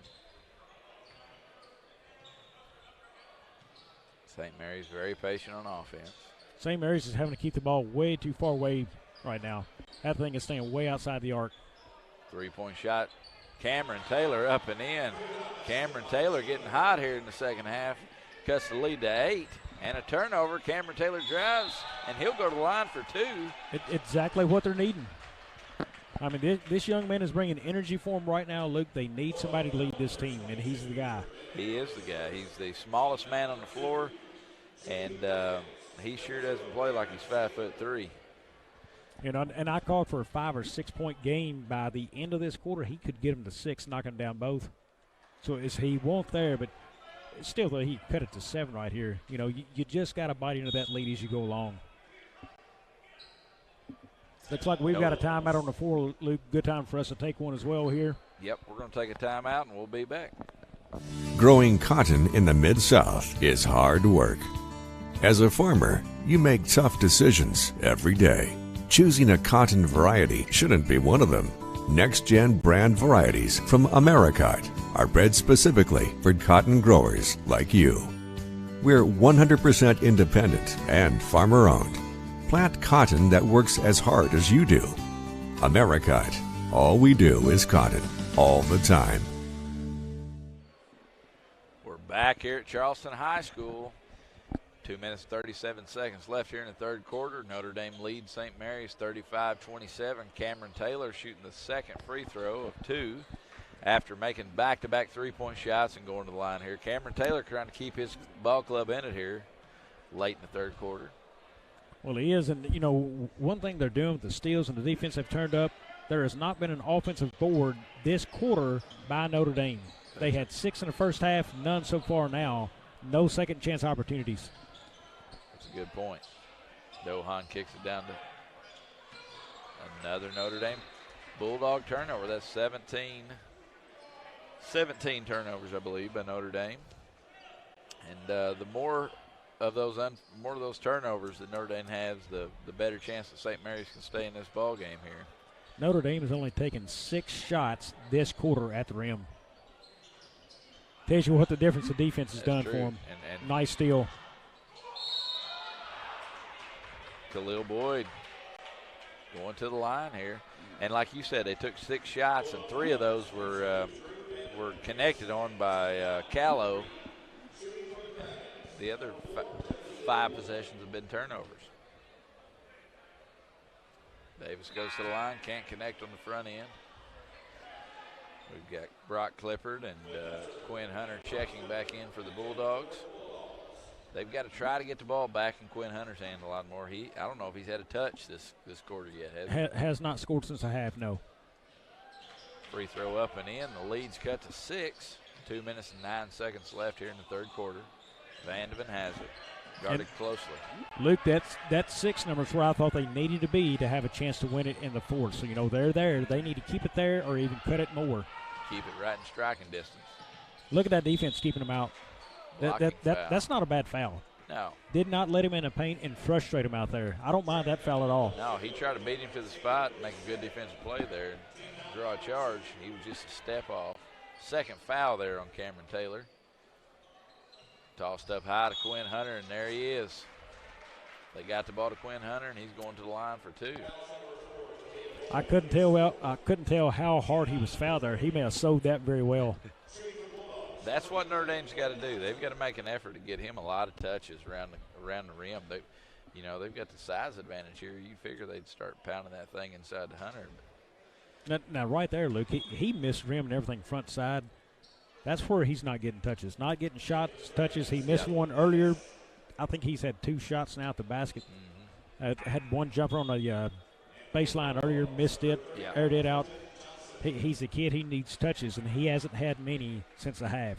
Yeah, he's plus he likes to catch that ball in rhythm and on the move, and they're going to have to start pushing that ball up down the floor a little bit. But they lead here by 7 with 1:50 left in the third. Noah Johnson brings it across. Cameron Taylor, the hot hand of the quarter here for the Dragons, has it at the top of the key. Sizes up the defense. Taylor moves well without the basketball.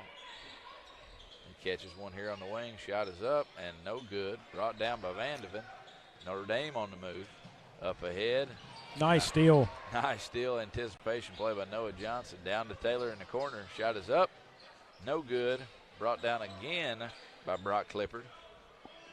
Notre Dame advancing. Start walking the ball at the floor.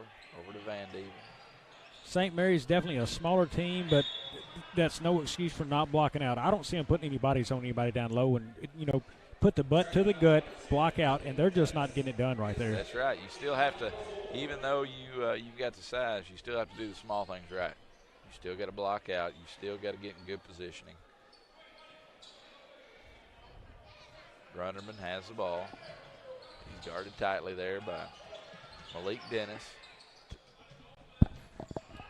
Clifford has it in the corner. Picked off by Cameron Taylor.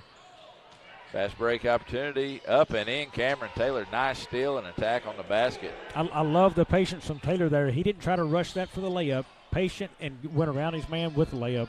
That's 15 in the game for Taylor. 38 seconds left here. Notre Dame up 36-31.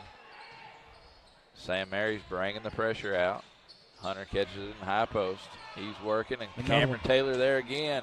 Picks it off up ahead to number 3. He lays it up and in. Karen Spahn. How about this? They have got this to a 3-point game. 3-point ball game here, and it's all been on the shoulders of Cameron Taylor, coming up with big steals and big shots. And I know we can't get the camera maybe as tight as we'd like to. But watch the plays. When this pressure is coming from St. Mary's, watch the eyes of the Notre Dame ball handlers. They're straight to the floor. They're not comfortable handling the basketball with pressure in their face. That brings us to the end of the third quarter. Notre Dame Bulldogs lead to St. Mary's Dragons, 36-33. We'll be back.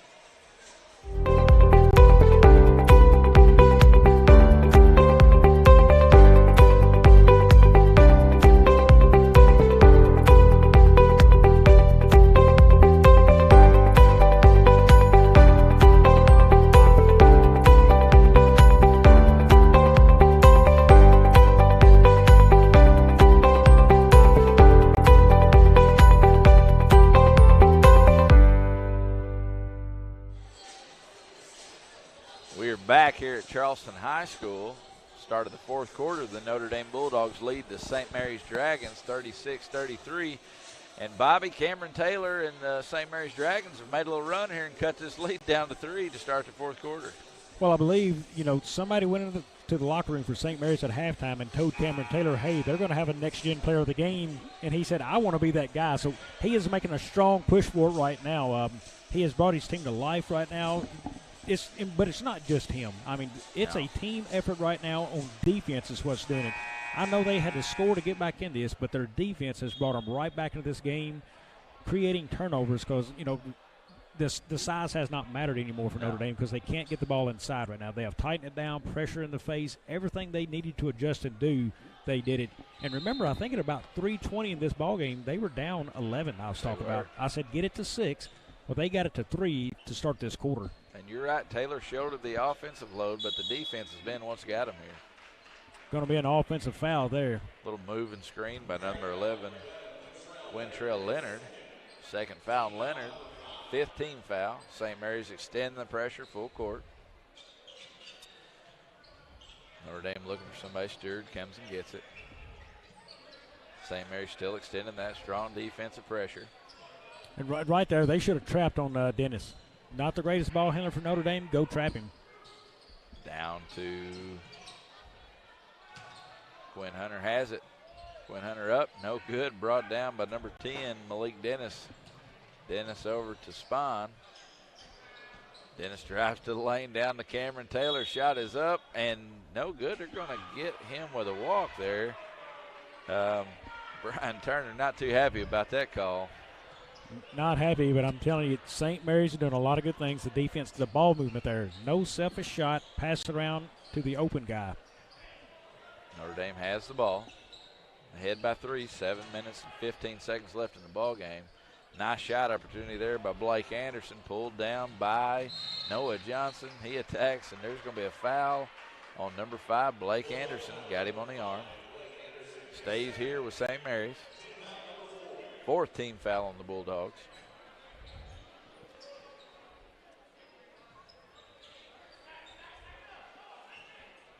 Setting up their offense. Coach Brian Turner yelling out the plays. Catches it in the high post. They're going to work it around. Very patient here on offense. Notre Dame still in the 2-3 zone. 3-point opportunity. Shot up, no good. Quinn Hunter with the board. He's going to bring it down the floor as he's guarded by Karen Spahn. Spahn's had a good game defensively, too. He's been hounding these guys. Hunter up and good. Coast to coast, Quinn Hunter. Hunter said, not so fast, Mr. Taylor. I want that award, too. That's right. Quinn Hunter says it's time for me to start asserting my will again. That's 17 in the game for Hunter. He took that coast-to-coast off the rebound. He saw what his team needed. Yep. He put it on his shoulders and took it down and scored it when they needed a bucket. 17 for Hunter on the game. And for the Dragons, they need a score and be able to set up the defense right off that score. They do.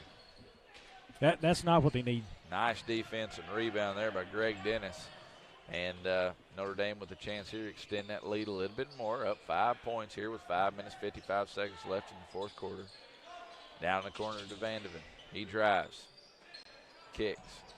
Quinn Hunter, oh, nice hands there by number 3, Carrion Spahn, breaking that play up. He brings it down to the other end. Cameron Taylor has it. Sizing the defense up. He drives to the hole, kicks it out. 3-point shot up. Draws no rim. Rebounded by Quinn Hunter. He turns it over, back down to Taylor. Taylor drives, stops. Blocked out of bounds by Quinn Hunter. Series of events there where they're not taking care of the basketball again. Yeah, the turnovers for Notre Dame has been amazing, you know. And if I'm the competition that's going to play Notre Dame coming up, I am keying on this game right now. You haven't got to be a big team to compete with Notre Dame. No, you've just pressure the basketball. Pressure the basketball. And if you're Notre Dame, you have to take care of it. Make better decisions with the basketball. Very big hole right there in the paint where Boyd was stepped up.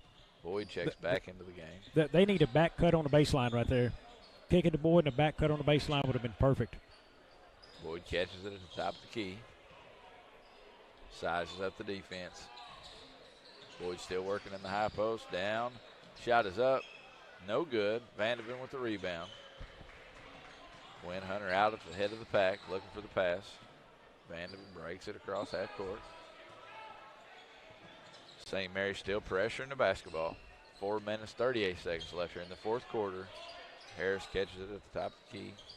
Down to Hunter, over to Stewart. 3-point shot up and good. Will Henry Stewart. Nice offensive possession there from Notre Dame. That's what they needed. They needed to calm this storm down and hit a shot. 8-point ball game here. 4 minutes and 16 seconds left here in the game. Well, they're going to have to hit them from there because all 5 players for St. Mary's on defense were in the paint. They were. They were packing it in. That's a fourth foul. And Luke, right now, I think that's where St. Mary's has to stay. You know, if they don't stay there, make them take that shot. They're 4 for 12 right now shooting the 3 ball, which is not bad numbers, 33%. But, you know, I would rather take that than than Quinn Hunter inside off the glass. That's right. St. Mary's down by 8. 4 minutes left here. Notre Dame Bulldogs has the lead. Khalil, no good. Reese Callow with the board. He's hounded immediately by 3 St. Mary's Dragons. And it's going to stay here. That's going to be out of bounds on Khalil Boyd. Notre Dame retains the possession. Up 8. 3 minutes and 51 seconds left here in the fourth quarter. Hunter has a nice that's a hole. Nice seal there on the low block by Quinn Hunter. Easy to see when those hands come right up underneath him, both of them. Mm-hmm. But I can't blame him. He is on an island by himself right there. You've got to foul him. Yeah. Third foul on Dennis. It's a 6-team foul there for St. Mary's. Hunter goes up. Nice catch. And he's going to go to the line again.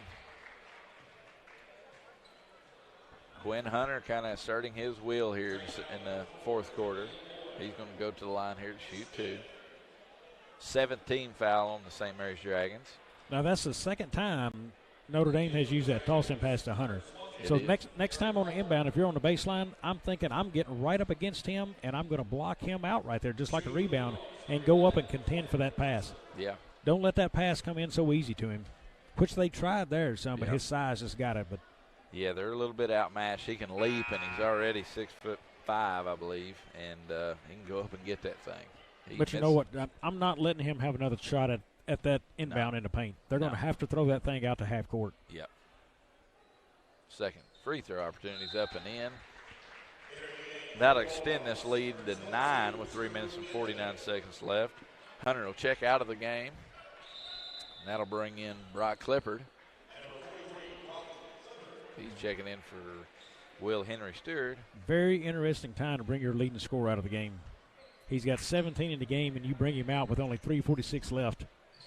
Yeah.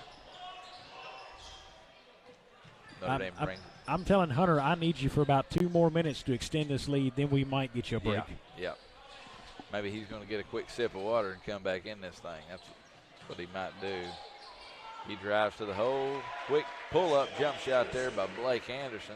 11-point ball game now with 3:23, and this thing has extended out a little bit here, Bobby, and Notre Dame playing much better on offense, getting some high percentage shots and knocking them down and limiting their turnovers. St. Mary's plays hard, though. They play very hard. Cameron Taylor drives in. No good. Pulled down there by Blake Anderson. And I imagine they're going to bring it down, set up a little offense. And nice play. Nice play there. Good hustle play, Noah Johnson. Nice hustle play, Noah Johnson. Well, at this point, I think St. Mary's is going to have to sell out to bring nothing but tough defense, get in their face, try to create as many as they can, because if you can't get turnovers here, this game is going to be over in just a few short minutes. That's right. 3-point shot up. No good. Brought down by Notre Dame. They bring it across half court here. Vandeven has it. St. Mary's still playing very hard. They work hard on defense, and kudos to St. Mary's. They played their tails off this afternoon. Absolutely. Ooh. That, nice drive there by Blake Anderson. He hit the ground hard after the bucket. Sounded nasty, but he got up and he's still playing. He did, and they're getting their points inside the paint right now for Notre Dame. That's going to be a foul on, I believe, Dohan. That is going to be on Dohan. Eric Walker's going to go to the line as they're down by 13. Eric Walker to the line. First shot opportunity is up. And no good. Checking back into the game is Quinn Hunter. Yeah, we have not seen the last of Quinn Hunter, have we? No, Quinn Hunter. He's going to check back in for a final ovation here. Notre Dame up 13 with 2 minutes and 4 seconds left here in the fourth quarter. As Eric Walker goes to the line. Doesn't catch any rim there. Big day on the boards for Notre Dame. 23 rebounds to St. Mary's 11. No, it's 29 rebounds to 11. Yeah. 23 defensive rebounds for Notre Dame. Major defensive or major rebounding difference there. As I think we've got a timeout by Notre Dame. We're going to take a quick break, and we'll be right back with your next gen player of the game.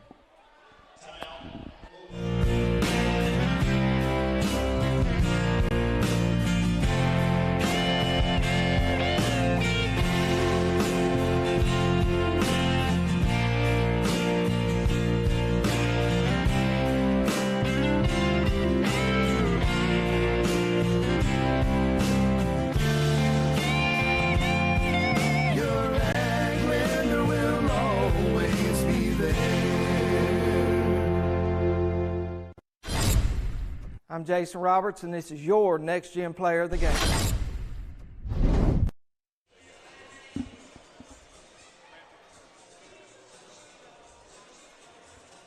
All right, Bobby, it's that time of the night where we're going to announce the Next Gen Cotton Player of the Game. Who do we have tonight? Well, it's Quinn Hunter, 18 points, 4 rebounds, and he had, I believe, 14 before the half, but when they need him the most in this quarter, he got a rebound, took it coast to coast, and scored because that game had tightened and felt like it was all of a sudden a St. Mary's game. Quinn Hunter put it right back in Notre Dame's game, and if something doesn't change in a hurry, will help seal the deal here as they're up 13. That's right. We'd like to give a big thanks to Next Gen for their sponsorships and Mr. Jason Roberts. They're big supporters of Southeast Missouri sports and athletics and all these high schools. So Next Gen Player of the Game, Quinn Hunter. Congratulations, Quinn. And they've got some kids, Reese Cowell, he has come in after the half, shot it well there too. Drew Vandeven, 10 rebounds in this game. A lot of kids contributing well for him, but it's been a Hunter kind of night. There's another rebound. It has. Quinn Hunter again. He's got a high motor. He's always attacking the glass, and he goes up strong. Night in, night out, he always seems to play hard. Notre Dame's going to keep the basketball, minute 47 seconds. And I can't say enough on how hard and how much effort these St. Mary Dragons have put up today. Like you said, they have their top two guards are out with injuries. and they still come in here and they're competing very, very hard this afternoon with a good Notre Dame Bulldogs ball club. And after a dismal first half, they could have tucked their tail at halftime and ran. They could. And they did not. They actually come out and close this game to a 3-point game. When I just told you at halftime, nothing had gone right for them. And they did that, kudos to this team, but they're undersized. Every night they know it's a challenge when they come to the gym. That's right. Clifford going to the line, misses the front end. He's going to shoot the second here. Yeah, they could have definitely laid down there after halftime. St. Mary's could have, and they came out and they wanted to fight and they wanted to get back in this ball game. And they did a good job. They put up a nice effort. Cameron Taylor, who shot the three right there in the corner, he really came out guns a-blazing. Yep, and talk about games. Our next game coming up, you do not want to miss Thayer and Sikeston. Thayer, one of the best teams around anywhere. I believe 19-1 on the season. They are a stout basketball team. They are, and I think that they are number one in Class 3 in Missouri.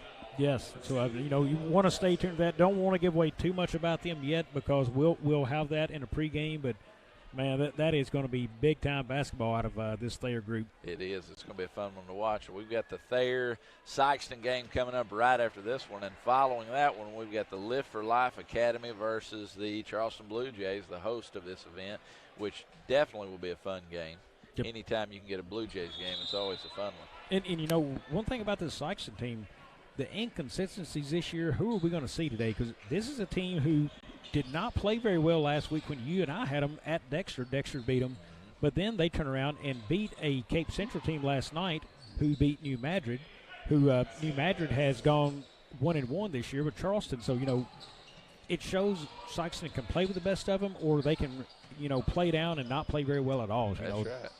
It could be like you said, who shows up for Sikeston? Oh, that's a charging foul. Cameron Taylor has his feet set, still playing hard here. 50 seconds left in the game. Nice defensive play there by Cameron Taylor. He's the smallest guy on the court, and definitely plays with a ton of heart. He sure doesn't. He doesn't realize he's 5'3", does he? No, he doesn't. Nice drive there, pulled in by Hunter. The next-gen player of the game, Quinn Hunter, with another rebound. Anderson's going to get fouled there by Cameron Taylor. Now, if you're at this point in the game, just kind of pull back. You're down 12. Just let them dribble this thing out. It ended 34 seconds left. I don't think there's any heroics going to be made. Make sure nobody gets hurt. Let's walk out of here and finish this ball game. Anderson's going to go to the line, shooting two. First shot is up and in. And who knows, if you don't give a basket there, you may get a turnover and you lose by 10 instead of 12 or 14. It just looks a tad better. Yeah, it does. It does. Anderson's second shot is up and in. It's 49-35 here with 34 seconds left in this ball game. Taylor has it. He drives baseline, kicks it out. Three-point shot up. No good. Quinn Hunter again with another rebound. Luke, real quick, I want to thank the folks from St. Mary's, the parents, the surrounding community there who tuned in today watching this broadcast. Also, the folks up from Notre Dame, Cape area, but thanks, everyone, for tuning in for this broadcast. Definitely. Thanks for tuning in. And again, we'd like to thank our sponsors for this game, C&S Cleaning Supplies. We appreciate their sponsorship, and we appreciate them being partners with Aycorp Media as Cameron Taylor finishes it off with a layup. Bobby, we're going to be back in just a few with another game. Notre Dame Bulldogs beat the St. Mary's Dragons 49-37. We'll be back with Sikeston Thayer in a few.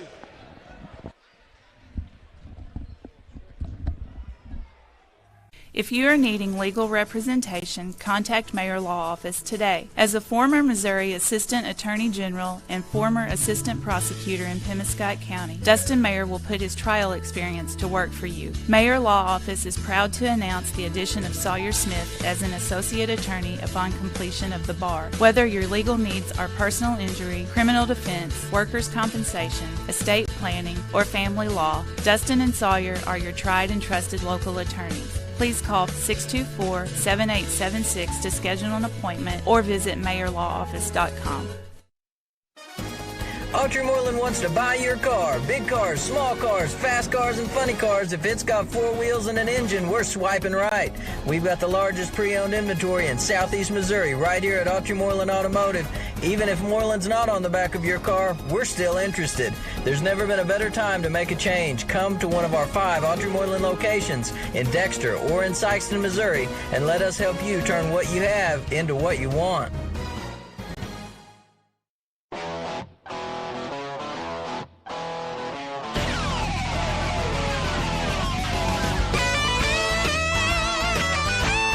We're right here at King Jerry Lawler's Hall of Fame Bar and Grill on world-famous Beale Street, and as you can see, oh my gosh, we have the best barbecue ribs in Memphis. Oh my gosh, the gumbo is out of this world, but you gotta try the King's Triple Decker Slam Burger. You'll love it.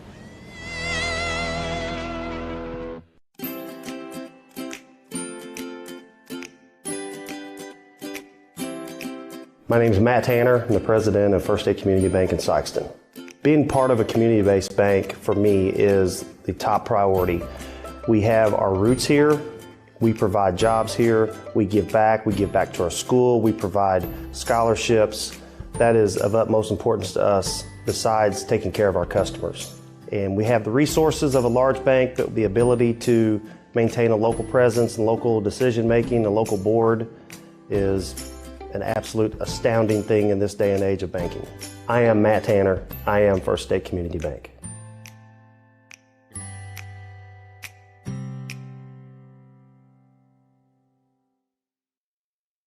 At Focus Bank, we believe in really free checking. What does that mean? Well, opening an account requires no more than $25 with no minimum balance requirements or monthly service charges. You'll also have access to online and mobile banking, online bill pay, direct deposits, mobile deposits, automatic payments, e-statements, a nationwide network of ATMs, and an instant issue debit card, all for free. Your first order of checks is on the house, and you'll also receive a complimentary thank you gift. Come visit us in Sikeston, Charleston, Crothersville, or East Prairie. Focus Bank, simple, hassle-free checking that's really free. In a very short period of time, we've experienced amazing growth and success at Southeast Orthopedics and Sports Medicine.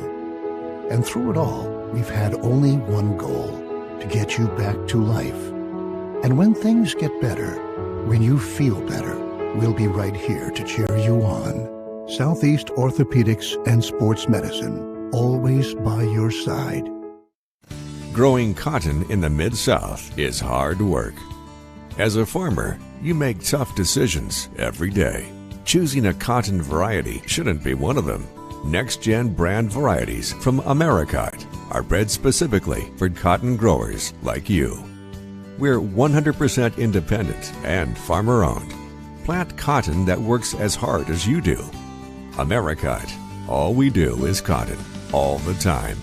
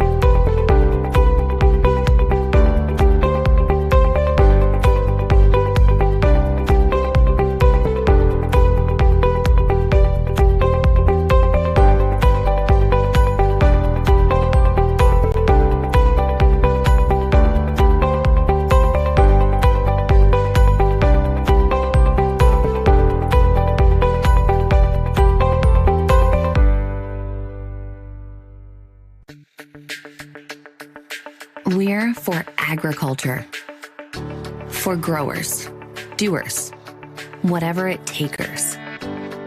We're for doing things with purpose.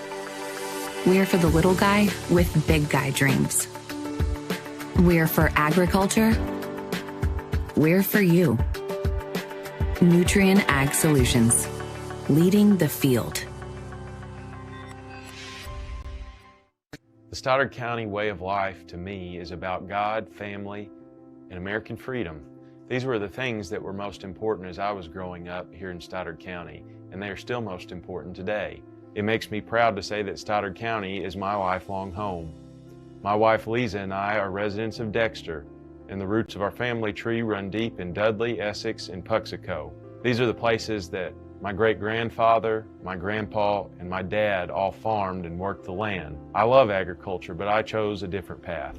Law practice is a great fit for me because I am passionate about liberty and justice and service to others. In law school, I focused on criminal law. I began my legal work experience with my father-in-law, Jasper Edmondson, who was a criminal defense lawyer in our area for 5 decades. I also gained legal experience working for the Missouri State Public Defender's Office. For the past 2 years, I've been working at Mayor Law Office with Dustin Mayer, who is a former assistant prosecutor. Since passing the bar exam and obtaining a law license, I have handled criminal cases in 7 different counties in southeast Missouri. Representing people and their constitutional rights in the courtroom is something I truly love doing. And now I want to do this as the next Stoddard County prosecuting attorney. On my mom's side, my grandfather was a police officer, a criminal justice professor, and a city judge. It was from him that I learned about the importance of backing the blue and taking a stand for what is right and just. From all members of my family, I have learned work ethic, humility, and professionalism. Those traits and real support for law enforcement are what is needed in government today, especially in our prosecutor's office. The campaign I announced recently is about justice for all and the best public service to everyone. As the next Stoddard County prosecutor, I promise to back the blue and be tough on crime full time. I will be a passionate, professional, public servant. In the time before the Republican primary election on August 2nd, I intend to meet as many of you, the good citizens of Stoddard County, as possible, and I hope to earn your vote. Thank you.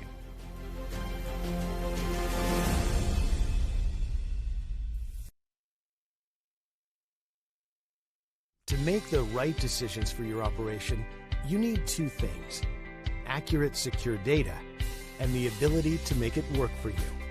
Introducing AFS Connect Advanced Farming Systems from Case IH. AFS Connect puts you in total command of your operation, bringing together your farm, fleet, and data like never before, with ongoing support from your Case IH dealer every step of the way, so you can increase efficiency year-round. Whether you're optimizing soil conditions, managing nutrients, planting, or harvesting, AFS Connect allows you to remotely monitor every machine. You'll have access to location, diagnostics, fuel, and engine data, giving you the information you need to make the right decisions for your operation. Now that's rethinking productivity.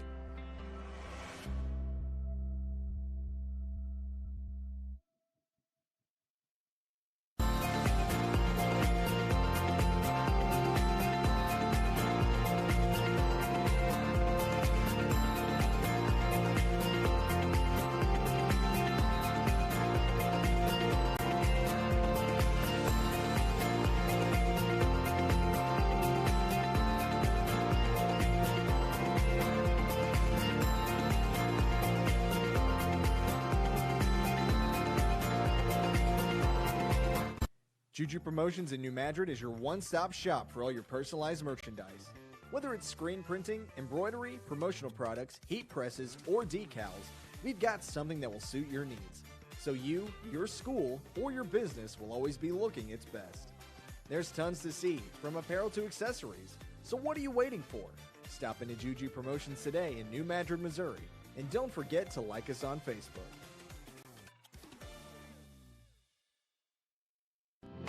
First State Community Bank has been named the #1 bank in Missouri by Forbes, and we think they might be onto something. When it comes to banking, we've always said that people should come first, and we hold true to that idea. Opening an account has never been easier. You can even do it online. We want our community to thrive, and that's why we put it in our name. So come bank with the certified best at First State Community Bank, serving our community because it's who we are.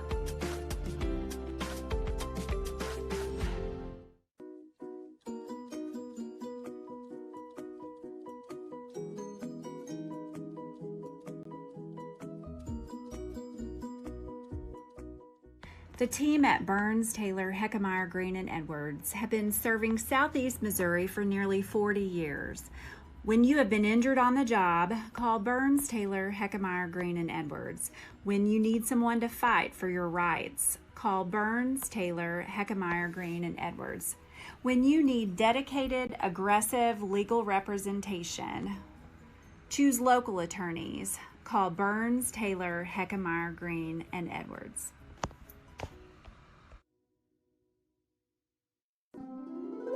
What is Southeast Missouri? Let's try this again. You are Southeast Missouri. You make Southeast Missouri what it is. And Southeast Missouri is who we are. It's in our name. It's in our past. And with you, it's our future. Welcome home. First State Bank and Trust is more than just products and services. We're there for you for your first paycheck, buying a home, opening a small business, starting a family, or planning to retire, and everything in between. We're the local bank you know and trust for all of your financial needs. Visit fsbtrust.com or stop by your local First State Bank and Trust to explore all of your financial options. Equal housing lender, member FDIC.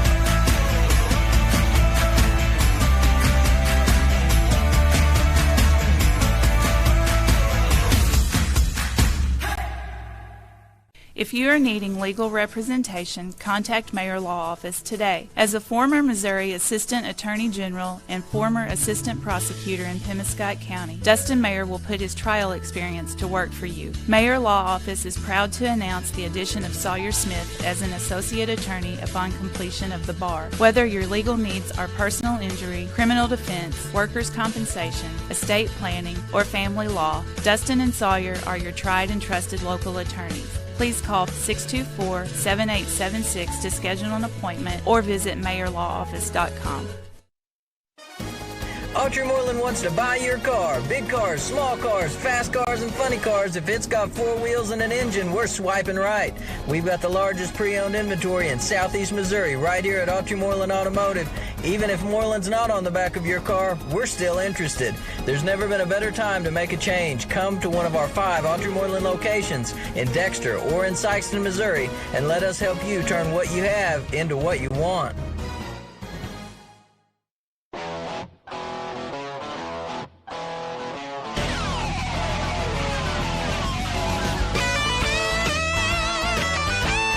We're right here at King Jerry Lawler's Hall of Fame Bar and Grill on world-famous Beale Street, and as you can see, oh my gosh, we have the best barbecue ribs in Memphis. Oh my gosh, the gumbo is out of this world, but you gotta try the King's Triple Decker Slam Burger. You'll love it.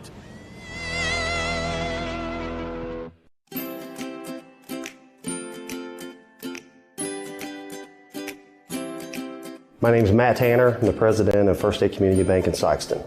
Being part of a community-based bank for me is the top priority. We have our roots here. We provide jobs here. We give back to our school. We provide scholarships. That is of utmost importance to us besides taking care of our customers. And we have the resources of a large bank, but the ability to maintain a local presence and local decision-making, a local board is an absolute astounding thing in this day and age of banking. I am Matt Tanner. I am First State Community Bank.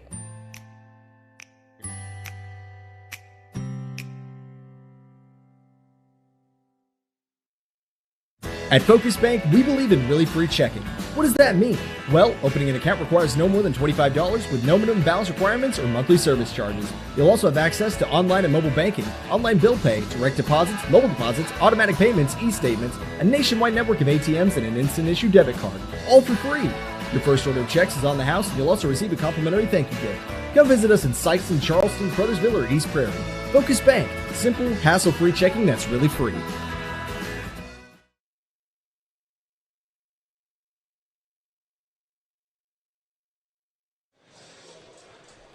Welcome back to Charleston High School. You're watching the 2022 Charleston 6-man shootout here on Aycorp Media Networks. Alongside Luke Carter, I'm Bobby Alford, set to bring you the action of the game today.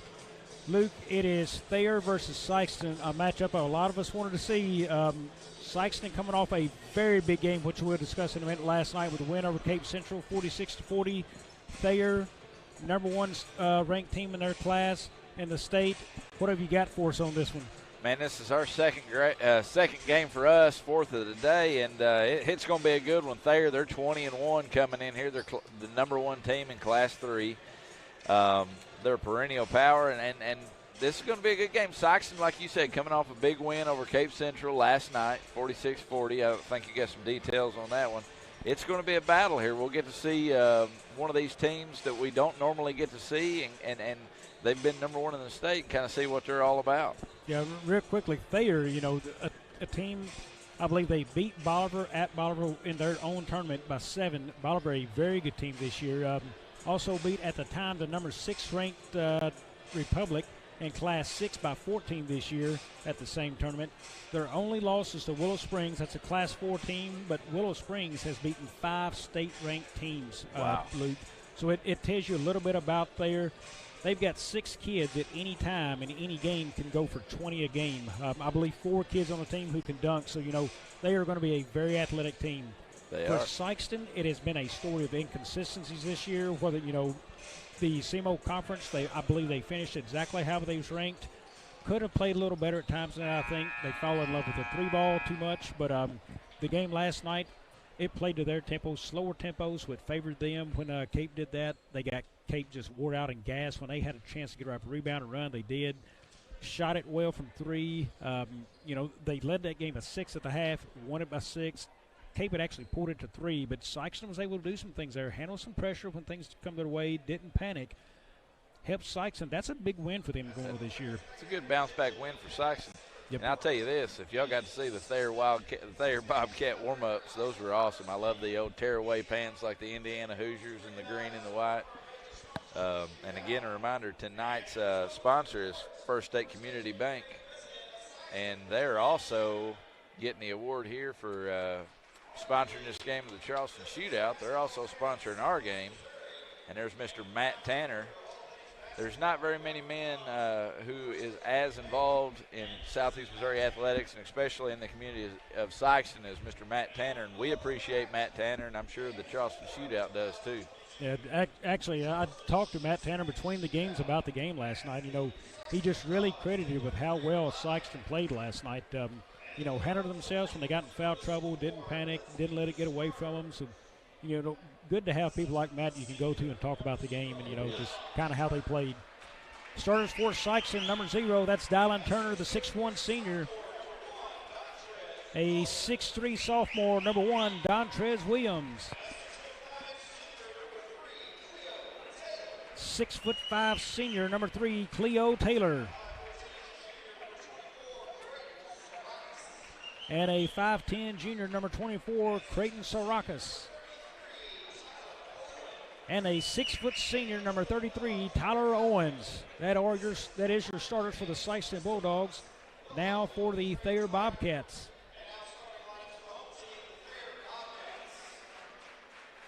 Thayer's in a white, trimmed in green. Number 3, Gage Pitts, a 6' senior. Number 10, Landry Pitts, the 6'2 senior. Number 22, Jordan Andrews, a 6'1 senior. 6'1 senior, number 24, Lane Grimes. And 6'5 senior, number 35, Keaton Nichols. That's how the Thayer Bobcats will start it. Very close game here for Sikeston, about a 15-minute drive down the road, and Thayer a much longer one, Luke, so we'll see how they go. As I'm sure it's going to be Keaton Nichols, the 6'5 senior, jumping against Cleo Taylor, the 6'5 senior for Sikeston. Just another reminder again to you, this game is brought to you by First State Community Bank. Nice crowd starting to fill in here in Charleston. Starting to fill in, starting to build this atmosphere up here for this event, and this should be a fun one, Bobby. Here we go. We're ready to tip this one.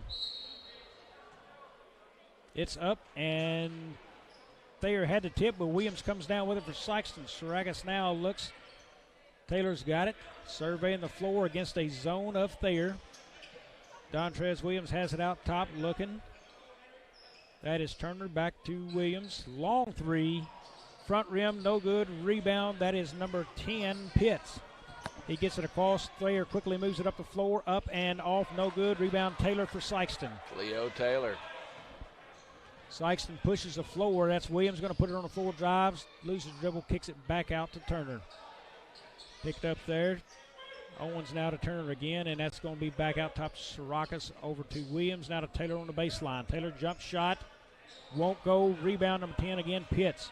It's not a bad shot there by Cleo Taylor. He caught it in rhythm and went up high and just couldn't connect. Jump shot there, no good by Andrews. They're going to have a foul here, Bobby.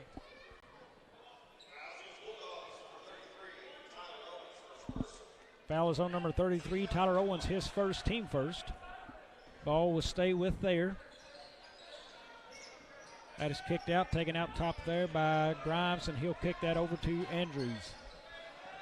Now out to Grimes. Sikeston's going to stay in a matchup zone as well. That is going to be, so close to a steal for Williams. Out, three-point shot.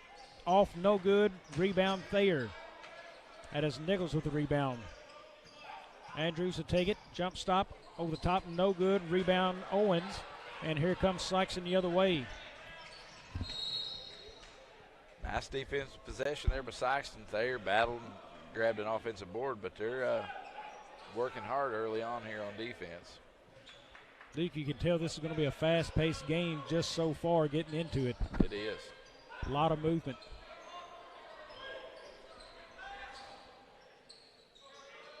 Sikeston, a team who can fall in love with the three. There's one there. No good. Rebound, Thayer again. That is Grimes on the rebound. Quickly there up floor. Down low to the big man. He shoots, no good. Cleo Taylor, another board. He's the energy man for the Bulldogs. Sarakas, a three-point shot, off again, no good. Taylor can't get the rebound. That is a rebound. Looks like maybe Grimes again. Shot up by Thayer. Finally a basket in this game. That's Gage Pitts, a 6-foot senior for Thayer. 2-0 lead. Shot up, no good by Williams. Rebound, Sarakas to Cleo Taylor. Up, off the glass, no good. Rebound, Taylor, no good. Taylor again, up and no good. And ball still loose, and we've got an injury on the floor, folks. That is number 10, Landry Pitts. We're going to give them time to check on him. We're going to go to break. We'll be back in 30 here on the Aycorp Media Networks. What is Southeast Missouri? Let's try this again. You are Southeast Missouri. You make Southeast Missouri what it is. And Southeast Missouri is who we are. It's in our name. It's in our past. And with you, it's our future. Welcome home. We're for agriculture. For growers, doers, whatever it takers. We're for doing things with purpose. We're for the little guy with big guy dreams. We're for agriculture. We're for you. Nutrien Ag Solutions, leading the field. Thayer basketball, that was Landry Pitts on the play. Looked like a twisted ankle. We'll keep you updated if he's able to get back in this one. Thayer with the basketball now inside to Andrews. Kicks it outside. That is Nichols with the ball in the corner now, I believe. Now the steal by Williams behind the back. He's going to recover. Touches the paint. Out to Owens. Jump shot. No good. Rebound to Andrews. Andrews will push the pace. Luke, as we noted already, going to be a fast-paced game, it looks like. It is. You can tell already that Sikeston, their defensive intensity looked way different than it did the other night against Dexter. That's Aiden Burns just checked to the game. Up off the glass, no good. Rebound, nobody. That is going to off there, going to be Sikeston basketball. Sikeston is also checked in, number 4, Carson Beard. And nice. number 35, Tyron Owens. Nice big man down low there for Sikeston's Beard. There's Williams. He had 27 in the game last night against Cape. There it is, down low to Owens. Kicks back out to Sarakas. Drives, kicks it inside of the big man Beard. Up and under. Nice play. Nice pass. Big man showing moves in this one. And there's a steal by Williams. Back out to Sarakas. He's going to drive the lane. Kicks it up with the left hand. And good! Good. Sikeston Bulldogs are playing inspired basketball here early on, Bobby. That's the and one opportunity. The foul will go against Gage Pitts, his first, team first. Chance here to complete the three-point play as we've got number 13. That is Harrison Arndt checking into the game for Sikeston. Nice defensive play there by Dontrez Williams and finding Sarakas there for the bucket. Sarakas with a free throw. It's good. Sikeston now picks up the full court pressure.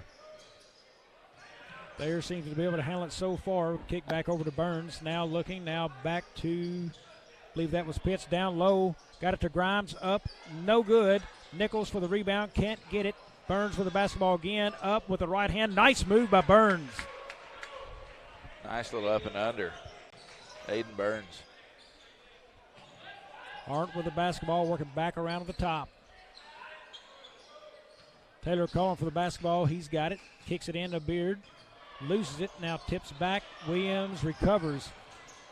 A little bit of sloppiness. Williams' jump shot. No good. Rebound. Thayer. Gage Pitts seems to be all over the floor right now for Thayer on the rebounds. Up to Grimes. He has it. Puts it on the floor. Sikeston looks for the trap. Not happening. Pitts with it now. Will kick it over to Andrews. Long three. No good. Rebound Beard.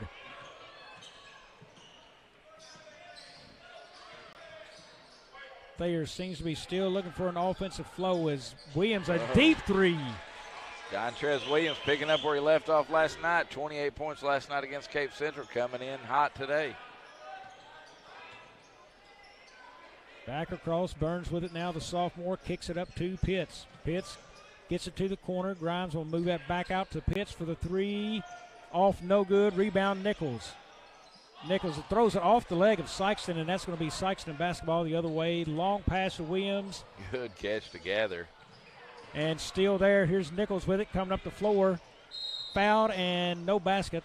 Foul will go on number 24. That is Creighton Sarakas, his first, team second. I think he called that foul on the floor, if I'm not mistaken. Thayer was lining up for free throws, but the official called it on the floor, which I think it was. He kind of turned his body after the call and tried to put it up.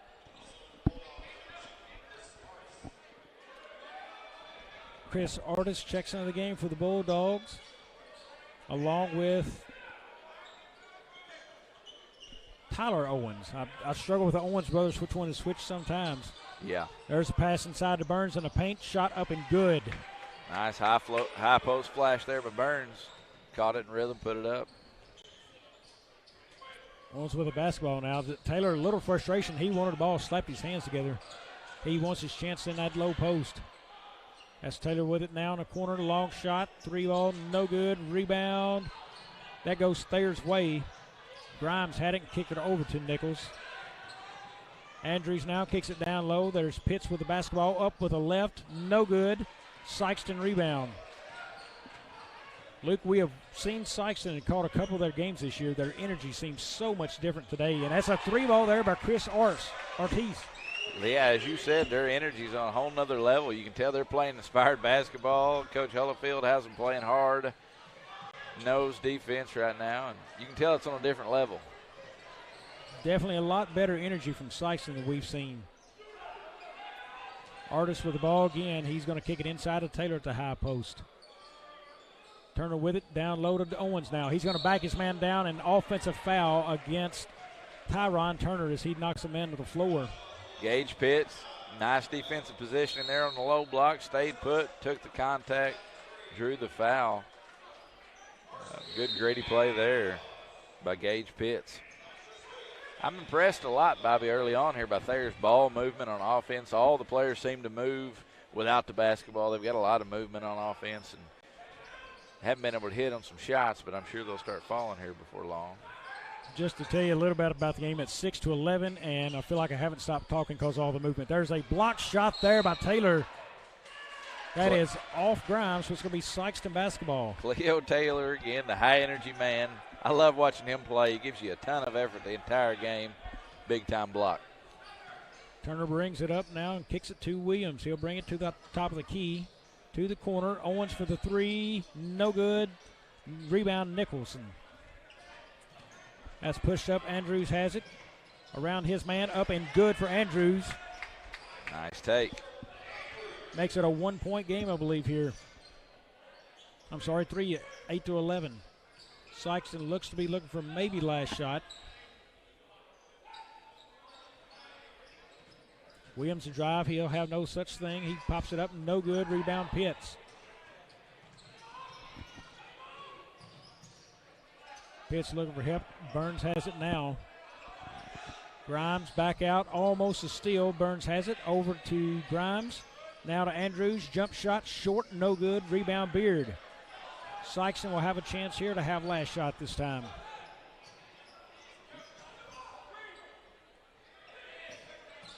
Turner looked like he wanted to screen, had it for a second. Here's Owens, goes to Williams' hands. He's going to have to pull one up from deep here for Turner, and no good. So that'll take us to the end of the first. It's Sikeston 11, Thayer 8. We'll be back here on Aycorp Media Networks. Juju Promotions in New Madrid is your one-stop shop for all your personalized merchandise. Whether it's screen printing, embroidery, promotional products, heat presses, or decals, we've got something that will suit your needs. So you, your school, or your business will always be looking its best. There's tons to see, from apparel to accessories. So what are you waiting for? Stop into Juju Promotions today in New Madrid, Missouri. And don't forget to like us on Facebook.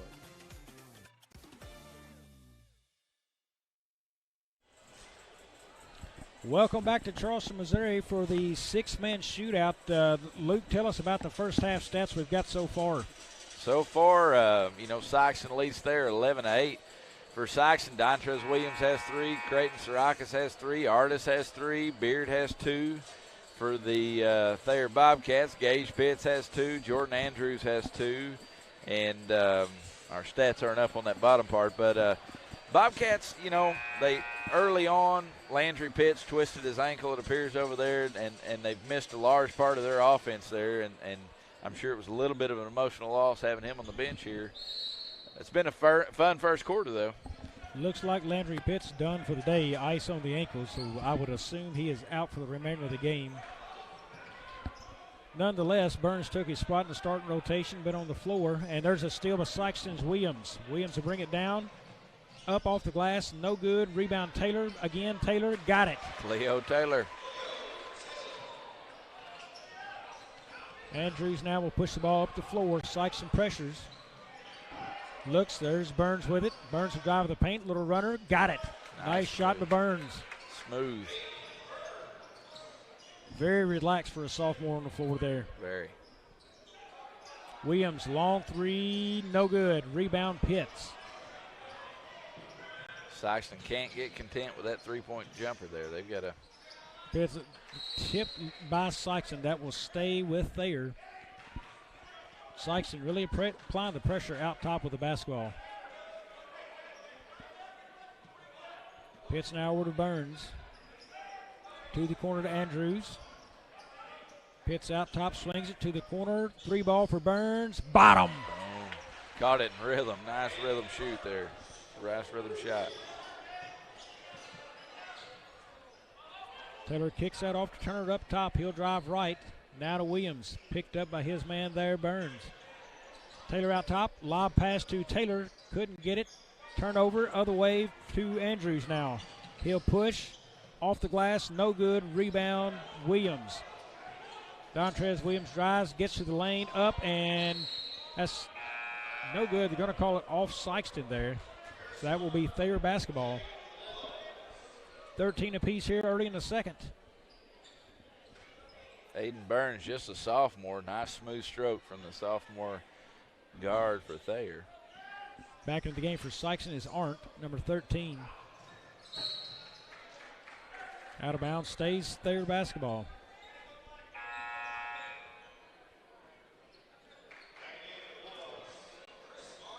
Remind you folks, the home team, Charleston Blue Jays, they will be in action after this game.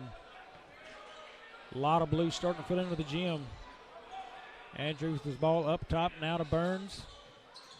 Burns tries to get around his man. Back to Pitts. Pitts to the corner. That's Grimes down to Burns, and good. Sophomore starting to show a little life in his team here.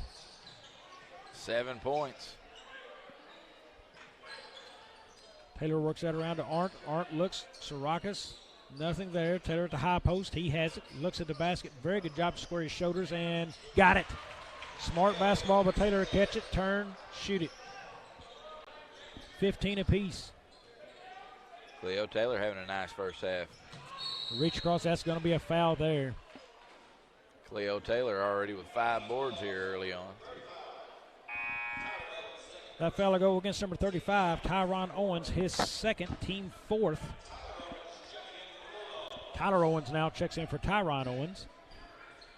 There basketball. Here's Andrews. Penetrates the paint. Little pass down to Nicholson. Nicholson over all the way across court. Long three by Pitts. Good.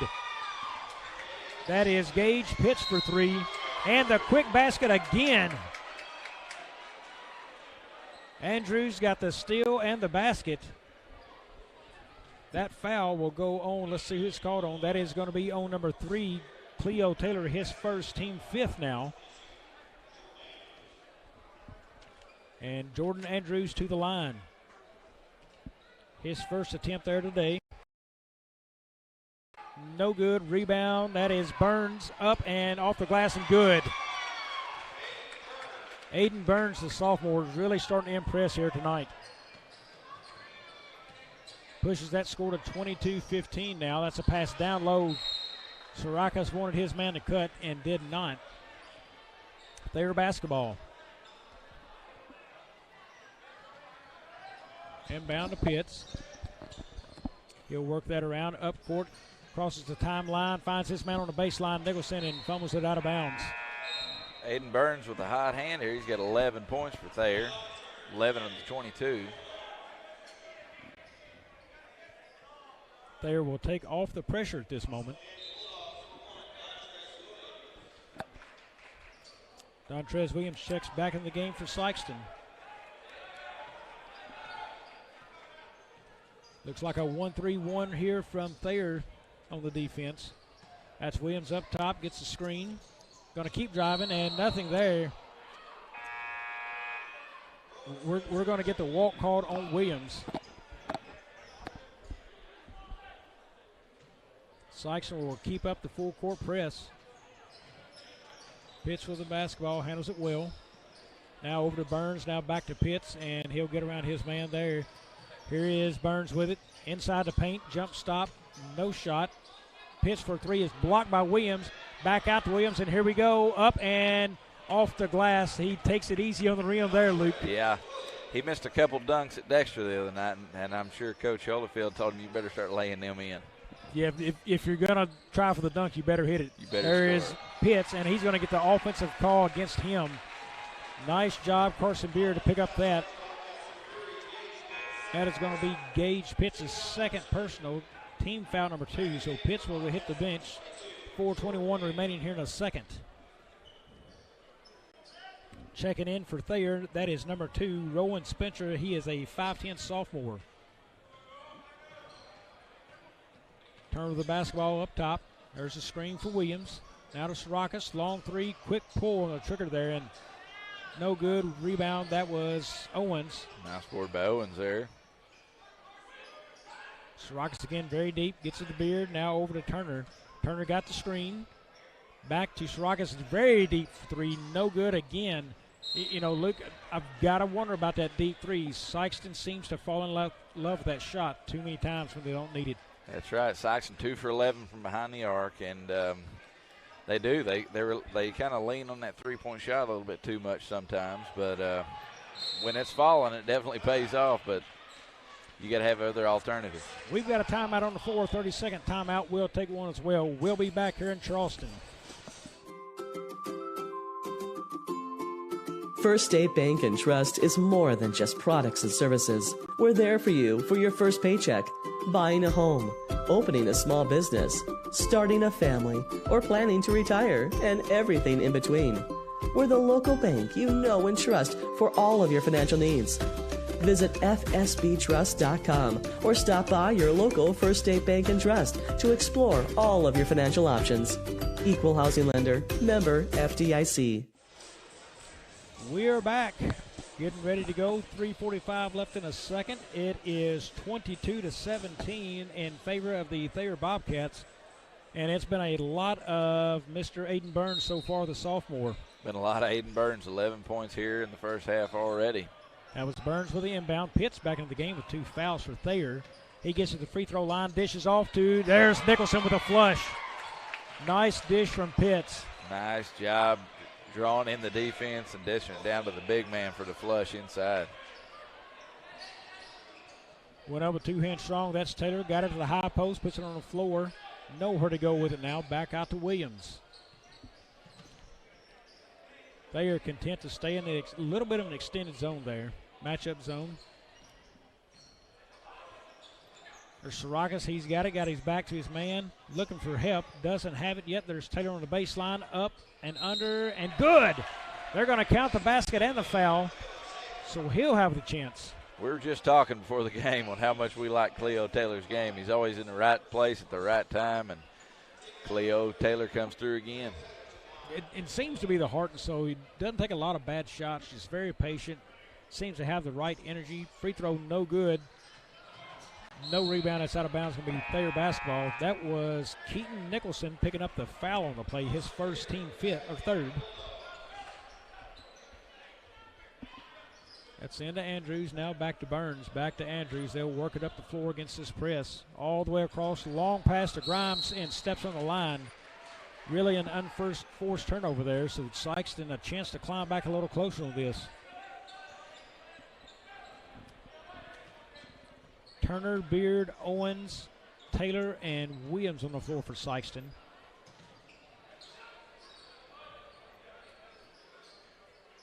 Taylor with it up top. He'll get that off to Turner now. Out to Beard. No threat from 3 and throws it in the crowd.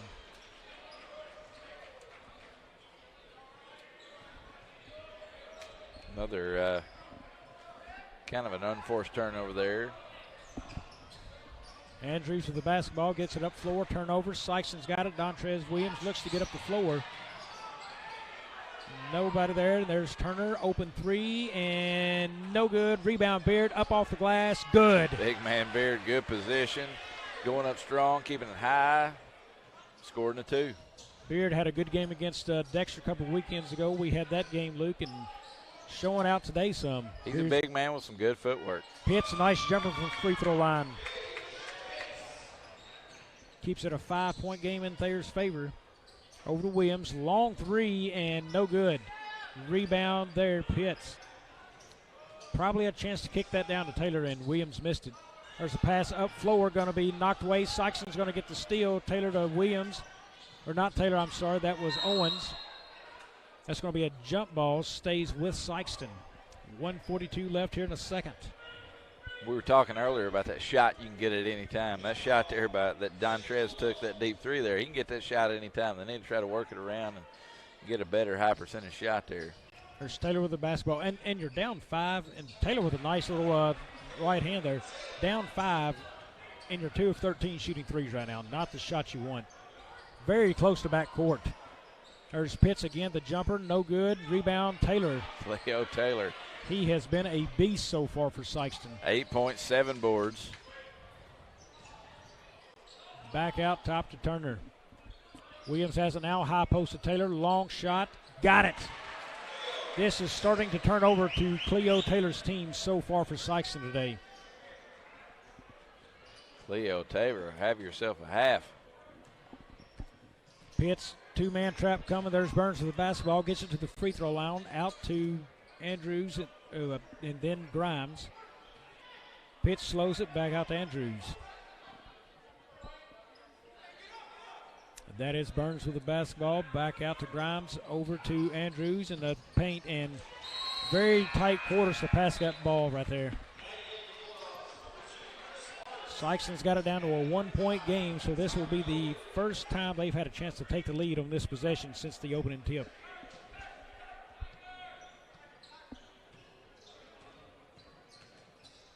Williams with the ball, drives to his right, kicks it over. Owens has it now. Now the other Owens. Chance to get it to Taylor there, missed it. That's Artis with the ball up top. Williams looks, he drives, gets it, tough shot there, tries to make a quick pass of it. That's going to stay Thayer basketball. Dontrez got up in the air and didn't know what to do and passed at the last minute and couldn't find Taylor. A little bit of a freshman mistake by a sophomore. Yep. Burns with the basketball now to Pitts. Pitts down the floor to Grimes. That is nice spin move, no good. Going to be Williams with the rebound for Sikeston. Behind his back, has to regain it. That's going to take us to the half. It's Thayer 26, Sikeston 25. We'll be back for the second half. Don't go away, folks. Thank you for joining us here on Aycorp Media Networks. At Focus Bank, we believe in really free checking. What does that mean? Well, opening an account requires no more than $25 with no minimum balance requirements or monthly service charges. You'll also have access to online and mobile banking, online bill pay, direct deposits, mobile deposits, automatic payments, e-statements, a nationwide network of ATMs, and an instant issue debit card, all for free. Your first order of checks is on the house, and you'll also receive a complimentary thank you gift. Come visit us in Sikeston, Charleston, Crothersville, or East Prairie. Focus Bank, simple, hassle-free checking that's really free. In a very short period of time, we've experienced amazing growth and success at Southeast Orthopedics and Sports Medicine. And through it all, we've had only one goal: to get you back to life. And when things get better, when you feel better, we'll be right here to cheer you on. Southeast Orthopedics and Sports Medicine, always by your side. Growing cotton in the Mid-South is hard work. As a farmer, you make tough decisions every day. Choosing a cotton variety shouldn't be one of them. Next-gen brand varieties from Americot are bred specifically for cotton growers like you. We're 100% independent and farmer-owned. Plant cotton that works as hard as you do. Americot. All we do is cotton, all the time.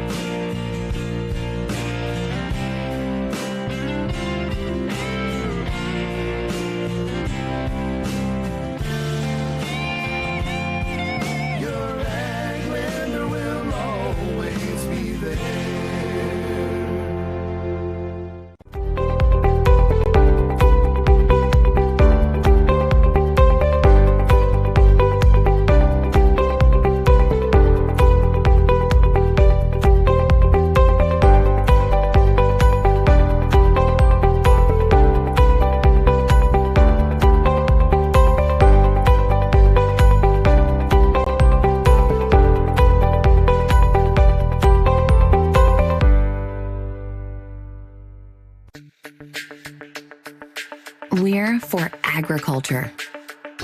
For growers, doers, whatever it takers. We're for doing things with purpose. We're for the little guy with big guy dreams. We're for agriculture. We're for you. Nutrien Ag Solutions, leading the field. The Stoddard County way of life, to me, is about God, family, and American freedom. These were the things that were most important as I was growing up here in Stoddard County, and they are still most important today. It makes me proud to say that Stoddard County is my lifelong home. My wife Lisa and I are residents of Dexter, and the roots of our family tree run deep in Dudley, Essex, and Puxico. These are the places that my great-grandfather, my grandpa, and my dad all farmed and worked the land. I love agriculture, but I chose a different path. Law practice is a great fit for me because I am passionate about liberty and justice and service to others. In law school, I focused on criminal law. I began my legal work experience with my father-in-law, Jasper Edmondson, who was a criminal defense lawyer in our area for 5 decades. I also gained legal experience working for the Missouri State Public Defender's Office. For the past 2 years, I've been working at Mayor Law Office with Dustin Mayer, who is a former assistant prosecutor. Since passing the bar exam and obtaining a law license, I have handled criminal cases in 7 different counties in southeast Missouri. Representing people and their constitutional rights in the courtroom is something I truly love doing. And now I want to do this as the next Stoddard County prosecuting attorney. On my mom's side, my grandfather was a police officer, a criminal justice professor, and a city judge. It was from him that I learned about the importance of backing the blue and taking a stand for what is right and just. From all members of my family, I have learned work ethic, humility, and professionalism. Those traits and real support for law enforcement are what is needed in government today, especially in our prosecutor's office. The campaign I announced recently is about justice for all and the best public service to everyone. As the next Stoddard County prosecutor, I promise to back the blue and be tough on crime full time. I will be a passionate, professional, public servant. In the time before the Republican primary election on August 2nd, I intend to meet as many of you, the good citizens of Stoddard County, as possible, and I hope to earn your vote. Thank you.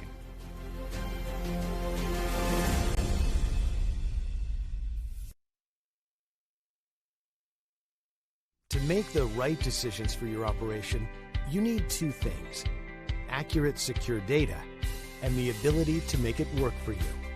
Introducing AFS Connect Advanced Farming Systems from Case IH. AFS Connect puts you in total command of your operation, bringing together your farm, fleet, and data like never before, with ongoing support from your Case IH dealer every step of the way, so you can increase efficiency year-round.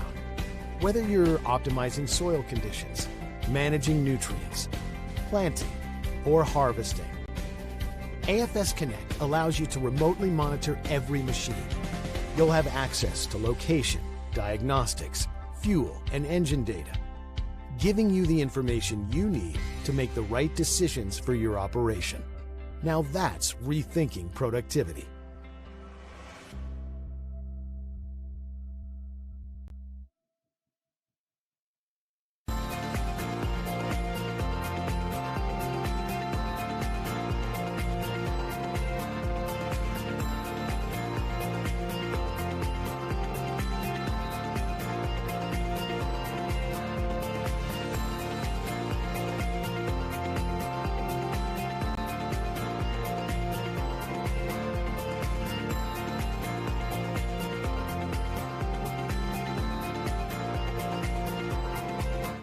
Juju Promotions in New Madrid is your one-stop shop for all your personalized merchandise. Whether it's screen printing, embroidery, promotional products, heat presses, or decals, we've got something that will suit your needs. So you, your school, or your business will always be looking its best. There's tons to see, from apparel to accessories. So what are you waiting for? Stop into Juju Promotions today in New Madrid, Missouri. And don't forget to like us on Facebook. Welcome back to Charleston, Missouri, as we are here for the 6-man shootout. A reminder that this game is brought to you by First State Community Bank. With over 50 branches in southeast Missouri, First State Community Bank is close by to serve all your financial needs. First State Community Bank member FDIC. I'm Bobby Alford alongside with Luke Carter here. Luke, it has been a very fast-paced game in the first half. I don't expect much to change in the second. No, it's been up and down, very fast-paced game. It's really been a story of Aiden Burns leading the Thayer Bobcats in scoring, and Mr. Cleo Taylor on the Sikeston end. Mr. Taylor has 10.7 rebounds for Sikeston, followed by Dontrez Williams, who's also had a nice half. He's playing good basketball. And on Thayer's side, Gage Pitts has 9 with 4 boards, and Aiden Burns has 11 points. Down by 1 at halftime to the number 1 team in Class 3. Sikeston Bulldogs have to be happy here. And if you're Thayer on the other side here, you've got to try to extend this lead a little bit and come out of here with a win. They do. And looking at some deeper numbers, you know, I think if Sikeston were to take better shots in this game, it could put them a little closer. You look at it, they're shooting 35% from the floor right now. The problem is They're shooting 50% from 2-point, but not enough shots inside 2-point. They're 9 of 18 there. They are 2 of 13 for 15% from 3. Little less 3-point shots, more 2s. Maybe the Taylor would climb back in this. Meanwhile, on the other side, Thayer is shooting a combined 46%. They are 47% for 2, 40% from 3. So, not a lot of shots from 3, 2 of 5 there, 10 of 21 inside the arc for 12 of 26 total. So that has put Thayer in a very good position. Again, they are without Landry Pitts as well, turned an ankle, and he is still over there with his foot propped up. I guess a few people have come by and probably made a tickle just to see if he can still feel it from the ice, but he is out for the game. So Thayer working with one less man. One less man and an integral part of their team already. Like you said, Thayer, they are very, very efficient on the offensive end. 12 from 26 from field goal range, and they tend to work the ball a little bit more. They only shot 26 times compared to Sikeston's 31, but we're in for a blast here in the second half, Bobby. It's going to be a fun one. It will. For Thayer, it'll be Nicholson, Grimes, Andrews, Pitts, and Burns on the floor. Sikeston will have Turner, Williams, Sarakas, Tyler Owens, and Cleo Taylor on the floor. Andrews with the basketball. He's at the top of the key. Now to Burns. Burns has it. Looks for help. He has it in Grimes there. Grimes all the way across the floor to Pitts. That is Burns in the high post. Turner cuts it off well. Baseline drive. Pitts jumper. No good. Rebound there by Nicholson. Kicks out. 3-ball. No good there by Grimes. Nicholson again the rebound. Andrews kicks it across. Burns for the 3 now. No good. Rebound Andrews. And he's going to be fouled, looks like, by Turner. So not a whole lot of 3-point shots by Thayer. Then all of a sudden they fire for about 4 right there in one possession. They did. They came out, put up a few shots, battled on the offensive end. Pitts will inbound. Foul went against Turner, his first block there. Good block. Shot again up, no good. Rebound by Pitts, up, going to have a foul, no good. Nice block there by high-energy man Cleo Taylor on Hayden Burns. Foul goes against number 33, Tyler Owens, his second, team second of the half. Pitts will inbound again. Basketball stand on this end of the floor a lot so far this quarter. That is Grimes. Looks at the open man. There's Burns in the paint. Got it. Nice move. Catching the paint, just square your shoulders and get the shot in. And Burns did just that. Here's Sikeston with the ball now. Turner goes left. Now back right to Sarakas. He looks, gets it to Taylor, a high post. There's a cutter. Owens knocked away. It's going to be a foul on Andrews, I believe. Jordan Andrews. Be Andrews first. Team first. That will send Tyler Owens to the line for Sikeston. First time he's been there tonight.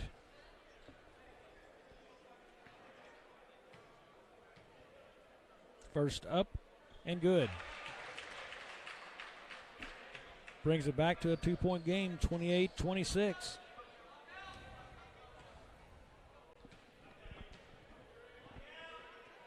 And we'll count the second one as well for Tyler. 2 for 2 from the line there. Burns with it, inbounds to Andrews. Now back to Burns, up to Pitts. Pitts pressure, picked it up, back to Burns, now to Pitts across. Sikeston stays in the zone. Dribble out top, that's Grimes, looks baseline, nothing there. Back out top now, over Pitts. Thought about the 3, didn't take it. Back out top to Andrews. Pitts gets it high post there.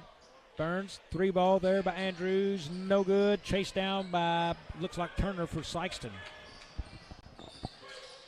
Good defensive possession there by Sikeston. Long 3, Sarakas, no good. Rebound, Cleo Taylor, no good. Taylor fouled. Cleo Taylor has been an absolute grown man on the boards tonight. I believe that is number 8 for him, maybe 9. I think that's 9. He got 2 right there. Got those Moses Malone-style rebounds, getting your own misses. We'll wake up our stat sheet and get those 2 added for him. First by Taylor's off the mark, no good.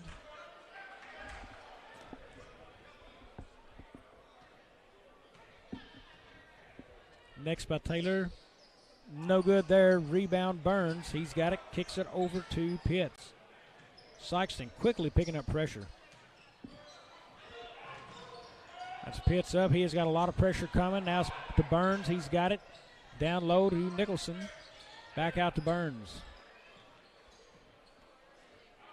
Good crisp passes here by Thayer. Andrews now to Pitts. Pitts for the three. No good. That is going to be off Burns, so Sikeston basketball. Cleo Taylor in the spot there got a hand on the ball. He has been all over the floor.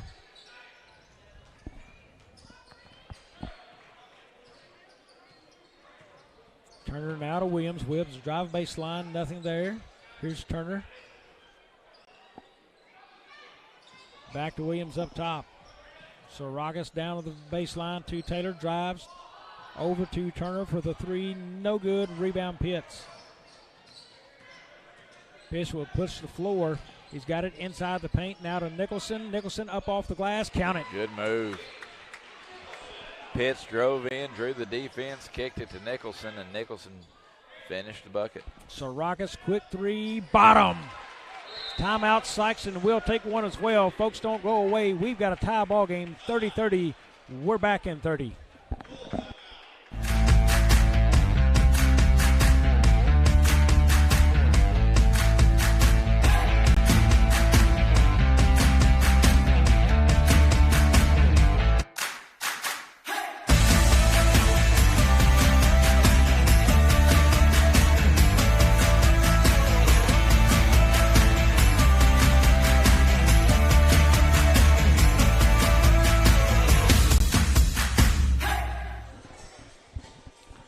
Well, Luke, what a game so far. It is 30-30, and the story for Sikeston has to be Cleo Taylor. Cleo Taylor, he's one rebound away from a double-double, 10 points, 9 boards. He seems like he's getting a hand on every ball that comes off that rim.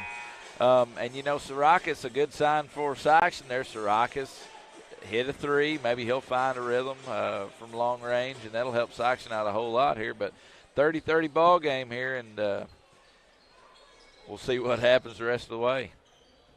Thayer had, looks like Burns, who was taking the ball out there. He was the big man in the first half, needs to get him involved here in the second. Sikeston continues to apply the pressure. That's Andrews with the basketball across the half. That's tough reach. You're coming across him. Mm-hmm. That is going to go against Dontrez Williams. That's his first, team third. It's an easy call there for the official right in front of him. Burns inbounds that to Pitts. Now back to Andrews. Burns has it again to the corner. Nothing there. Good body position by Nicholson with his feet where he's at, seeing the floor. Pitts with the basketball inside to Burns in the paint. Knocked up in the air. Nice hands, Dontrez. Dontrez Williams. Williams kicks it off to Artis. Back up to Owens. Tyron, that is. That's Taylor with the ball now in his hands. Gets that to Owens, knocked away and loose on the floor. Nice play, Nicholson off of Owens and then picked up by Andrews. There's going to be a man on the high post. Missed him. There was Pitts. They're trying to be patient to find a man. They're moving the ball around. Loose ball. Andrews had it at the elbow. Didn't take it. Pitts for three. No good. Rebound. Nicholson. That's going to be against him throwing a foul. Good block out there by Creighton Sarakas. Got in a good position and made Nicholson have no other option there but to go over his back. That's what they teach right there. That is Nicholson's third, team third. So something to keep an eye on. The fouls on Keaton Nicholson piling up with three now. Sikeston has slowed the offense of Thayer tremendously. Williams wanted that on a cut to Baird, wasn't there. Baird with it now, back out to Saragas. Right now, Sikeston's bench seems to be a little bit deeper than Thayer's as they are running kids in and out. They are. Williams throws up a wild one, no, won't go. I think Thayer was 6 deep with Landry Pitts, and now I think they're stretching it out a bit to get 6. There's Nicholson with a jam, would not go. Slipped out of the hands. They wanted the foul, didn't get the call. There is Artis with the ball, jumper, no good. Rebound, Artis. Soraka's very deep three. No, won't go. Rebound Andrews. And that's going to be a cheap push foul. Artis has got to be smarter than that.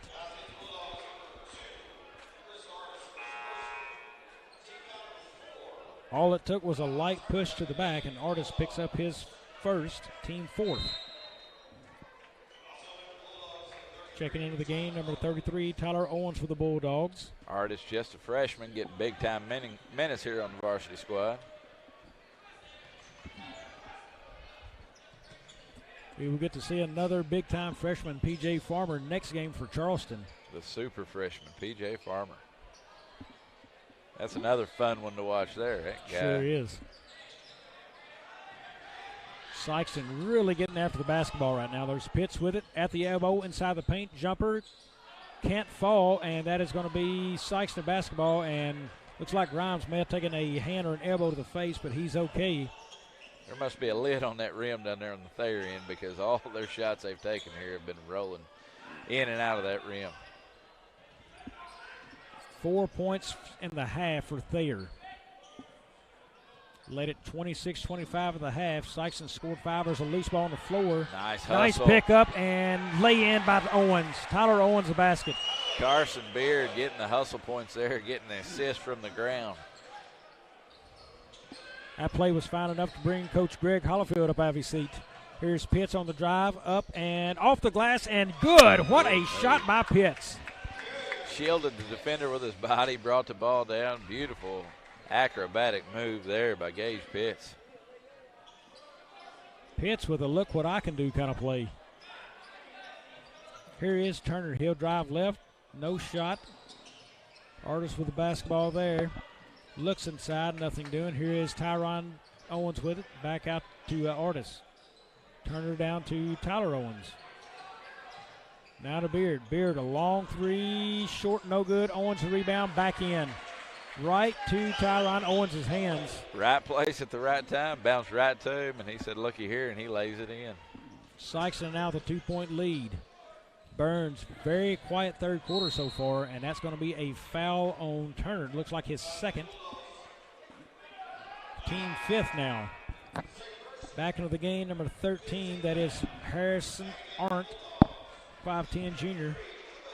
And number 3, Cleo Taylor back into the game.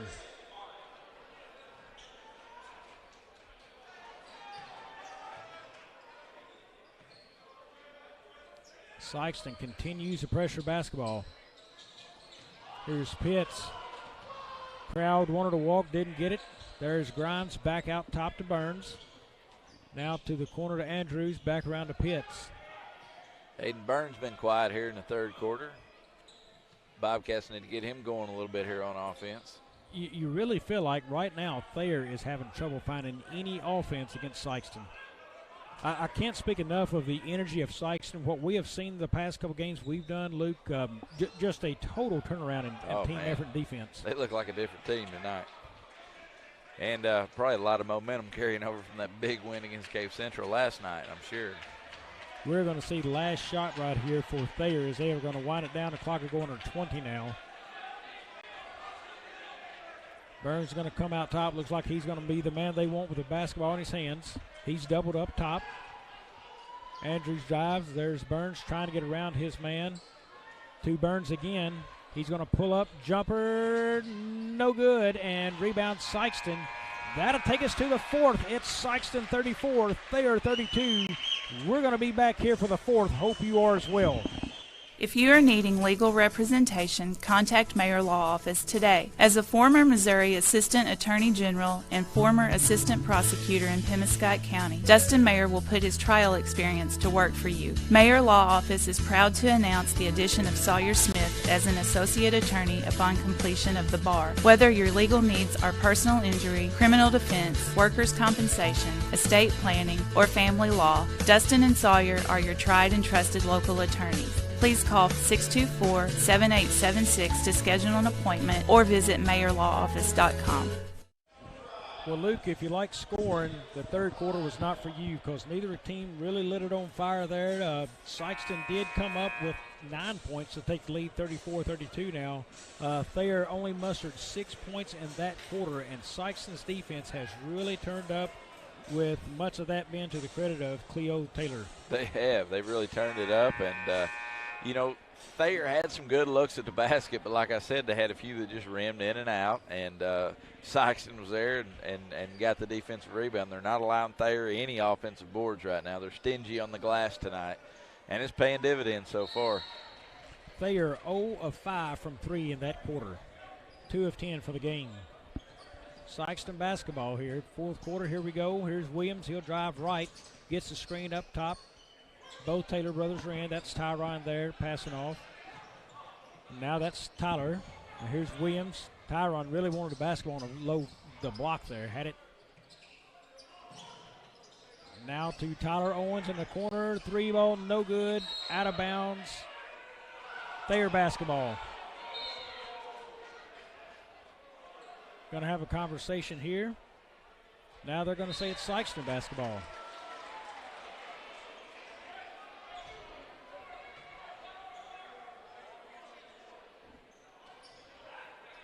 There it is to the corner. Owens has it. Taylor now up top, down to the corner. Works it around. A lot of perimeter passing this game. This half, really. Mm-hmm. Taylor with it up top. Has a cutter. Cut off well there by Burns. Sikeston appear to be running through the offense very nicely right now. Not settling for bad shots. Thayer in kind of a matchup hybrid defense here. Here's Taylor with it on the baseline. Back out to Williams. Very smart basketball right now with Sikeston. Taylor for the 3, in and out, no good. Williams rebound, up off the glass, no good. Tips it in. Dontrez Williams with a tip. Stayed with it. 7.7 boards for Dontrez Williams. It's down. Grimes with it now to Andrews, up off the glass, no good. Wildly put up. Sikeston will push the tempo up the floor a little. Owens out to Williams. Thought about the 3, didn't take it. Sikeston's really calmed down on the threes as well, since the half. I think they only took 7 since the half. Taylor, a hop off the glass, no good. Taylor again, on rebound and put back, and now Taylor a double-double this game. 12 points, 11 boards. Taylor just really been strong for Sikeston. Burns out, moving the ball well. Burns has got it tied up, and we're going to get a hold. That is going to go against number 0, Dylan Turner, his 3rd, team 6th. One more, and Thayer shoots in the bonus. We're going to get a timeout for Sikeston. We'll take one as well with 6 minutes to go in the 4th. You're watching the 6-man shootout on the Aycorp Media Networks. Moreland wants to buy your car. Big cars, small cars, fast cars, and funny cars. If it's got 4 wheels and an engine, we're swiping right. We've got the largest pre-owned inventory in Southeast Missouri right here at Moreland Automotive. Even if Moreland's not on the back of your car, we're still interested. There's never been a better time to make a change. Come to one of our 5 Moreland locations in Dexter or in Sikeston, Missouri, and let us help you turn what you have into what you want. Did he? Yeah. I don't even know if he scored since a half. He had.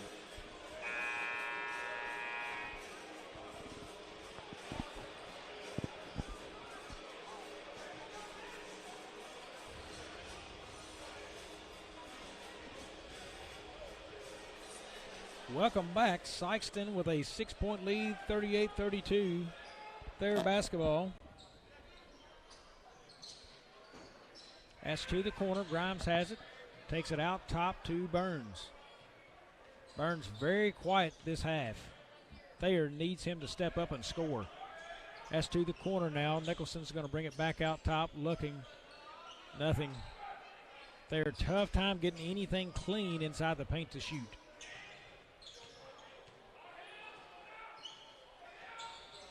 Sikeston looks to close out. There's Andrews for the 3, no good. Rebound, Williams. Nice ball movement there by the Bobcats. They got the open shot they wanted and couldn't connect. Going to be a foul on the floor. Going to be a team 4th, and we'll see who they get. That's the first on number 24, Lane Grimes.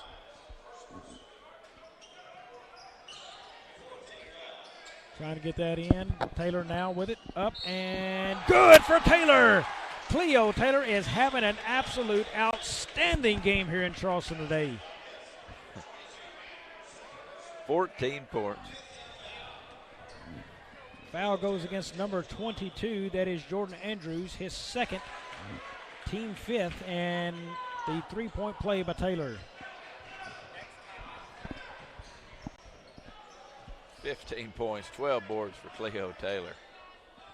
The absolute leader on the floor for Sikeston. Three ball there by Grimes, off, no good. Rebound, Tyron Owens, and we're going to get a foul. That foul goes against number 22, Jordan Andrews, his third, team sixth. Taylor now looks to get it in. Struggling here, gets it in finally to Owens. Owens up to Cleo Taylor. He's got his man there. Errant pass. Taylor wanted his man, didn't have him spread enough. Stays Sikeston basketball. That's what we initially have. Officials are going to talk.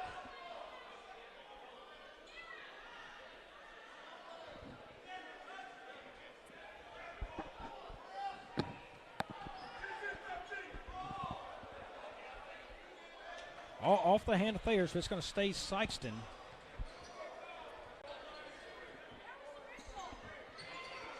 That's Owens in the corner. He'll kick it out top to Turner. Now it's Thayer starting to extend the defense a little bit. Pass down low, tipped and knocked away. Thayer basketball now. They'll push the tempo up the floor to the corner. That is Nicholson, baseline. He's going to be fouled. He should go to the line for the 1-and-1 there. Nice drive and attack there by Nicholson.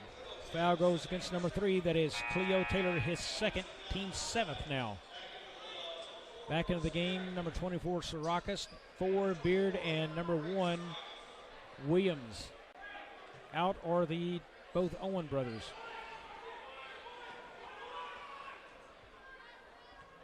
Keaton Nicholson toes the line, shot up, out, no good, rebound Beard. Nice steal there by Andrews, up and lays it in good. Turner loose with the basketball now, and he's going to get that back, and here comes Sikeston now. They've got the numbers and pushing up, off the glass and good for Turner. What looked like to be a disastrous play for Sikeston turned into a bucket. Almost inches away from a turnover. Three-point shot, Pitts, bottom. Sikeston now again, pressure by Thayer, picks up. Taylor slows it down for Sikeston a little. Beard has it outside, inside to Williams, and that's going to be an offensive foul on Williams. Sikeston needs to keep composure here, starting to lose a little bit of it. That is a second against Williams. Timeout there. That is Arndt now back into the game. Checks in for Turner. 37-43, we got a 6-point ball game, 4 minutes left. Andrews picks it up, now back to Burns, back to Andrews. Over to Pitts. Pitts around to Burns. Now to Andrews, now to the corner. Grimes for 3, off, no good. Rebound, Nicholson. Nicholson down to Burns, kicks it out top. Andrews for 3, no good. And that is chased down by Grimes. Kicked it inside to Burns, and off the glass and good. Nice battle on the glass there by the Thayer Bobcats. This thing is suddenly starting to take a Thayer feel to this game as they have picked up the tempo. Burns guarding out top. That's Arndt with the basketball. That's going to be a walk.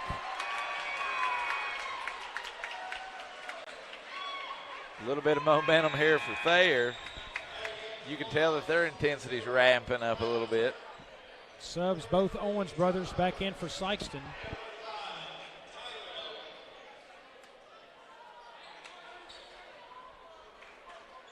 Burns inbound, gets it out to Pitts. Pitts to the ball now. Kicks it over to Grimes. Up top to Burns. Burns passed it off, tried to cut.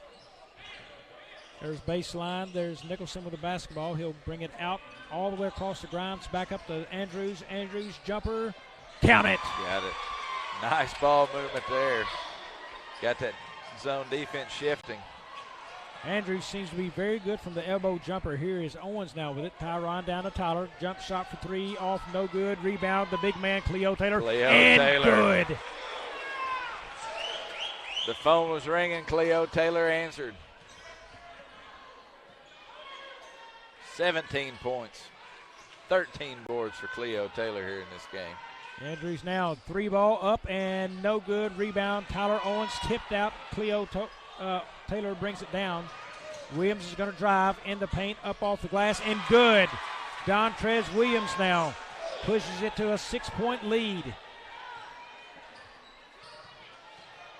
Burns with a basketball. He drives, nothing there. Andrews off to the corner. Here's Grimes. Count the three from the corner.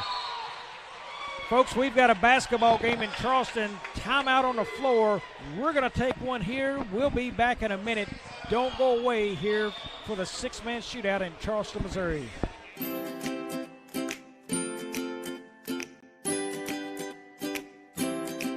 My name is Matt Tanner. I'm the president of First State Community Bank in Sikeston.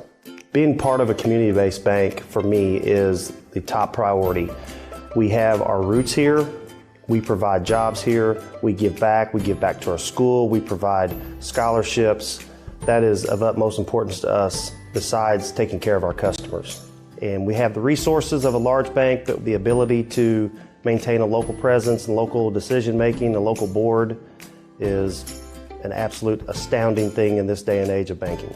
I am Matt Tanner. I am First State Community Bank.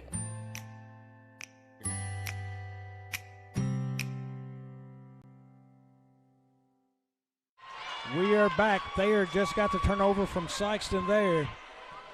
Right at 2 minutes left in this game, and it is a three-point basketball game. Pitts with it out top.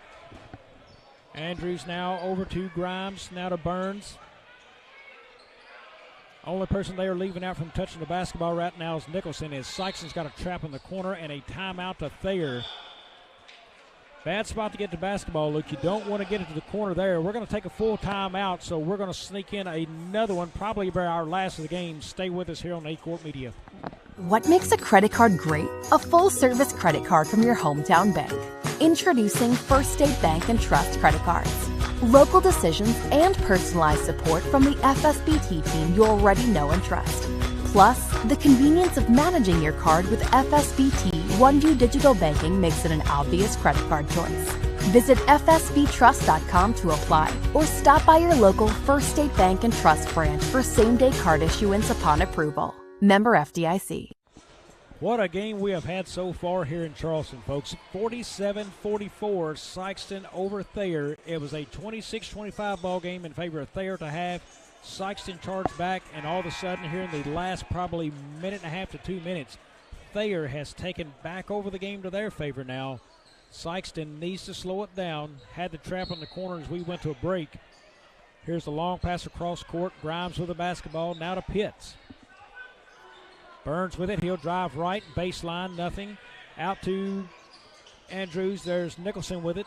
Back out to Andrews. Inside to Pitts. Pitts is going to drive. Jumper off the mark. No good. Nicholson rebound and knocked out of his hands. That's going to stay. We may have a foul. We do have a foul on the floor. It's on Tyler Owens. Tyler Owens, his third, team ninth. So Nicholson to the line again. One more and they'll be in the double bonus. Cut this game to a one-point game here, Bobby. Nicholson missed his 1-and-1 earlier in the game.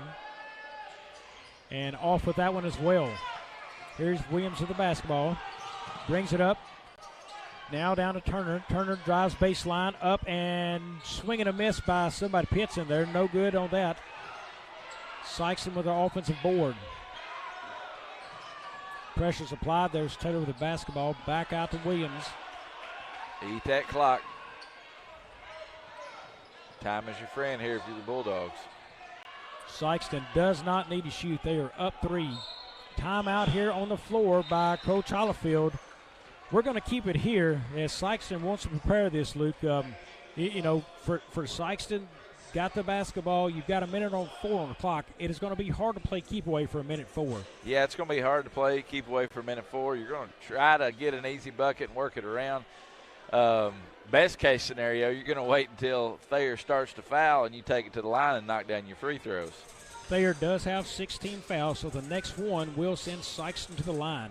Right now, you want to find out who you want to send to the line if you're Thayer. First thing you're thinking here, draw up the inbound steal, and next, when do you start fouling? That's right. I'm sure they're going to put up a little pressure for the first 10 or 15 seconds, and when we get closer to that 50-second, 45-second mark, they'll probably start to foul. They're going to try to get a steal probably those first 10, 15 seconds, and after that, they're going to send Sikeston to the line to see if they can knock down some pressure free throws. 3-point game, so in the game right now, Thayer is 4 of 18 shooting threes, so they do not want to shoot threes to win this game. Any score makes it a 2-possession game for Sikeston. They're 1-possession game now, 3-point lead. Any score sends it to 2, but you don't want them to hit a 2-point basket. Foul before they can, I think. Yeah, I agree. Sikeston here again, you've got to get the ball in. You have to be secure with the basketball. You can't turn it over. Be strong with it. You're going to try to eat this clock out and make them send you to the line here and knock down your free throws. Sikeston looks to inbound. They do. Sarakas with the basketball. Here comes a trap. Try to get him there. They've got him, and it's off to Taylor. Taylor now down to Owens to the corner. Bad spot to be. Sikeston's going to try to get out of there. They do. Turn over the basketball, and that's going to be the foul on Turner. So they'll send him to the line. That is going to be on Burns. Now it's that time in the game where free throws are exceptionally important here for Sikeston.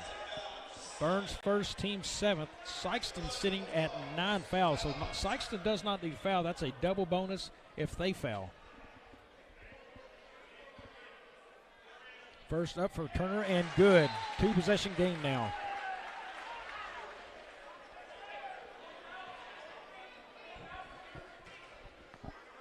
Next on the way from Turner. That's off. Pitts with the basketball. He'll need to keep up the tempo. Up to Burns, now to Pitts. Pitts is going to drive, gets it in the paint. Nice play off the glass, no good.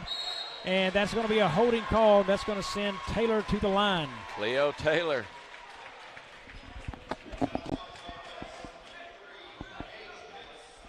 That foul goes against number 3, that is Pitts, his 3rd, team 8th. To the line, Cleo Taylor.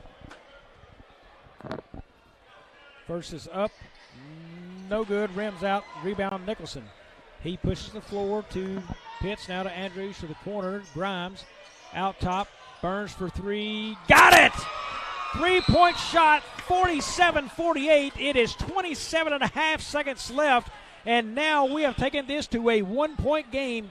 Timeout on the floor, we'll take one as well. Don't leave us for this one, folks. What makes a credit card great? A full-service credit card from your hometown bank. Introducing First State Bank and Trust credit cards.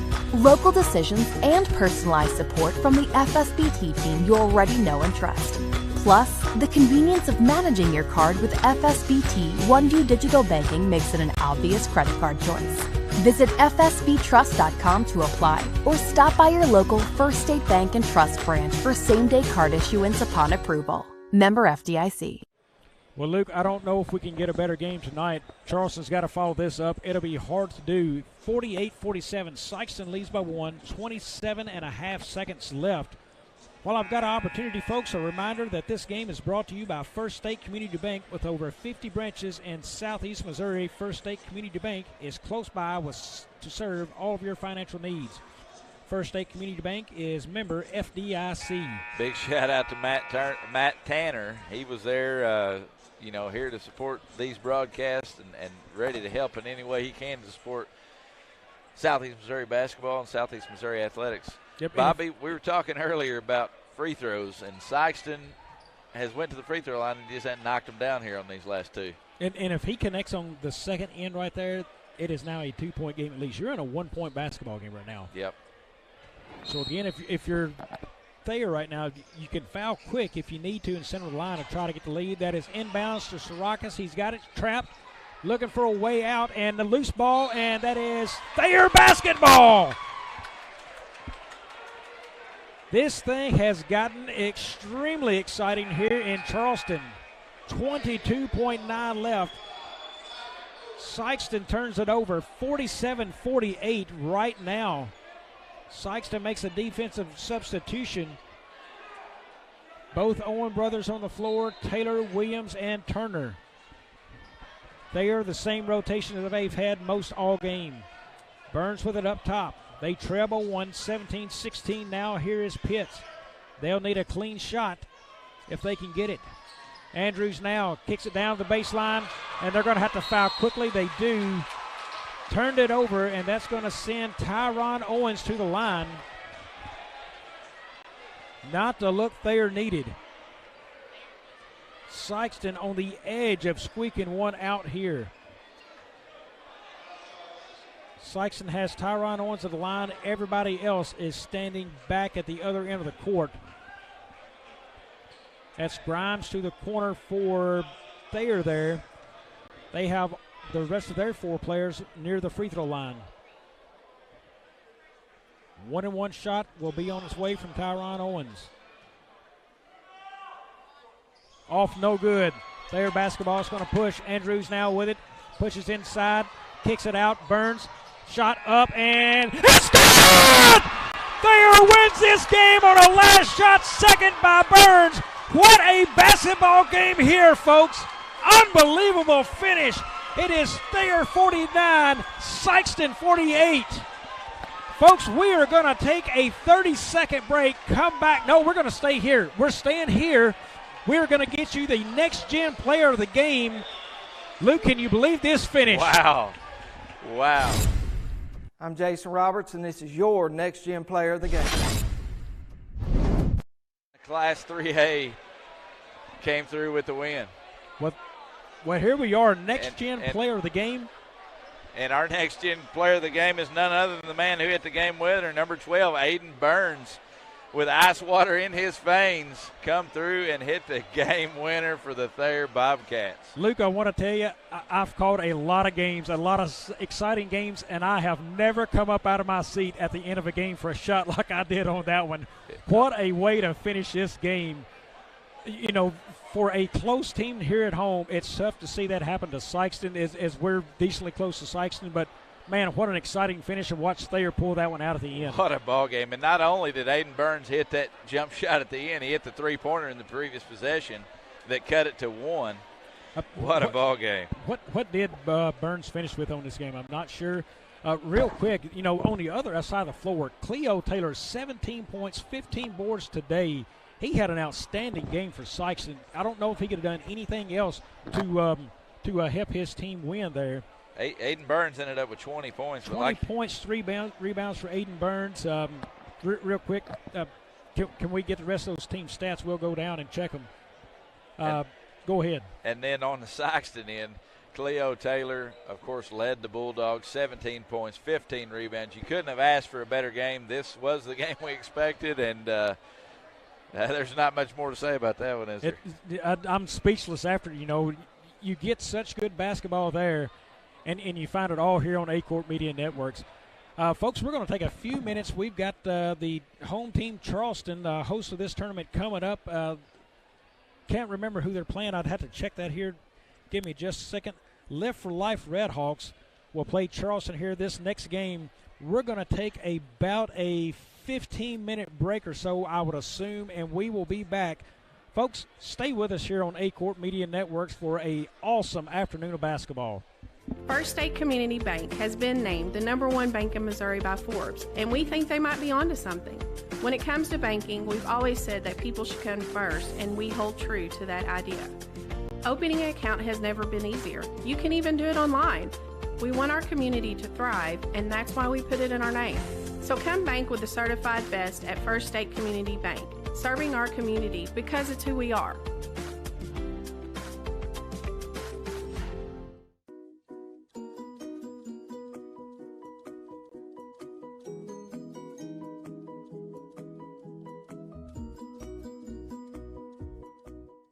The team at Burns, Taylor, Heckmeyer, Green, and Edwards have been serving Southeast Missouri for nearly 40 years. When you have been injured on the job, call Burns, Taylor, Heckmeyer, Green, and Edwards. When you need someone to fight for your rights, call Burns, Taylor, Heckmeyer, Green, and Edwards. When you need dedicated, aggressive legal representation, Choose local attorneys. Call Burns, Taylor, Heckemeyer, Green, and Edwards.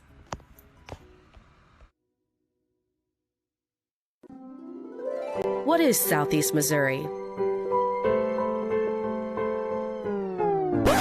Let's try this again. You are Southeast Missouri.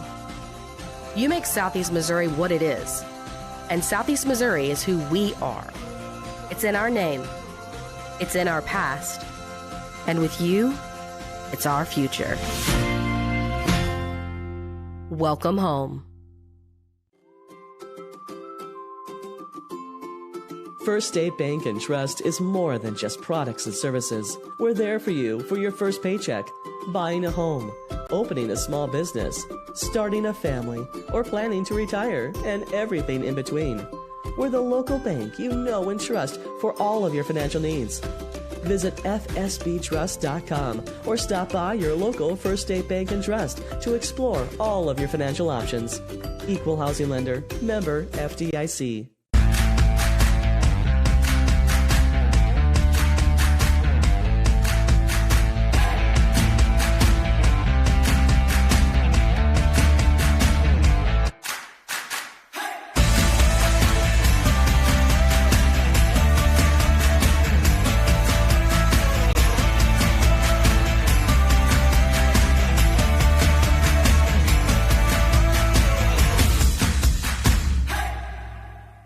If you are needing legal representation, contact Mayor Law Office today. As a former Missouri Assistant Attorney General and former Assistant Prosecutor in Pemiscot County, Dustin Mayer will put his trial experience to work for you. Mayor Law Office is proud to announce the addition of Sawyer Smith as an Associate Attorney upon completion of the bar. Whether your legal needs are personal injury, criminal defense, workers' compensation, estate planning, or family law, Dustin and Sawyer are your tried and trusted local attorneys. Please call 624-7876 to schedule an appointment or visit mayorlawoffice.com. Autry Moreland wants to buy your car. Big cars, small cars, fast cars, and funny cars. If it's got 4 wheels and an engine, we're swiping right. We've got the largest pre-owned inventory in Southeast Missouri right here at Autry Moreland Automotive. Even if Moreland's not on the back of your car, we're still interested. There's never been a better time to make a change. Come to one of our 5 Autry Moreland locations in Dexter or in Sikeston, Missouri, and let us help you turn what you have into what you want.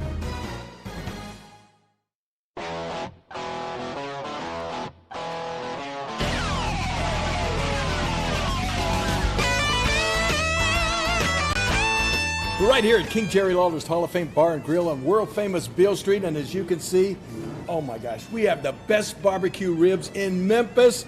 Oh my gosh, the gumbo is out of this world, but you gotta try the King's Triple Decker Slam Burger. You'll love it.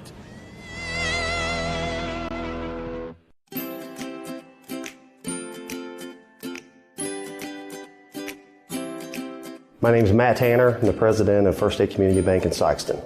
Being part of a community-based bank for me is the top priority. We have our roots here. We provide jobs here. We give back to our school. We provide scholarships. That is of utmost importance to us besides taking care of our customers. And we have the resources of a large bank, but the ability to maintain a local presence and local decision-making, a local board is an absolute astounding thing in this day and age of banking. I am Matt Tanner. I am First State Community Bank.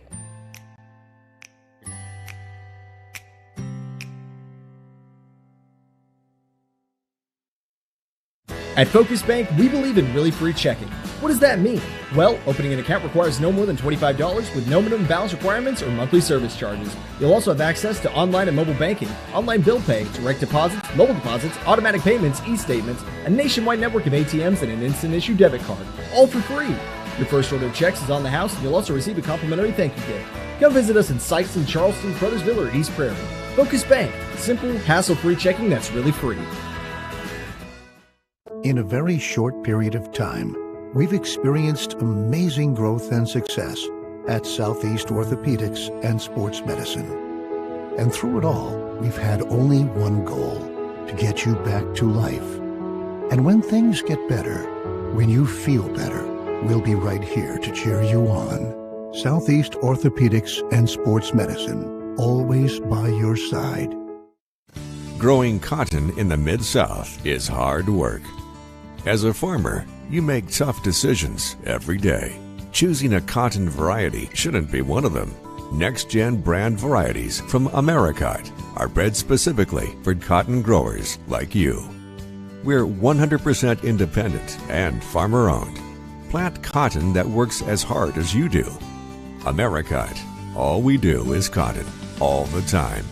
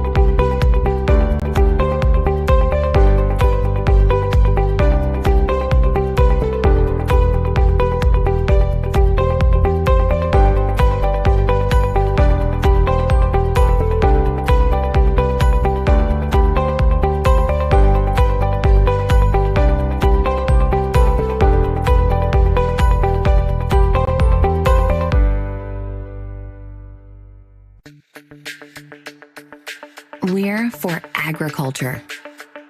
For growers, doers, whatever it takers. We're for doing things with purpose. We're for the little guy with big guy dreams. We're for agriculture. We're for you. Nutrien Ag Solutions, leading the field. The Stoddard County way of life to me is about God, family, and American freedom. These were the things that were most important as I was growing up here in Stoddard County, and they are still most important today. It makes me proud to say that Stoddard County is my lifelong home. My wife Lisa and I are residents of Dexter, and the roots of our family tree run deep in Dudley, Essex, and Puxico. These are the places that my great-grandfather, my grandpa, and my dad all farmed and worked the land. I love agriculture, but I chose a different path. Law practice is a great fit for me because I am passionate about liberty and justice and service to others. In law school, I focused on criminal law.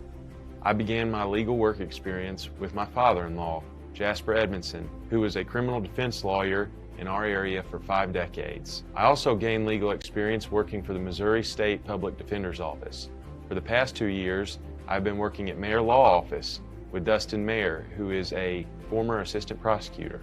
Since passing the bar exam and obtaining a law license, I have handled criminal cases in 7 different counties in southeast Missouri. Representing people and their constitutional rights in the courtroom is something I truly love doing. And now I want to do this as the next Stoddard County prosecuting attorney. On my mom's side, my grandfather was a police officer, a criminal justice professor, and a city judge. It was from him that I learned about the importance of backing the blue and taking a stand for what is right and just. From all members of my family, I've learned work ethic, humility, and professionalism. Those traits and real support for law enforcement are what is needed in government today, especially in our prosecutor's office. The campaign I announced recently is about justice for all and the best public service to everyone. As the next Stoddard County prosecutor, I promise to back the blue and be tough on crime full-time. I will be a passionate, professional, public servant. In the time before the Republican primary election on August 2nd, I intend to meet as many of you, the good citizens of Stoddard County, as possible, and I hope to earn your vote. Thank you.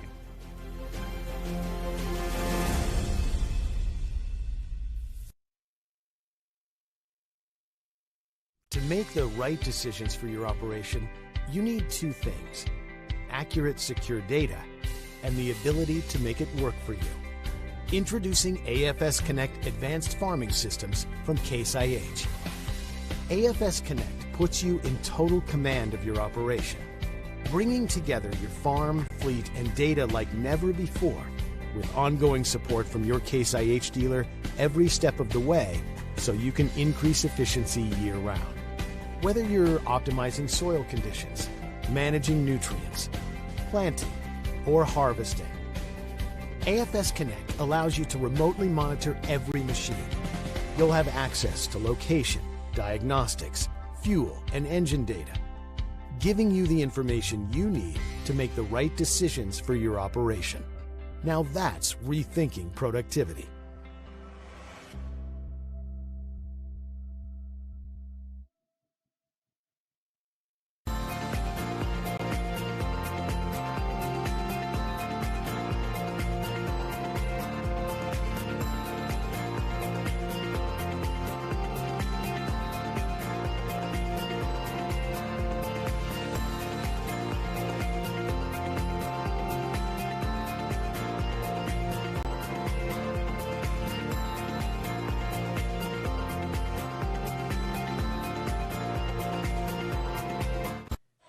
Welcome back to Charleston High School. You are watching the 2022 Charleston six-man shootout on Aycorp Media Networks.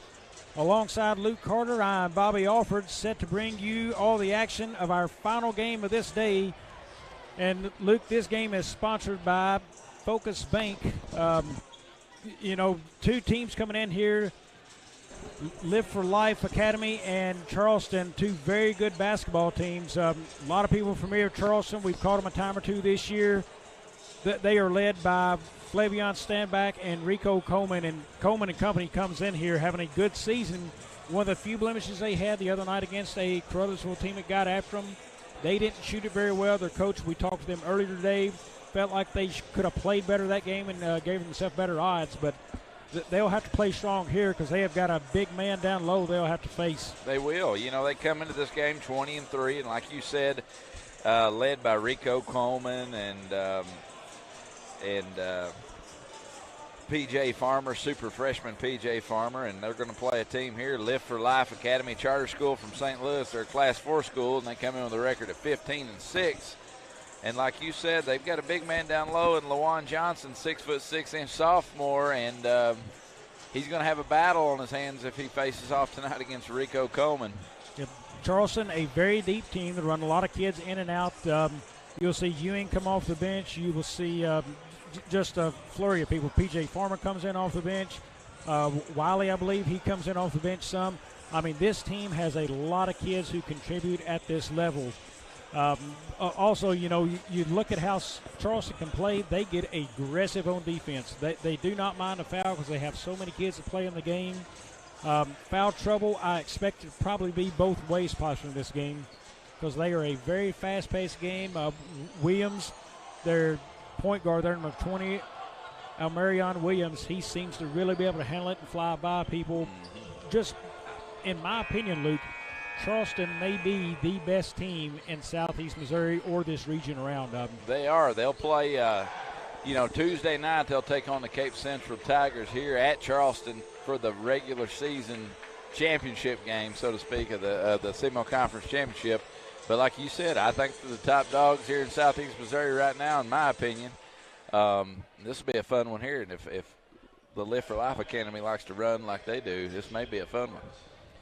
Folks, right now we're going to take your attention to mid-court where we are thanking our sponsors of the game. Reminder, this game is brought to you by Focus Bank. Whether you have business or personal banking needs, they are there to help you focus on making your business successful and focus on making your life easier. For all your banking needs, see Focus Bank, member FDIC. And, Bobby, we have helped out the Charleston Shootout here. Aycorp Media, we are a sponsor of the tournament here. We pulled out an ad, and I'm going to tell you what, Coach Minner knows how to put on an event, and Mr. Philip Britt's about to get a plaque on our behalf out at half court here shortly. They're calling out some more businesses here. Yeah, the things that go on with this tournament and the basketball we have been able to witness today, the game we just finished, what a day, in large part thanks to these sponsors. Yes, it is. And Coach Michael Minner, again, I need to echo those sentiments again. He knows how to put on an event, an amazing hospitality house down there with tons of food. He has this whole thing set up right, and the folks here at Charleston, they know how to do it. And think, Coach Miner, they got handicapped here at Charleston. This was supposed to be last weekend, but the ice come through. We would have also had New Madrid Central County Eagles in this tournament as well. This was a star-studded stacked tournament when it was originally set to go. It was. There was 8 games originally. They did an amazing job on the fly doing what they did. It's a 5-game shootout now here, and I'm telling you what, they've done a good job on the fly. It is, interesting in district play. There is our own Philip Britt receiving that award there. Yep. For a sponsorship. Amazing what they've done. Actually, Charleston in district play, they're going to be the number 2 seed to Caruthersville this year. That's going to be a district game. If we can, Luke, we're still, I know you guys are jockeying around and seeing what we can do. That is one of the districts we are wanting to bring to the folks in the area. So, one to keep on mind. We've got a couple we're looking at in broadcast and how we can actually get it out. So, and that's the tough thing when it comes to district times. There's so many good games and they're on the same night, and so we're going to try our best to pick out the best games we can and bring it to you guys. And hopefully by the end of next week we'll have a postseason schedule in place and we'll know where we're going to be. Got a lot of districts. I know the other one. Keep an eye on Class 2 is Bernie and Advance. That is over in Bloomfield this year. Districts for Charleston and Caruthersville, we're thinking it would come down to the 1 and 2 seats there. That will be held here in Charleston. Starters real quick as I'm behind schedule. It is number 0, Dennis Odes. He is a 5'4" sophomore. Number 1, Stephen Winston, the 6'3" junior. Number 5, Torrey Davis Jr., the 5'10" senior. Number 23, Trey Brown, the 6'4" senior. And number 4, and I do not have a number 4 in my scorebook there. We'll see if we can get a number 4 in the scorebook, Luke. Yes, now here we are, the Charleston Blue Jays. We'll get their starting lineup.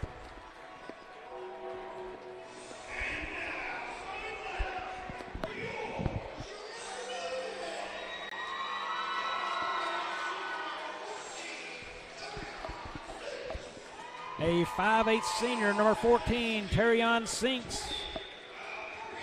A 5'9" junior, number 20, a Marion Williams. A 6'1" junior, number 22, Clatravion Standback. 6'4" senior, junior guard, number 43, Rico Coleman. And a 6'1" sophomore, number 52, Katerion Owens. That is your starting 5 for Charleston Blue Jays.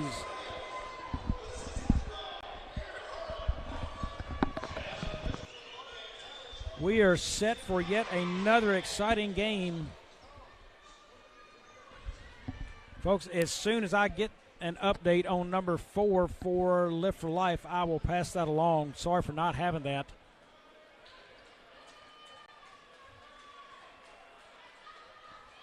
Looks like it will be number 43, Rico Coleman. He will jump against number 1, Stevie Winston. That is Rashad Singleton, number 4 for Lift for Life. So we've got him in the scorebook now. Lift for Life controls the tip. Here we go. It's going to be a man-to-man basketball kind of night for Charleston. That is number 5 on the drive. Shot up and good. That is Torrey Davis Jr. with his basket. That is going to be a turnover, Charleston. Williams, a fine point guard, just a little bit high for Standback. Standback's one you've got to watch from 3. He can really shoot it well for Charleston on the floor. Probably their best shooter from the floor right now. Ball out top. For the local folks, this Lift for Life team out of St. Louis area. Shot there, no good. Tipped out of bounds, going to stay with Lift for Life. Redhawk basketball. Trey Brown, your shooter there. Look for something inside. Guys has to go out top to Davis. Davey, I'm sorry.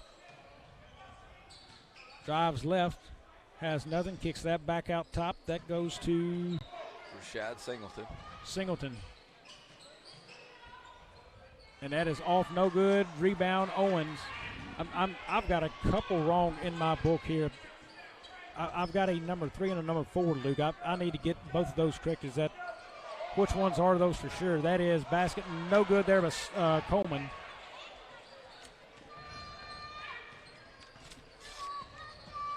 That is Singleton, jump shot, good. Rashad Singleton, he is number 4, so we've got that one corrected, and we are now looking for number 3 on the floor. That is Coleman, little floater, won't go, rebound Owens. He's looking for help, he has it. There's Williams, 3, no, won't go, rebound there to Winston. Singleton with the basketball now. Hands that off to Brown. Brown drives to the left. Nothing there. Little backdoor cut and good. That is Stevie Winston. 6-0 game now. Here's Sinks with the basketball. Knocked away. Gonna stay with Charleston.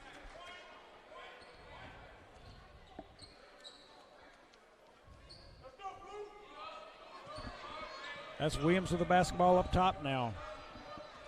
He dribbles, guarded closely. So we've confirmed that number 3 on Live for Like is Dennis Olds. We had him down as number 0. Very good.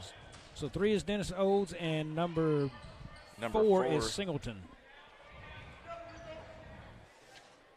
Is Rashad Singleton. Williams with the basketball. He'll drive, goes left, jump, tied up, out to Coleman. Coleman's going to try to drive now. Spin move. Working hard, kicks out to Williams. 3 ball, no good. Rebound, Trey Brown. Brown pushes that up the floor. That is Olds. He'll drive left now toward the baseline. Nothing open, back toward the baseline. Keeps going. Kicks that back out to Trey Brown now. Brown over to Davey. There's a drive, knocked away, and Charleston basketball. Steinbeck comes back with that. Goes to the rim, up and no good. Rebound, Brown. Charleston seems to be forcing it. Unforced turnover there off the fingertips of Torrey Davey Jr. Charleston having a little bit of trouble here getting an offensive rhythm. Owens now to Steinbeck. Steinbeck has it, slows his dribble, brings it up, has pressure, controls it back. And we're going to get a holding call. That's going to go against number 3, Dennis Olds. Be his first, team second.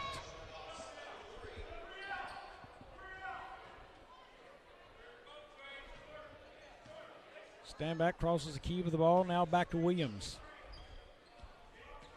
Williams hands off to Steinbeck up top. Hands it off to Sinks. Sinks back to the corner. That is Williams. Dribbles, goes in. Steinbeck with it now up top. Steinbeck's going to drive right, puts it on the floor, up, and basket is good. Steinbeck. Nice strong move. But Steinbeck right there taking it to the hole. Foul goes against Troy Davey Jr., his second, team third now.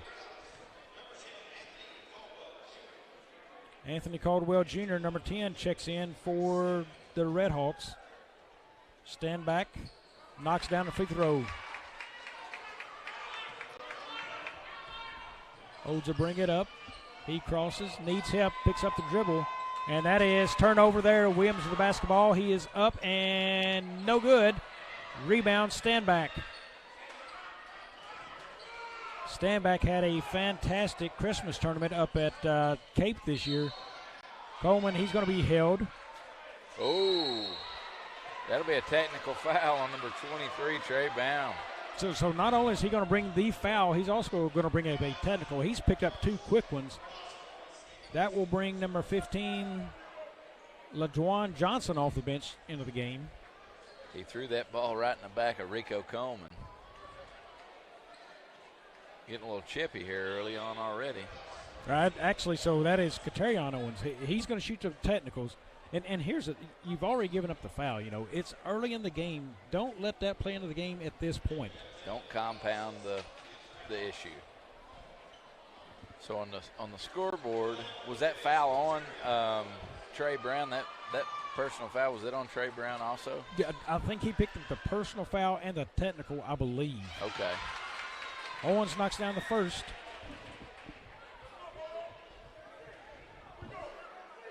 Definitely not the tone you want to set if you're the Redhawks. Owens with the next, and good on both.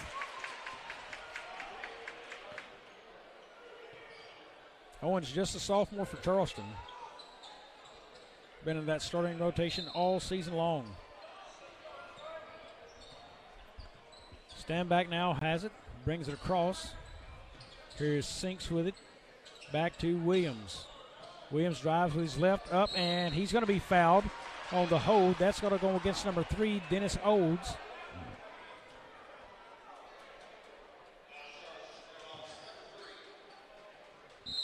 That'll be Olds' second. So timeout on the floor. We'll take one as well. Thank you for joining us, and don't go away. We'll be back on Aycorp Media Networks. At Focus Bank, we believe in really free checking. What does that mean? Well, opening an account requires no more than $25 with no minimum balance requirements or monthly service charges. You'll also have access to online and mobile banking, online bill pay, direct deposits, mobile deposits, automatic payments, e-statements, a nationwide network of ATMs, and an instant issue debit card, all for free. Your first order of checks is on the house, and you'll also receive a complimentary thank you gift. Come visit us in Sikeston, Charleston, Crothersville, or East Prairie. Focus Bank, simple, hassle-free checking that's really free. Welcome back to Charleston for the 6-man shootout here. Luke kind of slowed things down and kind of at a stalemate right now with the foul calls, and you know, Charleston trying to work that ball inside and seeing really what Live for Life can do against them. That's right. You know, Charleston 1 for 6 from the field right now, but they're 3 for 3 from the line. Going back right here to get a shot at 2 more. Meridian Williams is there to do it. First one is up, long, no good.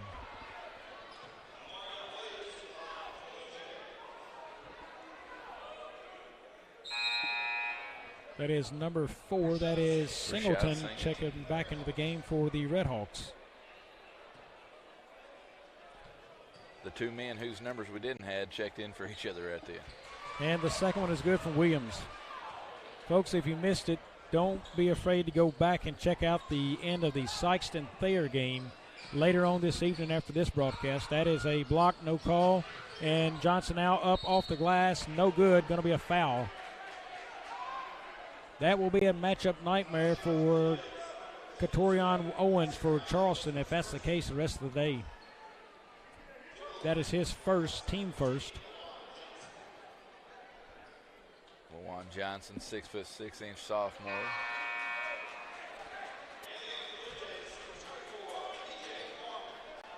P.J. Farmer is a super freshman. He is into the game now, number 24 for Charleston.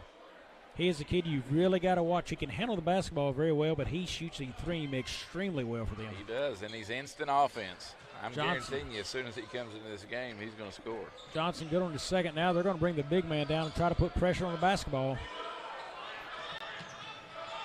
There is Farmer. He's got it. Kicks it around. Off the glass. No good. Rebound there. That is Rico Coleman. Up off the glass and good. Nice. Coleman was patient with it and got up there with the score.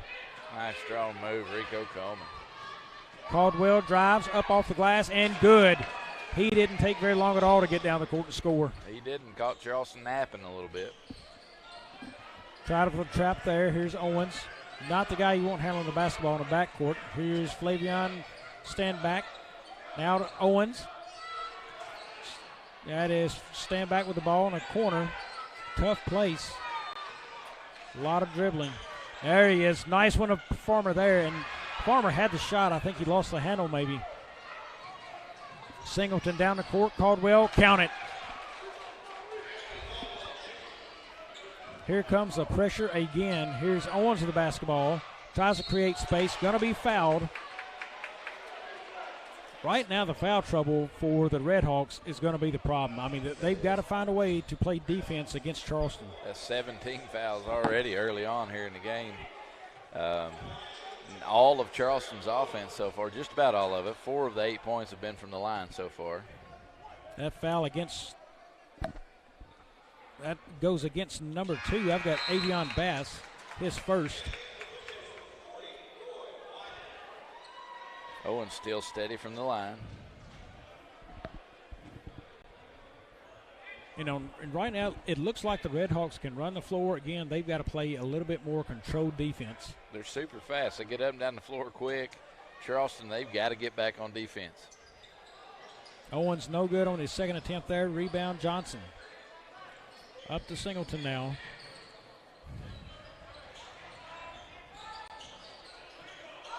A lot of pressure. I am really surprised on that one. The crowd is letting them hear it. It looked like he got both hands on the basketball. That's going to go on Katerion Owens, his second, team second. So he has got both fouls. Into the game for the Blue Jays. That is number 32, Ben Bledsoe. He is a 6'3 senior here at Charleston. And the ball is into Caldwell across to Singleton now. That is out. Caldwell, the 3. Lefty's got it. The lefty shot may look awkward, Luke, but it sure did look good going through the net. It sure did. Coleman with the basketball, pushes it across. Down low to the baseline, spin move. Stand back for 3. Bottom!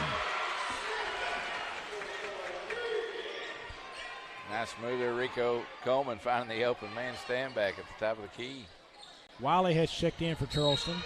That's an offensive foul there. If you're going to set a screen, you got to keep those feet still. You can't keep moving. Offensive foul goes against LaJuan Johnson, his first, team 8th. 8 fouls in the first quarter now for Live for Life Redhawks. P.J. Farmer faked the 3, didn't take it. Long pass and backcourt.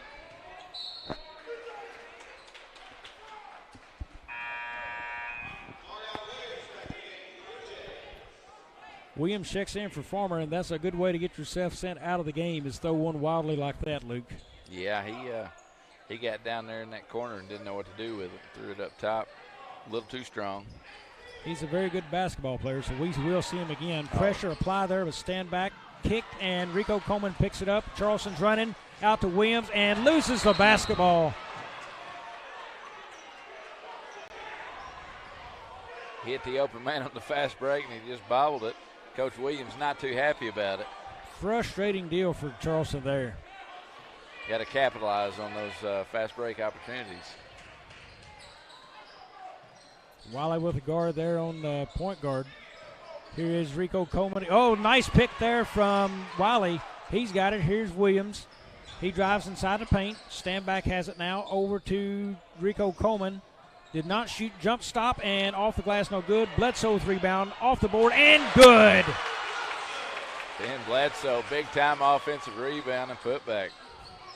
Ties this game at 14, under a minute in the first. Shot up by Caldwell. How did he get that to go? Wow, circus shot. He rode to the basket on a guy's back and got that shot to fall. Williams trying to drive. Trying to get away from the pressure. Singleton comes up now. Stand back, drives in the paint, and blocked. What a block by Cameron Sutton for the Redhawks. And up and going to have a foul. That'll go against Williams. Will send Otis Grissom to the line. 6-foot junior. So both teams using a lot of kids on the floor already. That's Williams' first, 3rd team foul.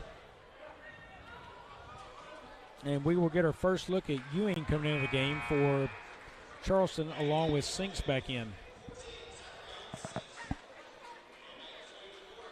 6'5" senior, Dentrez Ewing. P.J. Farmer back in the game, Bobby. Next on the way from Grissom, he is good. Farmer gets it in, that's Sinks. Back to Farmer. Farmer had to push it up. He does. That is now Wiley with the basketball. Back to Farmer. Farmer, long three. Got it! PJ Farmer. Mr. Freshman, instant offense. Back up, and it's going to be a foul. Bledsoe's going to pick it up. That will send Cameron Sutton to the line. Seems like every Charleston game I've watched, man, when he comes off the bench, he comes in and he scores immediately. He does. That was Bledsoe's first, team fourth now.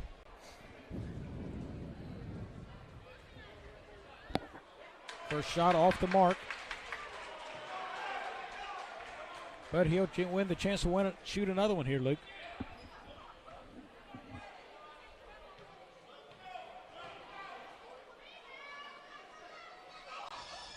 Sutton misses both. Rebound, P.J. Farmer. He'll push it up the floor, and that's going to be a foul again.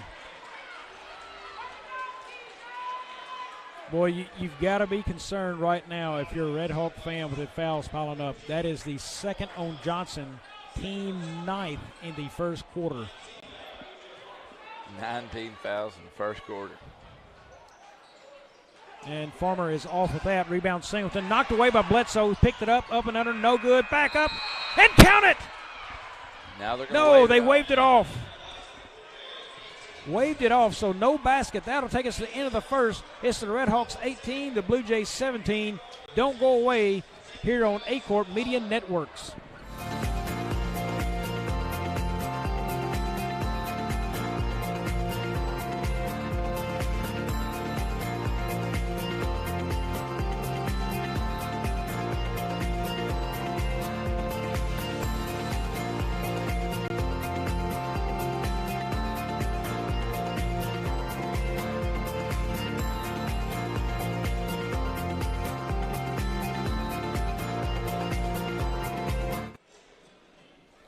We are back in Charleston.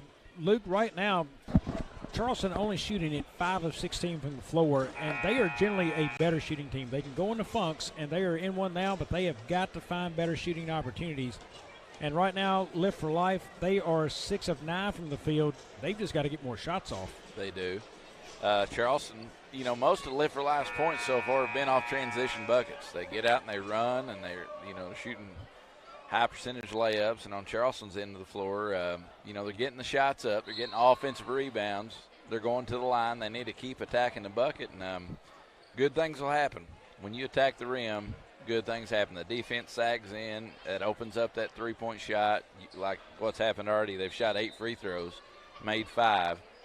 They need to, stick with the game plan, keep attacking the bucket, and take what the defense gives you. Charleston right now in the first quarter had 6 offensive rebounds. Lift for Life has got to do a better job of blocking out there. Charleston basketball sinks with it. Now to Farmer. 1-2-2 defense for Lift for Life. Now back over to Sinks. Farmer has it out top. He can definitely shoot that 3. Charleston looking for a little high-low. 3-pointer by Farmer, no good. Rebound Johnson. Kicks that up to Caldwell, now up to, I think that's Odes with the basketball. Down low to Johnson. Puts it back up, spins left, no good. Stripped away from Bledsoe. Bledsoe gives him good minutes off the bench. Here's Sinks, he drives, kicks it out. Wiley has it. Back over to Farmer, he'll drive. There it is to Ewing, puts it on the floor, power move, up and good, Ewing. Dentrez Ewing, it sure is nice to have a 6'5" senior come in off the bench and do that for you. Long 3 there by Caldwell. Knocks it down, his second of the game. There's Sinks driving up the floor. Ewing to the corner now, back to Sinks. High post there. Ewing caught it. Back out to Farmer. Here's the screen to Farmer. Look how low he kept that dribble. Wiley looked to Ewing, didn't take it. Farmer a long 3. No good. Rebound there. That goes to number 2. That is Bass. That's up Johnson and the basket. Nice move. We've got another technical. That's on the same kid. I think that's 2 on him. Let me see who this technical foul's on.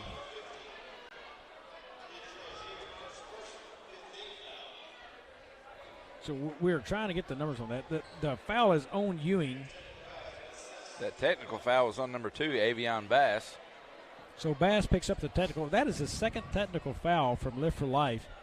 You know, you just kind of have to wonder right now, you don't see that many technical fouls in high school basketball anyway, and they've already picked up 2. One was for the unsportsmanlike conduct, tossing the ball off of Rico Coleman's back. I think this time he popped him. Maybe he said something. And so we will shoot the free throw here with Johnson. Then we'll go to the other end of the court and get the technicals in. Johnson's off with that. So now the other end of the floor, technical fouls coming and the basketball for Charleston. 2 shots and the ball. So Ewing to the line for Charleston.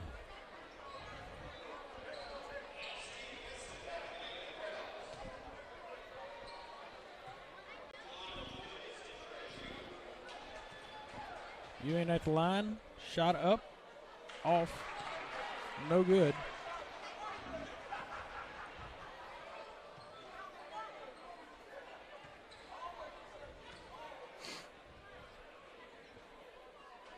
Front rims of seconds, 0 for 2 from the line there, Charleston basketball. So they started off hot from the line. They're now 5 for 10 from the free throw line. Looks like Farmer will handle the point for Charleston here as he gets it. It's Farmer, stand back, Sinks, Coleman, and Ewing for Charleston right now. Stand back has it, near side, kicks it back over to Farmer. Faked a 3, didn't take it, inside the paint, stripped away by Caldwell. He'll push it up the floor. That is number 1, stripped away there. Nice PJ hustle, Farmer PJ up Farmer. to Coleman. Coleman up and off the glass, no good, knocked out. That is going to stay Charleston basketball. Good hustle play there by PJ Farmer. He turned it over, or turned the ball over on one end, came back and got it back on the other. Luke, when it goes fast, it goes really fast, doesn't it? That ball is tipped. Ewing has it. Stand back for 3. Front rim, no good. It's going to stay with Lift for Life there on the rebound. Bass all the way up the floor to Caldwell. Now to Brown. Caldwell back with it in his hands.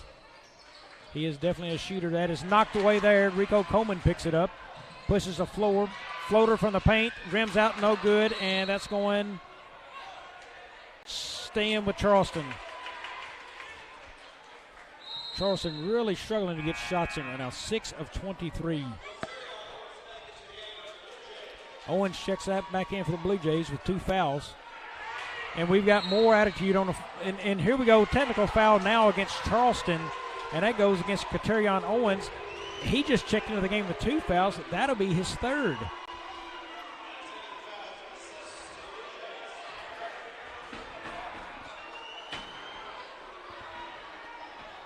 Really getting chippy on the floor down there.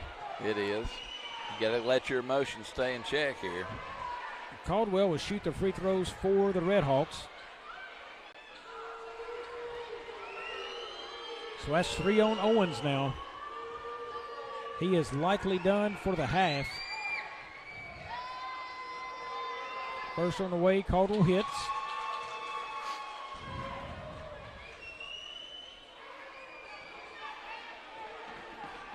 Bledsoe looks to be checking back in for Charleston, and his second is in there as well. It's 13 points in the game there for Anthony Caldwell Jr.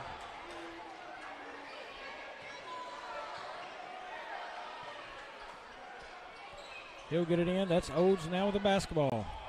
He'll be picked up midcourt by Sinks. Caldwell, the 3, no good. Rebound, P.J. Farmer. He'll push the floor. Out there to the 3, Sinks.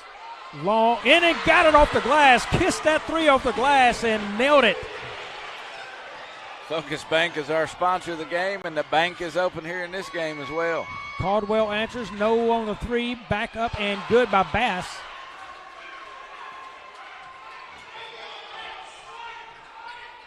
Coleman with a basketball for Charleston. Gives way to P.J. Farmer.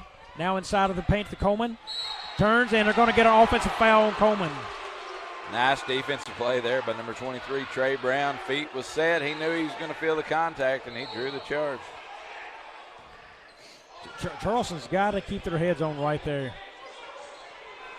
Coleman just picked up his first personal. No need to do anything more. Just let that basketball go. Keep your head in the game, young man. Odes will bring it up. 5-point lead for the Redhawks. That's Farmer out top on Bass. Now to the corner to Brown. Throws it over the top. Charleston knocks it away briefly, and that's going to stay Charleston basketball. Good help side defense there by Sinks. He came when they were fronting that post man. They lobbed it over the top, and he came to help. Yep, a lot of contact there. I like the no call to let them play basketball. Control your body. They didn't, so Charleston basketball. I do too. When that ball is there in the air, it's it's anybody's ball. Farmer over to Sinks. Sinks now to Stanback. Stanback looks to drive. Farmer for three. No good. He misses everything. And that's going to be Red Hawk basketball.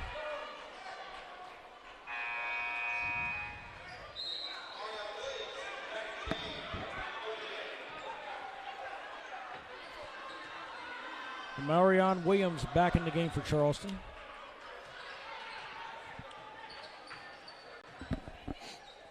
Odes now gets the basketball to Brown.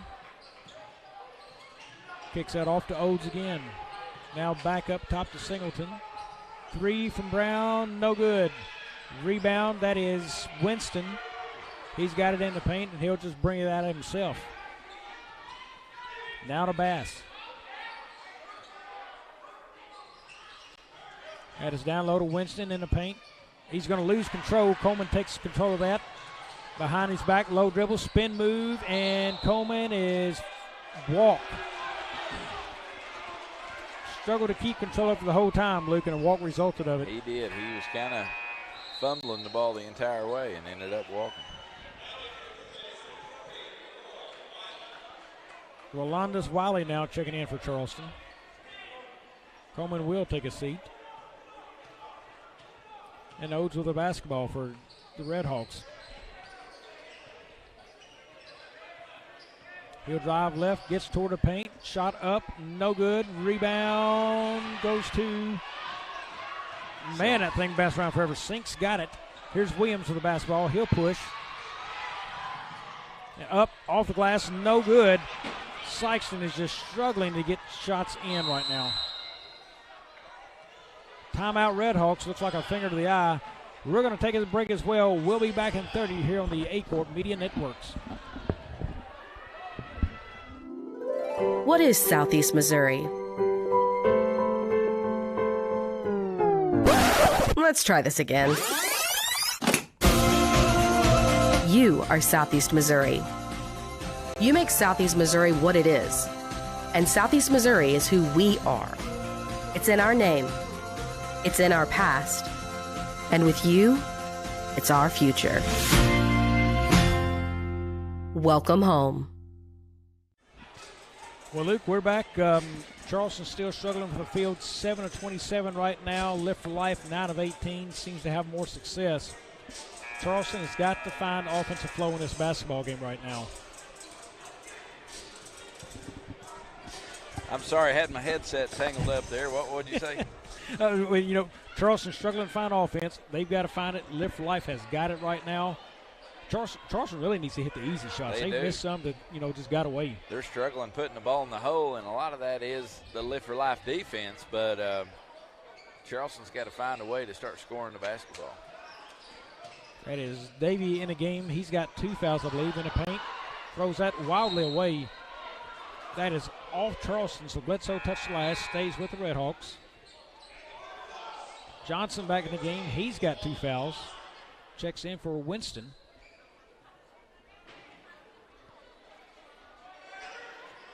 That is out. 3-point basket. No good. Tipped around and off the Redhawks. 3-pointer missed there by Davey. When you get a break like this where somebody gets an unforced turnover like that, you got to capitalize. And if you're Charleston here, you got to start putting these chances in the hole and scoring here and cutting this lead. And Luke, I know you get back in the flow of the game, but Davey just checked back into the basketball games, and he's already shooting 3. You know, no warm-up with the legs or anything, just right back in. Here's Sinks to the corner now. Wiley back to Sinks. Open for a 3, long, no good. Rebound, Bledsoe. Back up off the glass, no good. And again, Charleston just struggling to find a basket. They had a good offensive rebound there and a chance to get a little putback and couldn't score on it either.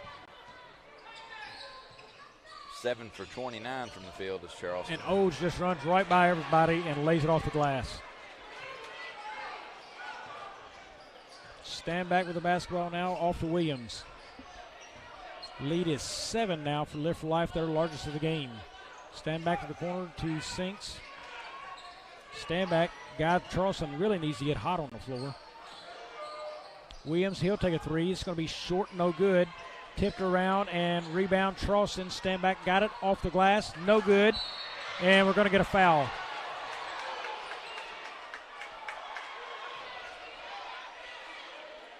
There is a lot of upset players on the floor, Luke. A lot of contact in the painted area there. Everybody was swapping bodies, and Ben Bledsoe with a good strong board, and it looks like he'll go to the line here. That's going to be the 3rd foul against Johnson, so he will take a seat with 1:44 left in the second. Charleston down 7.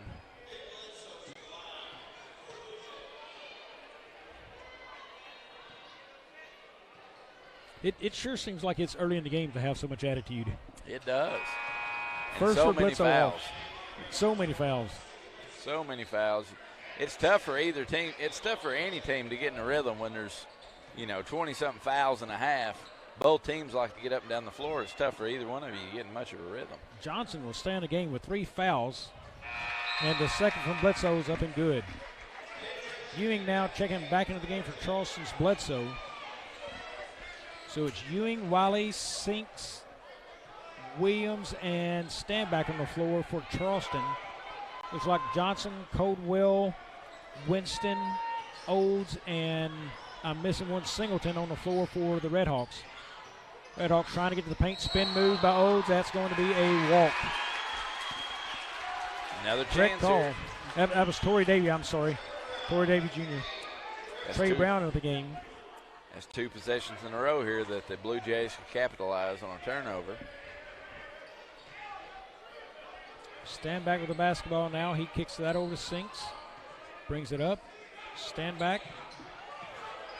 Got a Wolf chasing him, but didn't get to him. There's Williams with the basketball. Baseline up. Nothing going. Brown, the retaining of the ball. There's it is. Caldwell down to Singleton, and Singleton loses it. Nice outlet pass there by number 5, Davey Jr. They just couldn't come down with it and score. Stand back with the basketball. Clock ticks under a minute. He'll drive right. Pressure comes. There's Williams with the basketball now. Brings it back out top. Wiley, the 3, no good. Rebound, Ewing. Back up off the glass, no good. And rebound, Caldwell. And we've got a foul on the floor, it looks like.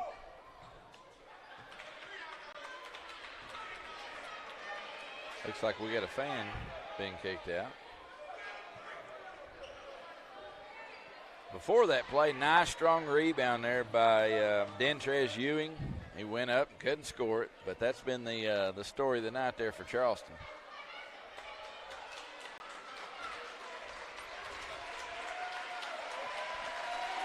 Well, we will not applaud any craziness of a fan ever, folks. I mean, it's nonsense. It's a high school game. Come cheer your kids on, but never should anybody have a reason to get kicked out of a high school basketball game.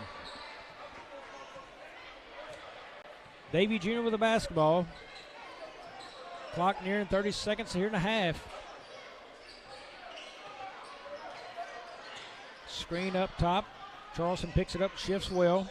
That's Singleton with the basketball now. He drives. Nothing there for him, and we're going to get a hold.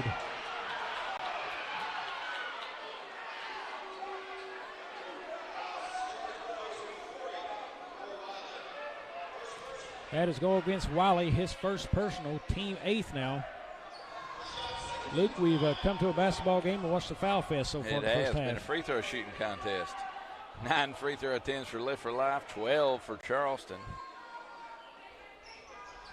Singleton misses on his first rebound. Caldwell, and he finds a way to make it. That's just poor job of blocking out a rebound of Charleston. Caldwell with his 15 points of the game. Stand back with the basketball to Williams. Williams drives, corner. Wiley for three, no good. Rebound Brown. Heaves one up, and that'll take us to the half. It is Live for Life Redhawks 31, the Charleston Blue Jays 23. Folks, we will see you at the half here in Charleston. Promotions in New Madrid is your one-stop shop for all your personalized merchandise. Whether it's screen printing, embroidery, promotional products, heat presses, or decals, we've got something that will suit your needs. So you, your school, or your business will always be looking its best. There's tons to see, from apparel to accessories. So what are you waiting for? Stop into Juju Promotions today in New Madrid, Missouri. And don't forget to like us on Facebook.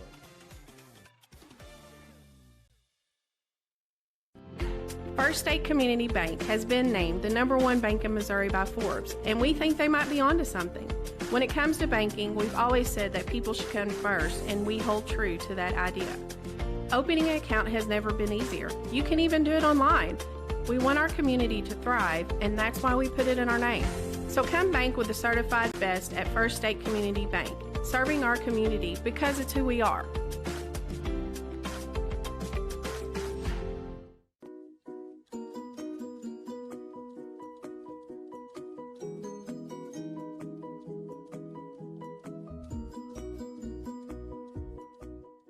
The team at Burns, Taylor, Heckmeyer, Green, and Edwards have been serving Southeast Missouri for nearly 40 years. When you have been injured on the job, call Burns, Taylor, Heckmeyer, Green, and Edwards. When you need someone to fight for your rights, call Burns, Taylor, Heckmeyer, Green, and Edwards. When you need dedicated, aggressive legal representation, choose local attorneys. Call Burns, Taylor, Heckmeyer, Green, and Edwards.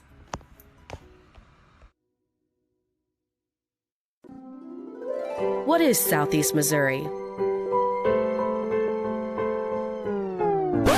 Let's try this again. You are Southeast Missouri. You make Southeast Missouri what it is. And Southeast Missouri is who we are. It's in our name. It's in our past. And with you, it's our future. Welcome home. First State Bank and Trust is more than just products and services. We're there for you for your first paycheck, buying a home, opening a small business, starting a family, or planning to retire, and everything in between. We're the local bank you know and trust for all of your financial needs. Visit fsbtrust.com or stop by your local First State Bank and Trust to explore all of your financial options. Equal housing lender, member FDIC.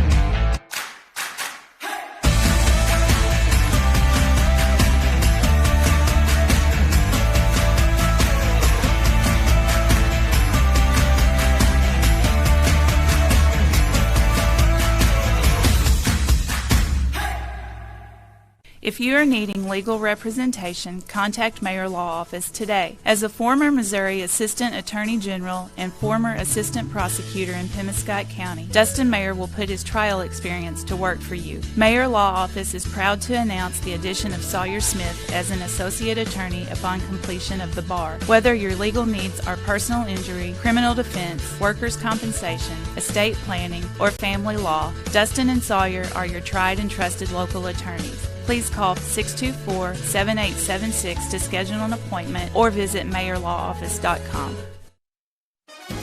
Autry Moreland wants to buy your car. Big cars, small cars, fast cars, and funny cars. If it's got 4 wheels and an engine, we're swiping right. We've got the largest pre-owned inventory in Southeast Missouri right here at Autry Moreland Automotive. Even if Moreland's not on the back of your car, we're still interested. There's never been a better time to make a change. Come to one of our 5 Audrey Moreland locations in Dexter or in Sikeston, Missouri, and let us help you turn what you have into what you want.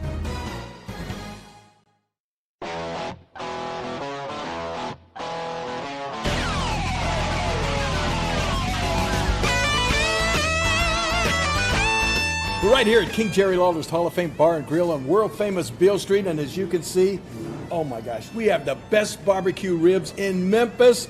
Oh my gosh, the gumbo is out of this world, but you gotta try the King's Triple Decker Slam Burger. You'll love it.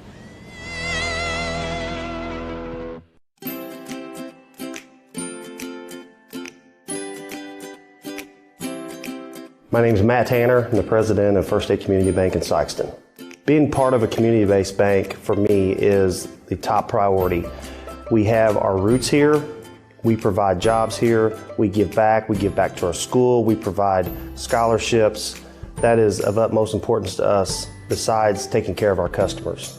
And we have the resources of a large bank, but the ability to maintain a local presence and local decision-making, a local board is an absolute astounding thing in this day and age of banking. I am Matt Tanner. I am First State Community Bank.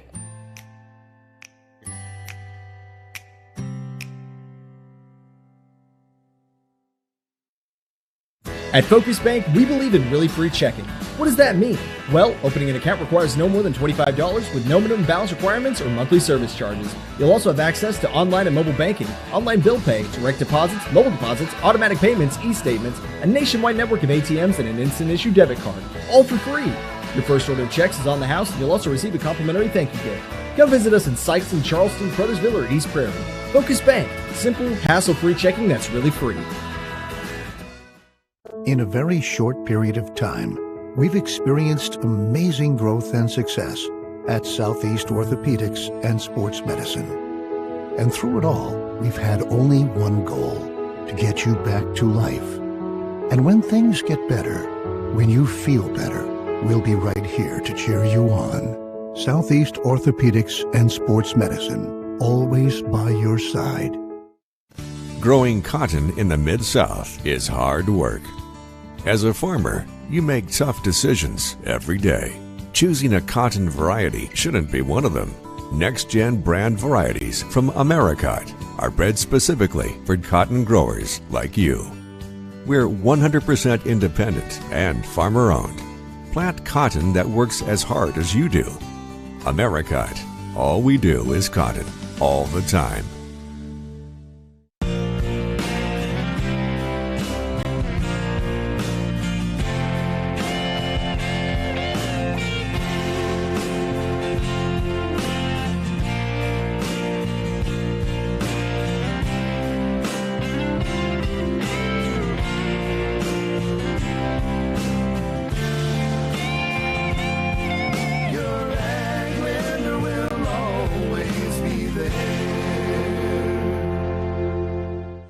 Welcome back to the six-man shootout here in Charleston, Missouri. Right now, Lift for Life Redhawks lead this one 31-23 over Charleston at our nightcap. Luke, it's been very efficient scoring right now for the Redhawks and very poor shooting for Charleston. It has. You know, Charleston, they could not get the lid off the bucket there in the first half, and it was tough for them to get anything going offensive, really, and a lot of that has to do on both ends with how many fouls were called. I think there was 25 fouls called in the first half, and we alluded to this earlier. It ended up being more of a free throw shooting contest than anything. There was Lift for Life went to the line 10 times. They were 5 for 10 from the line, and Charleston, they went to the line 12 times. They were 6 for 12. Both teams shooting 50% from the line. Charleston 3 for 12 from behind the arc. Lift for Life 1 for 6 from deep. And from 2-point field goals, Charleston is 4 for 22 from inside the three-point line. It's just been a struggle, and a lot of that has to do with rhythm. And when teams get in rhythm, Charleston's one of those teams where they get in rhythm. They play better when they're in a rhythm offensively, where they can get turnovers and create turnovers and score off of a fast break bucket.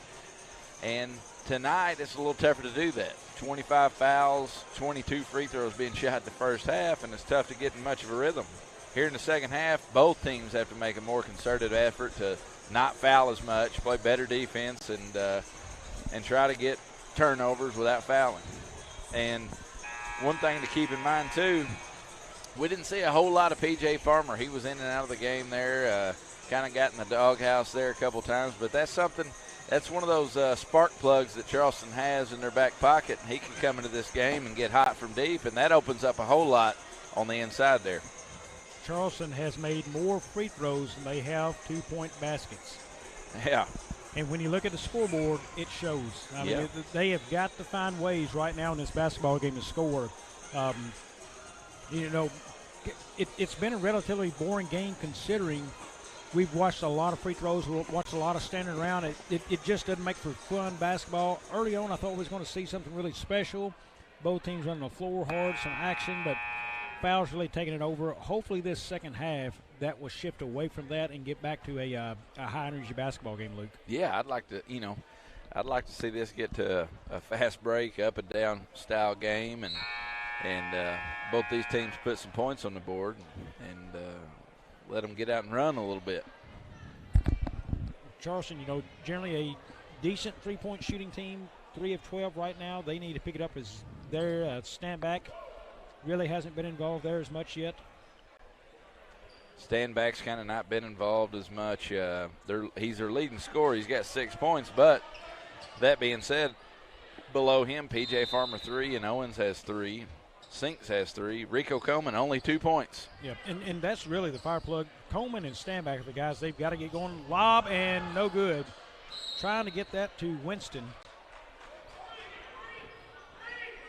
The Redhawks come out right away looking for a big play. Trying to bring the roof off this place with the alley-oop. Winston with the ball up to Oates and now to Davies Jr. No, that is not Davies Jr., I'm sorry. That was Grissom. Grissom to the corner. Brown for 3. Got it. Good ball movement there by the Redhawks. Trey Brown extends this to 11-point lead now. Williams drive right. Sinks with the basketball. Back to Williams. Williams showing a little flash. Gets inside the paint. Kicks it out. Stand back for 3. Missed. Rico Coleman with the rebound. And he is fouled.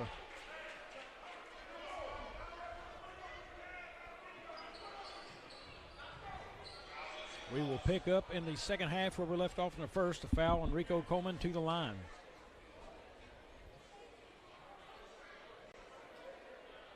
That foul goes on number 40. No, on number 23, I'm sorry. That is Trey Brown, his second. Coleman gets the first to fall. So we were assuming earlier in the game that Brown may have picked up another technical, did not. Yeah. Coleman missed the second. They just fixed that on the scoreboard. That's actually 3 for Brown. 3 fouls for Brown. Brown now, turnover there. And, boy, Charleston should have had a basketball, could not retain possession.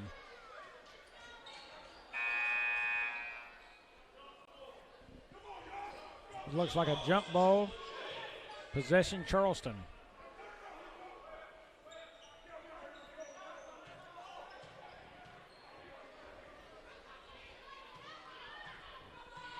A little discussion between the coach and the ref. They're going to check things at the score table. I'm not sure what's going on here.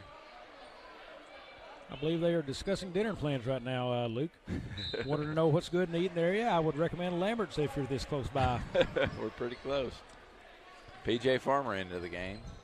Farmer has it, looks for the low post, doesn't have anything there. Makes the defense move, now back to Williams. Has to stand back in the corner. Brings it back out top. Charleston looking to get inside as Live for Life back in that 1-2-2 zone, and we've got a foul. What's new? Yeah, Good attack there, though, by Williams. He broke the zone defense there, made them collapse, went up. But the more you can get into the heart of that zone defense, the more it opens up the outside, the more you can dish when they commit. Foul against Dennis Oates, his third, team's second. Free throw is good from Williams. That is Torrey Davey Jr. checking in for Oates. And the next from Williams, off, no good. Rebound, Brown. Kicked up. Davies Jr. now back to Brown at the top. He'll drive left, tries to get to the paint. Does not happen. Coleman cuts him off there. Grissom with the basketball now. Back out top. They'll back it out, run some offense, try to get a screen, did not work. Off his foot, and Charleston basketball. I'm sorry, no, that is going to stay Redhawk basketball. They're going to say stand back, hit that out. Davies Jr. with the basketball now, drives. Nothing doing, and that is going to be off him. Nice hands, P.J. Farmer. You know, that's bad court vision. He had 3 Blue Jays standing around him and a wide-open guy in the corner. He did.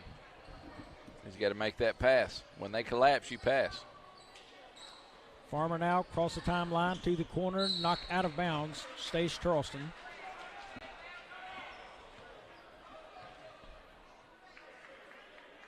Again, you know, I'll repeat it. I think Charleston is one of the finest teams in this area, but they have shot it poorly tonight. They have.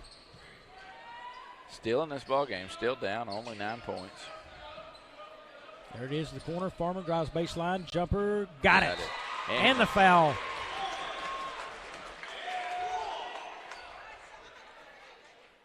See who they get on that one. Nice play there by the freshman. Catches it, head fakes, one dribble, pull-up jumper, and pops it. That goes against number 23, Trey Brown. So now it's showing his third on the board still. I'm guessing that's what the conversation was at the board there, Luke. They were discussing if it was second or third. Gotcha. Farmer back to the line now, trying a three-point play. Front rim, no good. Rebound there goes to Bass.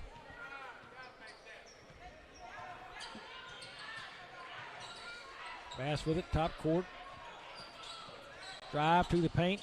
Winston up, no good. Rebound, Charleston. That is Rico Coleman pushing the court up, and he's fouled. That's what Charleston likes to do. They got the defensive rebound, got up down the floor, pushed it for a fast break. Now they're going to the line. That's their game. That is going to go against Torrey Davey Jr. I believe that's his third, so Rico Coleman back to the line. Coleman, 3 points in the game. 6 rebounds. And misses on the front end. Charleston now 8 of 18 from the line, Bobby. It has not been a very good game for Charleston. Some of this, I believe, has got to be the pace. There's no flow to it. And then some of the chippiness, you know, attitudes, heads may not be where they needed to be early in this game. Coleman good on the second.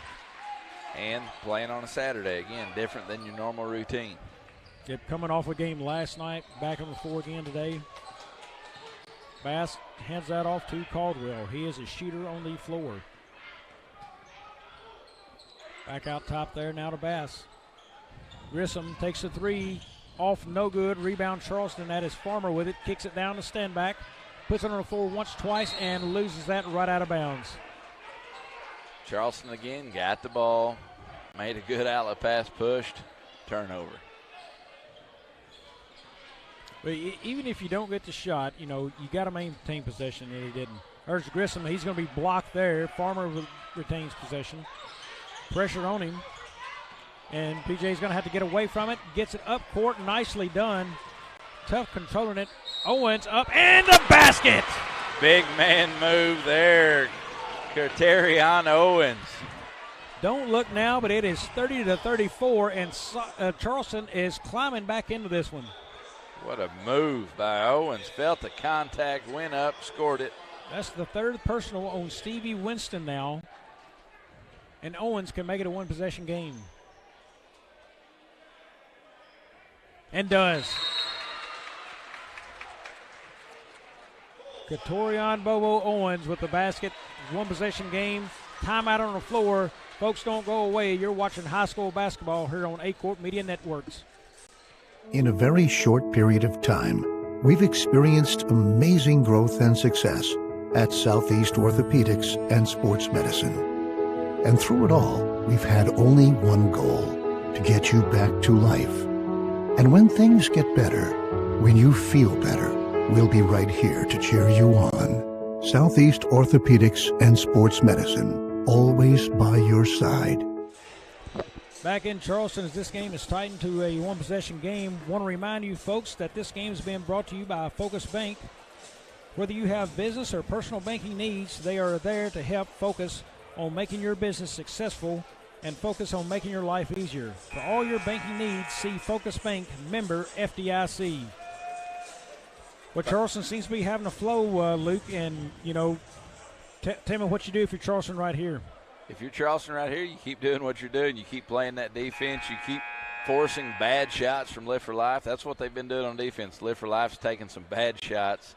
Charleston gets the defensive rebound and pushes the ball up the floor, which is what they like to do. They like to get the rebounds. They like to force turnovers. They like to push the ball up and down the floor, and it's paying dividends right now. They're down 3. They've cut the lead from 9-3, and they got to continue that right here.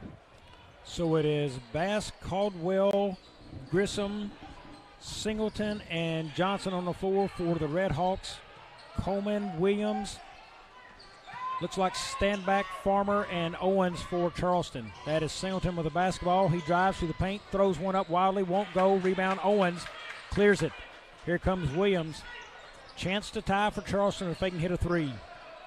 That is out to Farmer. Thinks about the 3, doesn't take it. He's going to be fouled. And I don't know if I have seen a defensive play made by either team tonight. It has been that many fouls in the game. It has. A lot of slapping and not a lot of feet moving. That goes against Otis Grissom, his second 6-team foul. Charleston, no team foul so far in the third. So a little bit better job there by Charleston in the defense. Farmer with it. Outside the three-point line. He'll drive right. Little dribble there. Hops. Tied up. They're going to call jump ball, yep. Ball was on his hip and held by both players, so jump ball stays with Charleston. 4 minutes left of the third. 31-34. Redhawks lead it. And now we're going to have another conversation at the table. And I think this has to do with the possession arrow. I believe the last held ball was also Charleston's ball, and then this held ball was Charleston's ball. So I'm saying, I'm thinking the Live for Life Academy coach is saying it needs to be going the other way, and they are going to do it. They're going to switch it over. Redhawk ball. Here is Caldwell. He gets across half court line. Here's Bass with it now up top. Now over to Johnson. He'll drive right, back to his left. Three-point shot. No good, and I'm a little surprised that he'll take a shot there. And Charleston gets away with that. Timeout, Charleston. That gives us a chance to get one as well. We'll be back in 30 here at the 6-man shootout in Charleston. Growing cotton in the Mid-South is hard work. As a farmer, you make tough decisions every day. Choosing a cotton variety shouldn't be one of them. Next-gen brand varieties from Americot are bred specifically for cotton growers like you. We're 100% independent and farmer-owned. Plant cotton that works as hard as you do. Americot. All we do is cotton, all the time. Welcome back, folks. Don't forget, coming up, this coming week is going to be district play starting. Class 2 will start. We're going to have some of that action coming. Luke, will we actually start broadcast on Saturday afternoon when that tournament starts, or will that delay to the following week? I think we're just going to cover the finals. Just the finals. So that should be next week then. Yep. We will have action back on the air for you here on Aycorp Media as we will have district play starting. P.J. Farmer with it now over to Williams. There's the screen by Standback. Rose out. Farmer with it, looking for help.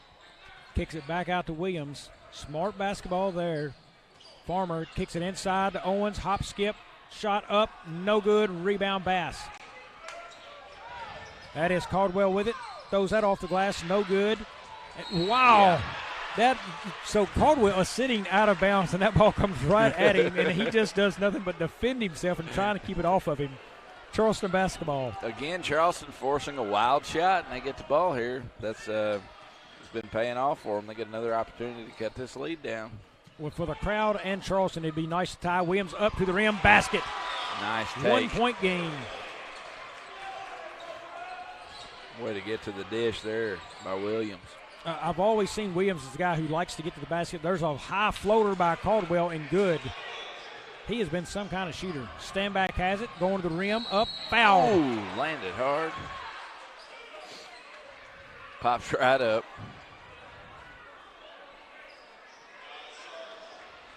That foul goes against number 11. That is Otis Grissom, his third, team 7. So free throws the rest of the way for Charleston. I really do believe it's a contest to see who can pick up the most fouls for the Redhawks. It is. And again, another missed free throw for Charleston. You know, you look at the foul discrepancies right now. You got 7 on Lift for Life and 0 on the Blue Jays, but all 7 have been legitimate fouls. Yes, they have. And you see some talent out there, Luke, for the Lift for Life, but if you want to play at the next level, you've got to be able to play defense. I mean, what we're seeing on the floor will not cut it. You've got to be better. Free throw in a second is good. And I'm not trying to dog on a kid necessarily. It's more so of just saying, guys, if you think just shooting and scoring is what this game is, it's not. Yeah. There's a steal. Coleman has it. Up for the dunk. Nope. Just going to give us a layup this time. However, that has tied this game 36 apiece. First time Charleston's been able to say that in a long time. Charleston finally getting in some offensive rhythm here. A lot of that has to do with these transition buckets. Crowd making noise. Bass up. Shot. Walk. That is Charleston basketball. This gym is starting to feel alive right now, Luke. You can tell the tide and the momentum is starting to shift here for the Blue Jays. A bucket here would have this place erupting. Smart basketball, but Charleston would help right here. You are shooting the bones the rest of the way. Coleman up, off the glass. No good, but he's going to the line. That is going to go against Johnson. I believe his 4th. Smart play by Rico Coleman. Go to the basket right there. Make them foul you. Make them foul you. Score it or get a free throw. That is the 4th foul on Johnson.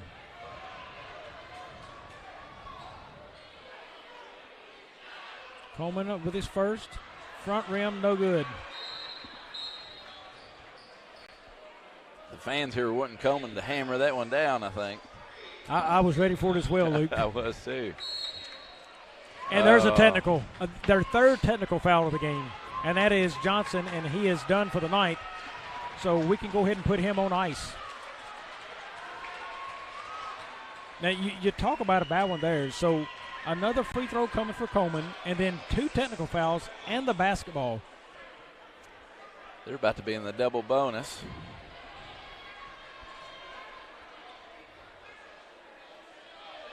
Front rim, no good, Coleman. So now here comes Katorian Owens. He will shoot the technicals. Big opportunity here for Charleston. Luke, I don't know that I've ever seen a high school basketball team where a team got 3 technical fouls against themselves. This is the first for me. Yeah. And I'm not saying that in a way that I'm proud to call it. Right.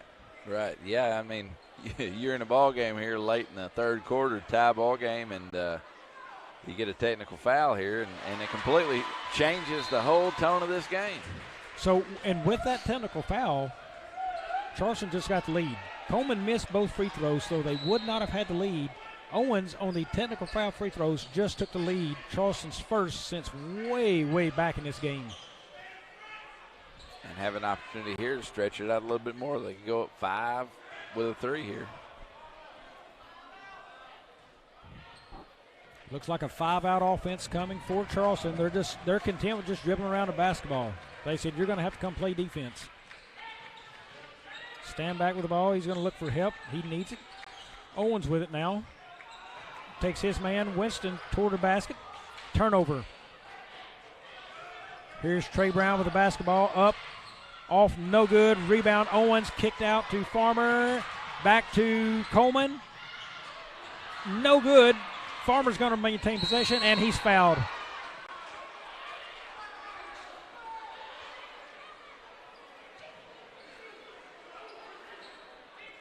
Folks, the Brock riding has been amazing tonight here. I mean, it has been some kind of rough game. It has. Charleston's got it. Williams with the basketball. He'll drive right now, back left, kicks it over to the corner. Coleman with it. Sizes up his man, Brown. Little isolation action here for Coleman. Yep. Charleston's up too, so they're just going to waste clock. They are. Less than a minute remains in the third. And as soon as this Trey Brown comes out and guards Coleman tight, Coleman is going to try to take him off the dribble. Now, I hate seeing this style of basketball, but at the same time, man-to-man basketball is where you get better and where you see the best plays happen in basketball. It is. Late in the third quarter here, Charleston wants to make sure they get this last shot, plus the possession arrow is in their favor. They'll get the ball to start the fourth quarter. Farmer had it, very good ball handler. Now at Williams, another good ball handler. Williams will drive with his left. He is hit. Coleman, look at there. Wow! Deflection to Coleman and the basket. Here's Winston up. Nice he is block. That's going to be a foul called. He got him a little bit on the arm, maybe. 4-point lead for Charleston. Winston to the line. That's going to be Rico Coleman with a foul, his second, team first of the half. Redhawks trying to cut into the Charleston lead now. First one's up, good.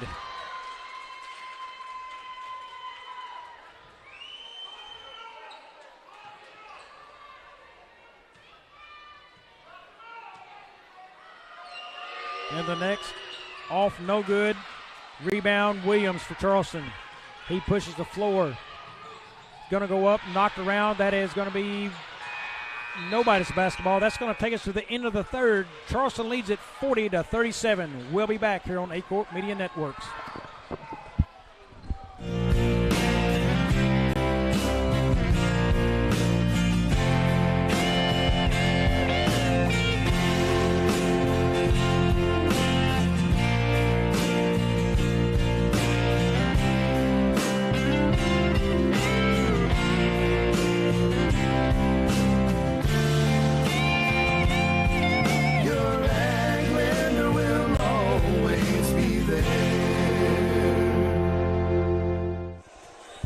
We are back for the last 8 minutes of this basketball game in Charleston. What a game it's been in the second half. Charleston's really taking control more of the emotional side of the game, Luke, as they now lead this 40-37. The Redhawks have got to learn to play basketball right now without fouling. They do. I mean, on the game, the Charleston Blue Jays have shot 26 free throws, or 13 of 26 from the line. Imagine if they would have shot a better free throw percentage right now. This game would be a little bit out of reach for the Redhawks, but nonetheless, they're 13 for 26 from free throw line, and they had 13 fouls in the first half, 9 right now. Tons of fouls, tons of free throws, and Charleston is starting to get in a little bit of a rhythm here and score some buckets in transition, and the whole aspect of this game's changed. It has, when you look at the Redhawks right now, they've got to find a way to control their mental side of the game right here. They've got 8 minutes to do it. And here we go. Charleston with the basketball. Williams crosses half court. Gets a screen from Coleman. Goes left. Up. There's Bledsoe. Basket. Ben Bledsoe. 4 points on the game now. Nice dish from Williams. Williams drew the defense in. Kicked it off for the easy two. Singleton with the ball. Screen set, there it is. Winston had it for him. Odes with the ball up top. Odes, Brown, Winston, Caldwell, and Singleton for the Redhawks. Odes with a little floater, won't go. Tipped around, Wiley retains possession and then gets it knocked away and keeps it here. So it is Wiley Williams, Coleman, Bledsoe, and Sinks for Charleston. Coleman spin move, up left hand, basket and good! Nice move, Risco Coleman, a little razzle-dazzle. Coleman showing some skills to get to the line. He is so smooth with the basketball. Foul goes against Singleton, his first. Winston will check out. Bass back in for the Redhawks. And Coleman good on the free throw. That's his 11th point of the game. Leading Charleston in scoring. Oh, it's a nice back cut there to Caldwell, and he's fouled by Bledsoe. Not a bad foul if you're a Charleston Blue Jay fan. Not a bad foul. If he didn't wrap him up there, that would have probably been an easy bucket there for Caldwell. Foul is on the floor, so it negated a easy layup. They'll get that in up top. Caldwell has it. Now to Brown. Brown drives baseline, up and off the glass and good, and the foul. That will go against Bledsoe. That'll be his third, team third. To the line, Trey Brown.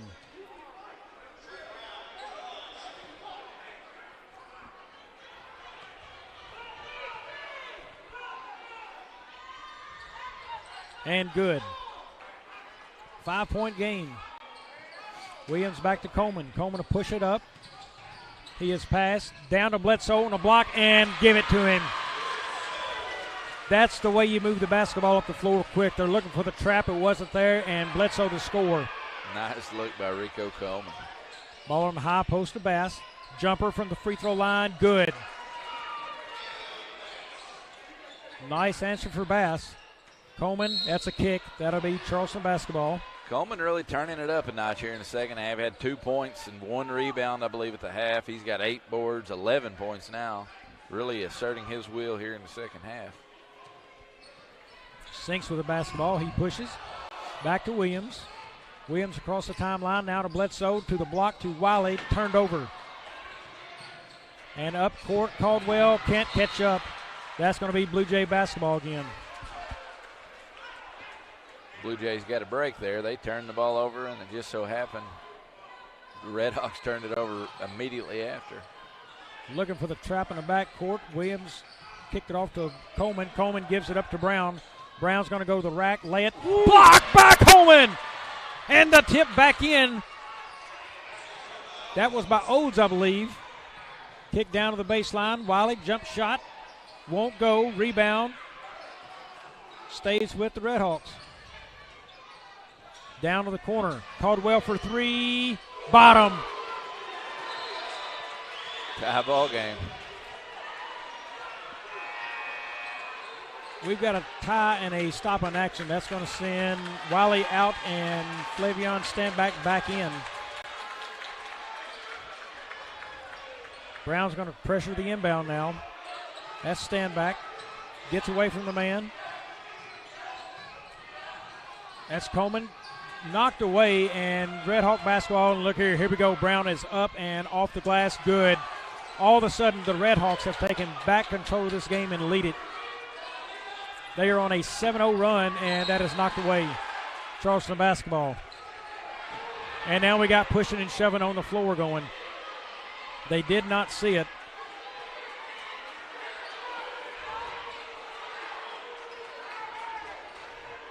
What a turn of events we've had here, Bobby. Farmer checks in for Sinks. Bledsoe is checking out. Owens back in. A lot of energy in this building starting to build, Luke. Turnovers about you every time. That was 2 back-to-back turnovers there by Charleston, and that bit them. They've got to take care of the basketball here. Williams with it, drives left. Has a chance, turns it over again. Brown picks that one up for the Redhawks. Another turnover here. Bad couple of minutes right now for Charleston. That is up, and we've got it waved off. Waved off. It's going to be on the floor. No basket. Foul goes against number 20. That is Marion Williams, his third, team fourth. Williams is second, I'm sorry. Sinks will check in for Williams.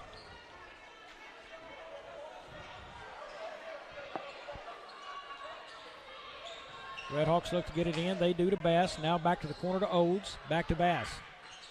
Caldwell with it now. He is dangerous when he's shooting the rock. He's going to drive inside. Floater, no good. Rebound Sinks. Now to Owens. Owens is going to be fouled. That is not the man you want to send to the line because Owens has been solid there tonight.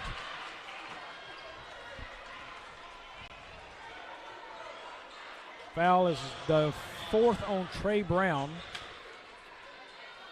Owens will be shooting Charleston's 28th and 29th free throw of the game here.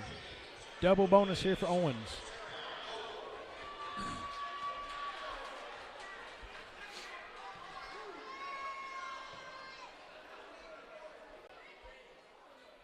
Owens plays string music with the first.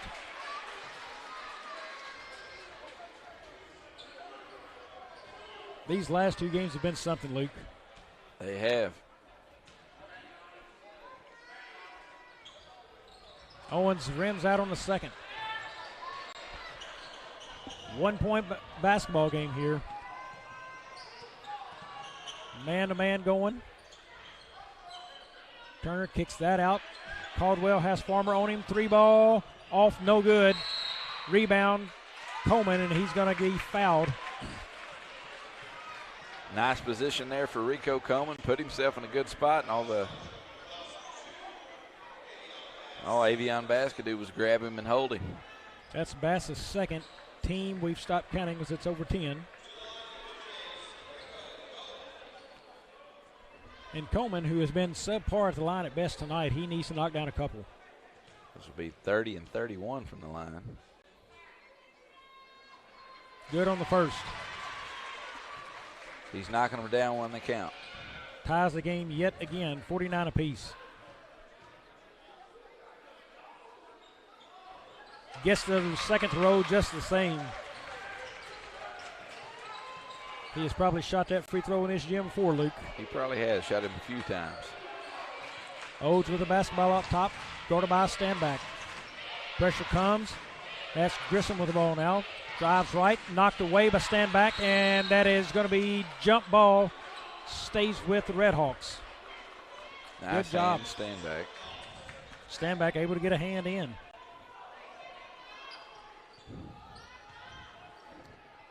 Brown inbounds to Odes. He'll be picked up at standback at the half court. Now off, stolen by P.J. Farmer there. He's going to go up and good. Charleston again with the lead. Extends 52-49. Farmer will pick up Caldwell. Grissom has it. He's out deep. Sinks guards him. Crowd starting to get into this one. Grissom drives into the paint. Shot up and good. Nice play by Grissom. Coleman now with it. Coleman being guarded by Brown. You would think Coleman might be able to take him off the dribble. There's a little pressure by Grissom applied. Coleman's going to drive up. Now kicks it off to standback. 1 point lead, Charleston. Standback drives the lane, loses the handle. That is out to Brown, and he's got it out front of everybody. Up off the glass, no good. Grissom the rebound, up and good. The Redhawks now with a 1 point lead. Coleman brings it up, guarded tightly. A lot of traffic around him. And how about that, Rico Coleman? What a shot. What a shot, Rico Coleman. I don't know how he got that ball off, much less scored it. Odes jumper baseline, won't go. Rebound Sinks. He looks up the floor, slows it a bit. Owens with the basketball, now down to standback.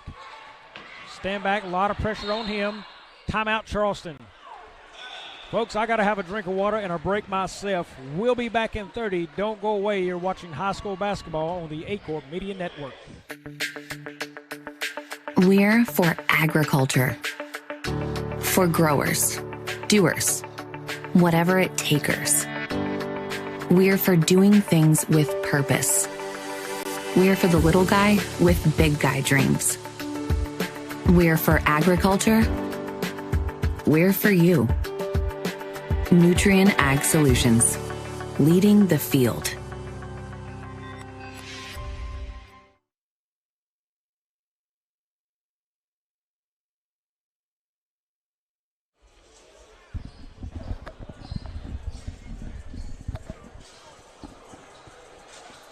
We are back. Luke, man, I just can't brag about the last two basketball games we've seen here today. This thing is beginning to be a thriller. It's a one-point game. Charleston leads it right now. It's a one-point ball game. Charleston leads it. This is what they advertised, right? Last game, we knew the last game was going to be exciting. Everybody was excited to see Charleston tonight, and it's living up to the hype for sure. Well, I can guarantee with 2:36 left, there are going to be a lot of emotions exchanged in this gym as we close in on the final of this game. There is.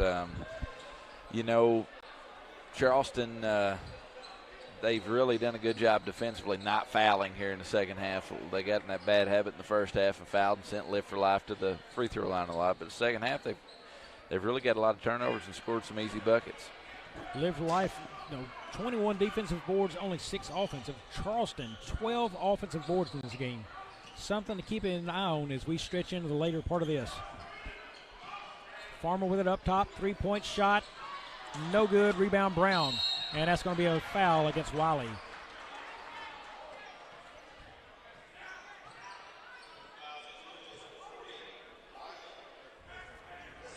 Be Wiley's second, team fifth. Stand back, Owens, Sinks, Wiley, and Farmer for the Blue Jays. Grissom with the basketball there. He drives. Kicked out. Bass for three. Won't go. No. Rebound, stand back, and we're going to get a foul against Odes. Nice positioning there by Standback. Standback, generally a cool character. He'll go to the line and shoot two. A lot about rebounding, judging where the ball is going to come off the rim, and that's what he did. He saw it was coming off from the opposite corner, put himself in a good spot, and heading to the line here to try to knock down 2 points. Foul troubles mount as that is Dennis Odes' fourth foul. Teams way too many. First up from Standback, off no good.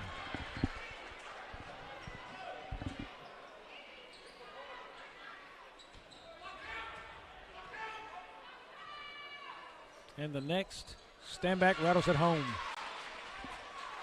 2-point lead now for Charleston. Odes with the basketball. He kicks it off to Brown. Brown's got it up top. Stolen by P.J. Farmer. And up and no good, but he is fouled. Will go to the line for two. P.J. Farmer being a little spark plug here in the fourth quarter. That's the second time he's gotten a steal for a breakaway layup. Caldwell's first. I don't know how he's pulled that off in this action tonight.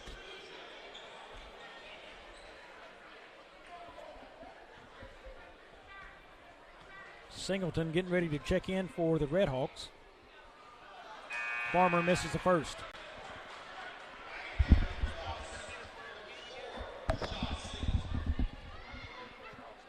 So Brown checks out. That is Singleton, Bass, Caldwell, Odes, and that's the second miss there by Farmer, and that's Grissom down there as well. Grissom with the basketball up top.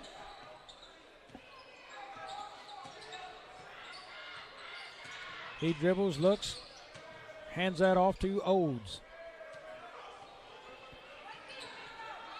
Odes brings that way out top, guarded by Standback there.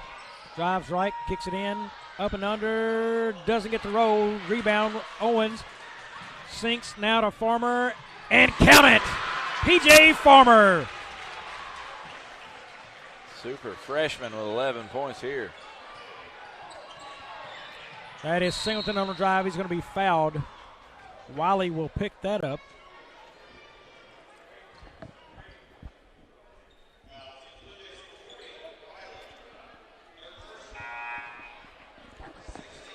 Looks like the foul will go against Wiley, his third personal, 6-team foul.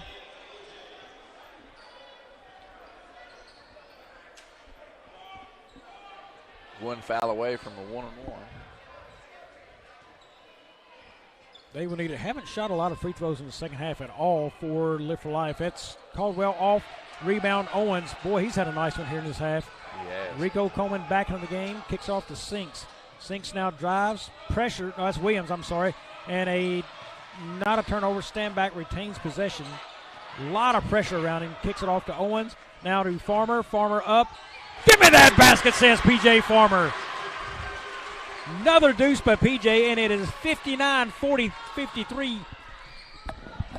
Shot no good. Back up Caldwell, no good. Rico Coleman, the rebound, and fouled. Charleston seems to be getting closer and closer on this one.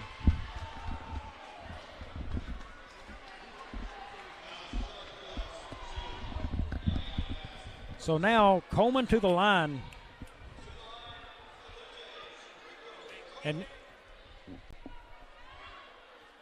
it's going to be Coleman to the line. That's the third on number 2. That is Bass. And Coleman connects on the first.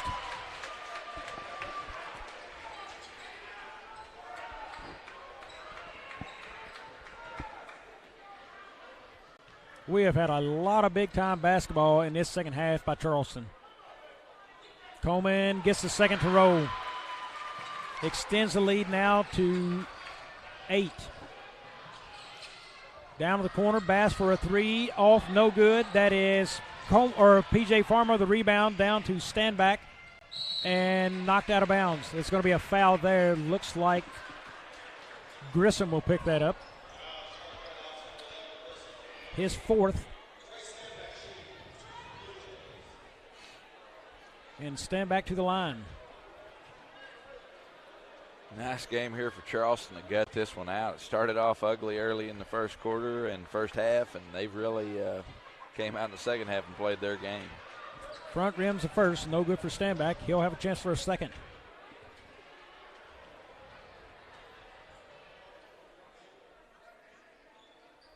And the second, no good. Rebound there, Odes. Here's Bass with it, kicks it out. Caldwell, another 3. He is an absolute shooter. Timeout on the floor, 16 and a half left. 61-56. We're going to keep it here, Benz. It's just a 5-point game, 16 and a half left. Luke, drama building in the building, and if you're live for life right now, you don't even need this clock to move. You need to get a quick foul and hopefully a miss and shoot it back or get it back down floor for a shot. You do. Yeah, they're going to hope here that they can get the ball back, and they're probably going to try to put up a 3 or score quick, depending on how much time's left on the clock here. But it's not out of the realm of possibilities here for the Live for Life Redhawks, but the chances are slowly dwindling away. They are, and they've got to have luck. And you look back at this game, some real issues for them is foul trouble. Just gotten way too much foul trouble. Coleman, I think he has been good on his last 4 attempts on the line. Yes. Those are things that just really hurt your team, and they have been shooting in the 1-and-1 since way back in the third, and the double bonus the whole quarter. Yeah, they've shot 37 free throws on the game. They've converted on 20 of them, and that really has been the story of the game. 20 free throws, and I'd like to also thank Stoneville Cotton, another one of our great sponsors, providing cotton seed for farmers for over 100 years. Stoneville Cotton. In your time of need, see Mathis Funeral Homes in Dexter and Bernie. Mathis Funeral Homes, celebrating life and healing grieving hearts. Here we go, the last 16 and a half of this one. That'll be Farmer taking it out. He's got Owens, Standback, Coleman, and Williams with him. He'll run the baseline, looks for the home run, and knows Standback has it. Back to Farmer, nope, that's going to be a steal, 3-point shot. Singleton with the basket. Timeout, 9.2 left, so it is 61-59. Folks, this one is not over yet. I'll tell you, we're going to get a 30-second break in here, and we will be back, and that will be our last break as we will get this one set to go to final for you, folks. Stay with us on the Aycorp Media Network. Juju Promotions in New Madrid is your one-stop shop for all your personalized merchandise. Whether it's screen printing, embroidery, promotional products, heat presses, or decals, we've got something that will suit your needs. So you, your school, or your business will always be looking its best. There's tons to see, from apparel to accessories. So what are you waiting for? Stop into Juju Promotions today in New Madrid, Missouri. And don't forget to like us on Facebook.